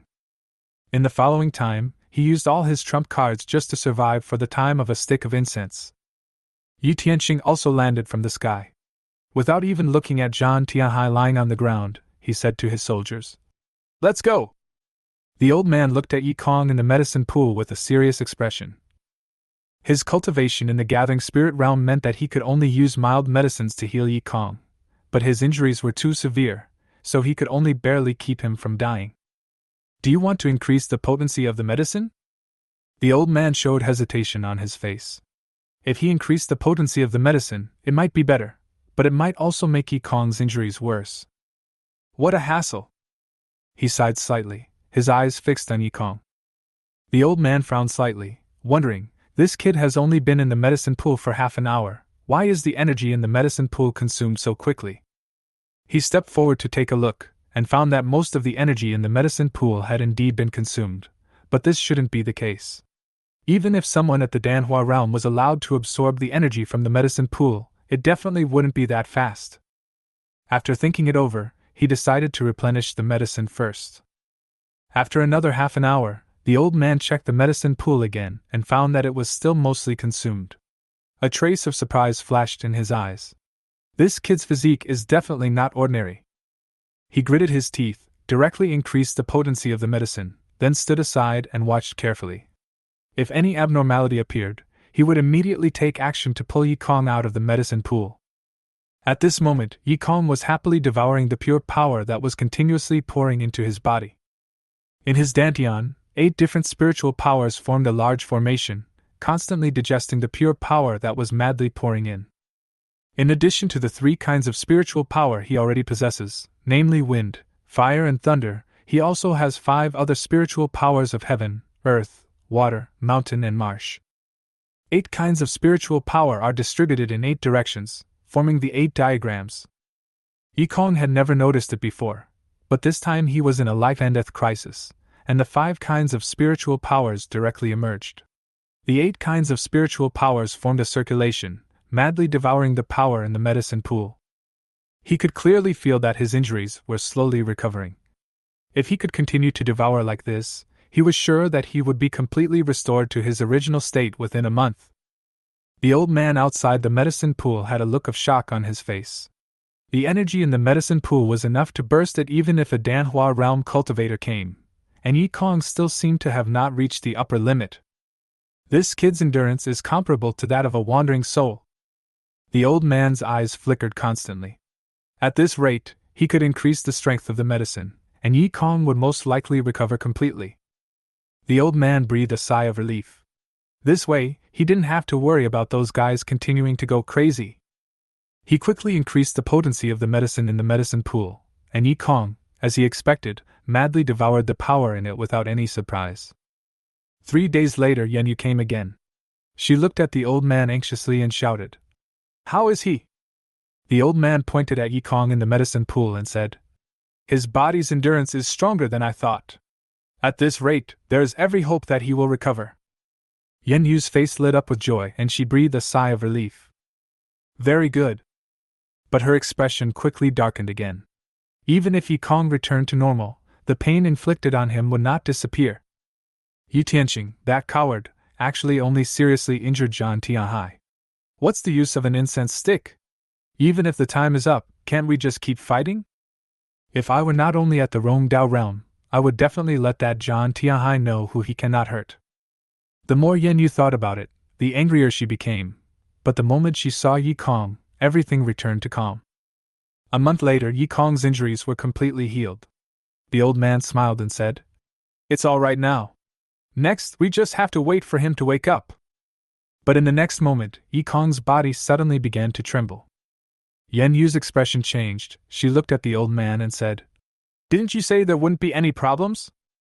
The old man also became a little flustered. He suddenly became dazed and his eyes widened. This is... Yen Yu also looked over hurriedly. When she saw Yi Kong's snow-white hair and the foxtail that appeared behind him, she was stunned. Her eyes began to moisten and her whole body was shaking. Elder sister. When Yi Kong healed all his injuries, his cultivation naturally broke through to the upper level of the gathering spirit realm. He opened his eyes, and when he saw Yen Yu in front of him, he lowered his head somewhat embarrassedly. He had agreed not to provoke the people from the Gate of Technology, but in the end he couldn't help himself. He was about to speak when Yen Yu suddenly pounced on him and hugged him tightly in her arms. "Auntie, I haven't put on my clothes yet." Yi Kong said this somewhat awkwardly, but Yen Yu not only did not let go, but hugged him even tighter. Yi Kong felt Yen Yu's trembling body and noticed that something was wrong with her. He did not say anything else, but smiled gently and patted Yen Yu's back. After hugging Yi Kong for a long time, Yen Yu let go of Yi Kong, wiped her tears, and looked at Yi Kong with a complicated expression. Even the way she comforts people is the same as her sister. Yi Kong noticed that Yen Yu looked at him with a strange look in her eyes. He looked at the old man and asked, "What happened?" The old man looked at him strangely and said, "Come here and look at yourself in the mirror." Yikong walked to the mirror and froze in place. In the mirror, he had snow-white hair, and behind him, there was a fox tail that kept shaking. What is this? Yikong's face showed horror. He touched the tail behind him, pulled it hard, and immediately felt pain. This is true. Yikong was completely confused. How come he became like this after his injuries healed? This is the demon blood in your body. Yen Yu, who had regained her composure, looked at Yikong. This is the blood of the nine-tailed demon fox inherited from your mother. Yikong stared blankly at himself in the mirror. His mother's blood. Can you put away your foxtail now? Yikong looked at Yen Yu with a puzzled look on his face and asked, How do I collect it? You can take it if you want. Want to collect it? Yikong tried to retract the foxtail, but failed. Yen Yu frowned slightly. Was it because his strength was too low that he couldn't control his bloodline smoothly? She thought for a moment, took out a piece of clothing from her space ring, handed it to Yikong, and said, Try it on. Yikong took a look at the clothes, his face suddenly changed, and he immediately protested. How can I wear this kind of clothes? Yen Yu looked at Yikong unkindly and said, You must wear it. It can hide your tail. You're dreaming. Even if I jump from here and die, I will never wear this kind of clothes. A few seconds later, Yikong, who seemed to have lost hope in the world, looked at himself in the mirror. Chapter 27, Zhang Branch. A white short-sleeved top, a red and black striped miniskirt, and a pair of over-the-knee socks. This is totally women's clothing. Yen Yu looked Yikong up and down with satisfaction and said, Not bad, don't be dissatisfied, this skirt is of high quality. Not only can it hide your tail, but it can also be used as a space ring. Yikong looked at Yen Yu with his eyes that had lost their luster, and said, Really? Does it have to be like this? Yen Yu nodded and said, You must not expose your demon bloodline, otherwise, the trouble will be even bigger than what you caused this time. Yikong was suddenly shocked. Is the problem with his bloodline so serious? But this dress. Yen Yu suddenly pinched Yikong's cheek and comforted him. Okay, don't be unhappy. At worst, you can just use the qianhuan I gave you. Yikong sighed slightly and had no choice but to do so. His eyes suddenly lit up, and he asked, Then should Yikong himself be seriously injured and unconscious? Yen Yu raised her eyebrows and asked, Do you want to cheat me? Yikong smiled and said, I've suffered a lot this time, I have to find a way to get some back. Yen Yu thought about it, nodded and said, All right, let Yi Tianxing make some more noise, and someone will probably come to deliver something to him. The old man looked at the two people who were discussing how to cheat others in silence. It's true that birds of a feather flock together. A few days later, after a series of disguises, Yikong joined the Zhanzong branch with a new identity. Yen Yu originally wanted Yikong to join the Qizong branch, but Yikong strongly requested to join the Zhanzong branch, so she had no choice but to go with him. Yikong arrived at the Zhanzong branch and was assigned to a small courtyard. He looked at the small courtyard in front of him with a flickering gaze. The people of Zhanzong are all a bunch of fighting maniacs. But this also makes Zhanzong's overall strength ranking always the highest. The purpose of his coming here was, on the one hand, to improve his strength, and on the other hand, because of his father Yi Tianxing. Yi Tianxing is also a member of the Zhan sect. Before his strength reaches the level that can match Yi Tianxing, he must destroy all the legends that Yi Tianxing left in the war sect. Yikong took a deep breath and walked into the courtyard. Suddenly, his body instinctively took a step back, and the next moment, the place where he was standing was broken by a punch. Yikong stared closely at the attacker in front of him, his whole body tensed up, ready for battle. The attacker was a woman. She raised her head, shook her short hair, looked at Yikong, chuckled, and said, Not a bad reaction. Yikong narrowed his eyes slightly. Is this the Danhua realm? The woman stretched her body and smiled. Don't be nervous, this is our usual rule. Let's decide the status of the dormitory. As soon as she finished speaking, she attacked again. Yikong's eyes focused, and he punched back without fear. The powerful recoil force made Yikong retreat several steps. He adjusted his breath and steadied his body. The woman showed a surprised look. This newcomer was not simple. He was only at the upper level of the dueling realm, but he only suffered a small loss in a head-on confrontation with her. Although she did not use her full strength, she was at the middle level of the Huadan realm after 3 times of marrow cleansing. She immediately became interested and was eager to try it. Suddenly, someone shouted from behind, "Okay, let her in!" The woman showed a disappointed expression, waved her hand, and said to Yi Kong, "Come in." Yi Kong walked into the house silently. When he saw Yi Zishi sitting in the hall, he was suddenly shocked. "This girl, why is she here?" The woman who attacked Yi Kong earlier said, "My name is Fog Fu. I am in the middle stage of the Danhua realm after 3 marrow cleansings. The one who let us in before is Pan Xinyue, who is in the upper stage of the Danhua realm after 3 marrow cleansings. The one sitting over there is the boss of our dormitory, Yi Zishi. She is in the middle stage of the Hunyu realm after 4 marrow cleansings." Yi Kong tried his best to control his facial expression, not letting himself show any flaws, and said in a pleasant voice, "My name is Wen Shi, and I am in the upper realm of the Gathering Spirit realm after 3 marrow cleansings." Fang Fu smiled and put her arm around Yi Kong's shoulders, saying, "I'll take you to your room to settle down first, and then I'll take you to some fun places tomorrow."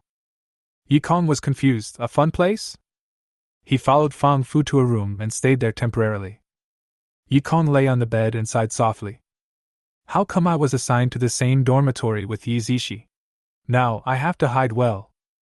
Suddenly, the door was pushed open. Yi Kong hurriedly sat up from the bed, only to see Yi Zishi walking in with an expressionless face. "Yes, what's the matter?" Yi Zishi threw a manual on Yi Kong's bed and said, "You should familiarize yourself with the rules of the Zhanzong branch first." She dropped the book and turned away, as if she just wanted to give Yi Kong this book. Yi Kong picked up the book with a puzzled look on his face and started reading. There were only 2 sentences written on it. "If you are not in the same realm, you need both parties to agree before you can fight. If you are in the same realm, there is nothing you can't do except killing." Yi Kong's eyes narrowed. He had heard that the Zhanzong branch was in chaos, but he didn't expect it to be this chaotic. But is it a fight between people in the same realm? Yi Kong showed a thoughtful look. Although it was chaotic, it was still within the limit. This point could be used to good advantage. Yi Kong's mouth corners slightly raised. If he fought with people of the same realm, he really had nothing to fear now. After all, some evildoers were in the soul-wandering realm. He threw the manual aside, took out the spirit stone and began to practice. The next morning, Fang Fu ran to Yi Kong's room excitedly, pulled up Yi Kong who had just finished his practice, and said, "Let's go." "Where are you going?" "You'll know when you get there." Fang Fu pulled Yi Kong all the way to a small courtyard, kicked the door open, and threw the confused Yi Kong directly in. What are you doing?" A few seconds later, 4 figures rushed out of the house. They stared at Yi Kong with unfriendly faces, and the leader shouted, "Woman, what do you want to do?" Before Yi Kong finished speaking, Fang Fu behind him shouted, "Of course I'm here to beat you up." When the 4 noticed Fang Fu, their expressions suddenly changed, and their eyes towards Yi Kong became more and more unfriendly. "So you're from that dormitory too?" Those 4 people took action immediately, and their strength was at the upper level of the Gathering Spirit realm. Yi Kong's expression changed and his body kept dodging the opponent's attacks. He kept thinking in his mind that he could not use any of the fighting methods he knew, otherwise his identity would most likely be exposed. Moreover, the opponent is quite powerful. It would be difficult to defeat them just by relying on spiritual power and physical body. Suddenly, the 4 people dispersed and surrounded Yi Kong. The 4 of them each took out a spear and pointed it at Yi Kong from a distance. Yi Kong's eyes narrowed slightly. Military formation? It's not surprising that people from the Zhanzong branch know military formations. Almost all the people in the military are from the Zhanzong. If that happens, it will be even more troublesome. He also took out a spear and looked around. What they used was the most basic square formation in the military. When he was a child, he had heard Yi Tianxing say that the square formation was a formation where the 4 directions complemented and supported each other. If you attack in one direction, the 2 people next to you will come to your aid, and the one behind you will take the opportunity to attack. This is a relatively difficult formation. Fang Fu, who was standing outside, raised her eyebrows. Those guys were using a square formation? She chuckled. She had several ways to break the square formation. She just didn't know which method Wenrengxi would use. Yikong slowly exhaled a breath of foul air, and a gleam of light flashed in his eyes. All we can do is give it a try. He stepped on his right foot and rushed in one direction. Yikong gathered spiritual power in his right arm, and the three people in front of him attacked at the same time, trying to block Yikong's shot. But at this moment, Yikong suddenly turned around and faced the man who was attacking him from behind. In the eyes of the man who was full of disbelief, he forcibly blocked his shot and pierced his chest with the bullet. The stabbed man coughed up a mouthful of blood. Yikong immediately burst out with his spiritual power, aggravating his injuries and making him lose the strength to fight again. Yikong didn't care about the spear still stuck in his body and turned around to look at the three people behind him. He showed a smile on his face and said, "Go on!" The three men looked terrified. This woman was simply a lunatic. Fang Fu's eyes widened. She had thought of many ways to crack the problem, but she had never expected this method. This woman named Wenrengxi is even more cruel than boss Yi Zishi. The three of them gritted their teeth. In the first year, Yi Zishi entered the school and beat up the four of them. In the second year, Fang Fu and Pan Xingyue entered the school one after another and also attacked the four of them. And in the third year, a new one came and also found the four of them. Did they really think that the four of them were easy to bully? The three men roared and rushed towards Yikong. Yikong's eyes turned cold, and he threw the spear into the air, using his abdomen to block the stabbing shot, and at the same time, he grabbed the spear tips from both sides with both hands and let them penetrate his body. His face was filled with madness. All the spiritual power in his body was concentrated in his right leg, and he kicked the man in the middle in the head. The spiritual power far beyond the ordinary upper level of the gathering spirit realm directly broke through the man's spiritual defense, but in the next moment, a figure suddenly appeared and blocked his kick. Yikong narrowed his eyes slightly and stared at Yi Zishi, who appeared in front of him.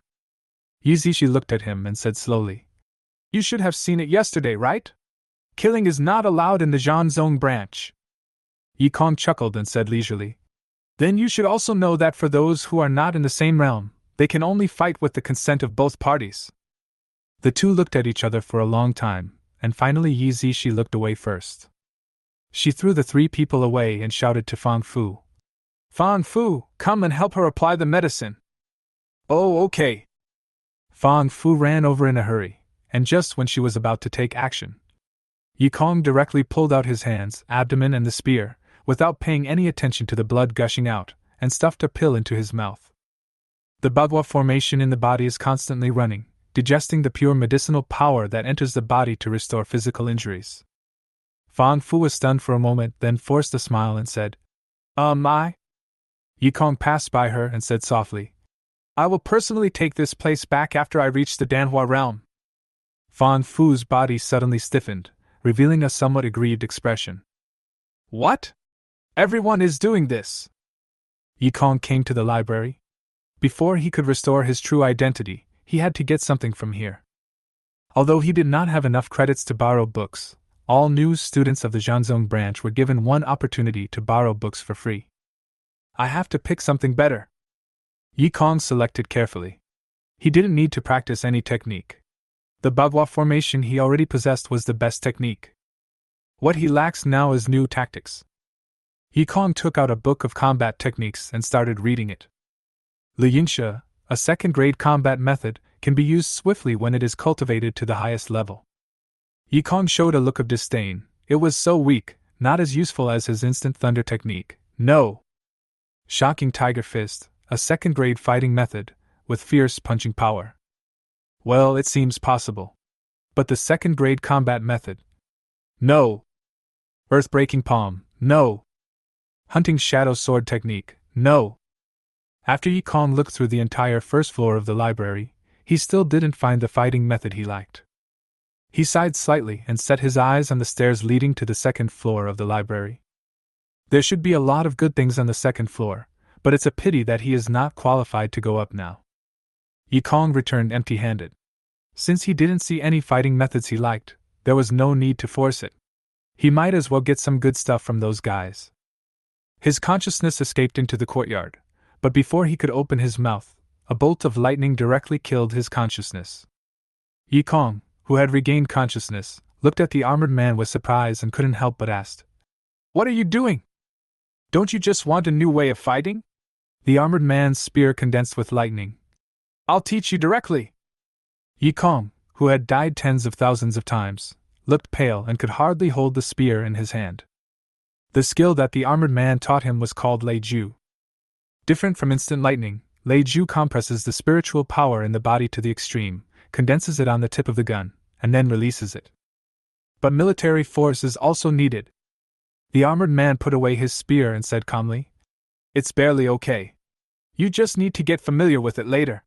Next, you should learn how to fight from that person." Yi Kong was stunned and asked, "Who?" "I." From the void, a man wearing a mask walked out. He had long black hair, and his eyes glowed bloodshot. Yi Kong was shocked and shouted, "It's you!" Before, it was this guy who controlled his body and drove the alien insects to surround and kill Wang Tao. The man with bloodshot eyes stood in front of Yi Kong and said with a smile, "Your previous performance was really bad. You were fully capable of escaping unscathed, but you insisted on taking the injury." Yi Kong stared at the man with bloodshot pupils and asked, "What do you want to say?" "I will teach you what instinct is. Come, attack me." Yi Kong frowned and stabbed the man with a gun. In the next moment, he suddenly lost consciousness. Yi Kong's face became even paler as he regained consciousness. What on earth had happened just now? The man with bloodshot eyes looked at him, snapped his fingers, and said, "Look for yourself." An image appeared from the void, and Yi Kong saw himself attacking the man with bloodshot eyes. The next moment, the man with bloodshot eyes shook off his spear with his left hand, and at the same time attacked with his right hand, breaking his neck. The bloodshot man said calmly, "What happened in the video only happened in a moment." Yi Kong frowned and said in a deep voice, "You are stronger than me, so you can naturally do this kind of thing." "No, I use the same strength as you." "Impossible. If they were of the same strength, how could I not be able to react?" "You also said it, reaction." The man with bloodshot eyes pointed to his head. "When people face a situation, they will actively think about it, but people with strong instincts don't need to. Their instincts will help them complete the best approach at the moment in an instant." Yi Kong's eyes flickered, and the man with bloodshot pupils continued, "The duel between masters often lasts only a moment. And that moment is when the attack is launched instinctively. How do I cultivate my instincts? It's simple." As soon as the blood-eyed man finished speaking, Yi Kong suddenly became unable to see, and his sense of smell, hearing, touch, and taste disappeared one after another. The voice of the man with bloodshot eyes rang in his mind. "Next, I will continue to attack you. All you have to do is dodge my attacks, and it would be best if you can counterattack." Before Yi Kong could react, he suddenly felt a heart-wrenching pain. "Oh, by the way, I have enhanced your sense of pain 100 times. I am XXX." He could feel his consciousness fading away and then starting to regenerate. And then, there was that heart-wrenching pain again. The appearance of the man with bloodshot eyes made Yi Kong completely understand what hell is. The pain that was 100 times greater was enough to shatter his consciousness. Gradually, Yi Kong, who had died countless times, began to become numb to the pain. The man with bloodshot eyes was a little disappointed as he twisted Yi Kong, who didn't resist at all. He had tried to kill him so many times, but there was still no progress. When Yi Kong was reborn again, the man with blood-red eyes attacked again, but failed. He was stunned for a moment, and the corners of his mouth hidden under the mask rose slightly. "Isn't this possible?" He attacked again, and when Yi Kong dodged again, his right leg suddenly kicked upwards and directly killed Yi Kong. "There's more than one way to attack." After countless deaths, Yi Kong gradually mastered his instincts, and successfully avoided several attacks from the man with blood-red eyes. "Yes, that's it, that's it." The man with bloodshot eyes began to get excited. Fighting based on instinct was still so exhilarating. He punched out, and Yi Kong's body moved to the left. The blood-eyed man raised his mouth slightly, and the attack of his right leg came immediately. However, Yi Kong was in no condition to avoid this attack. Suddenly, Yi Kong's right hand moved back to block the blood-eyed man's murderous attack. Then, in the blood-eyed man's surprised eyes, His body instinctively rushed forward, grabbed the blood-eyed man's throat, and broke it. "Oh, I was killed!"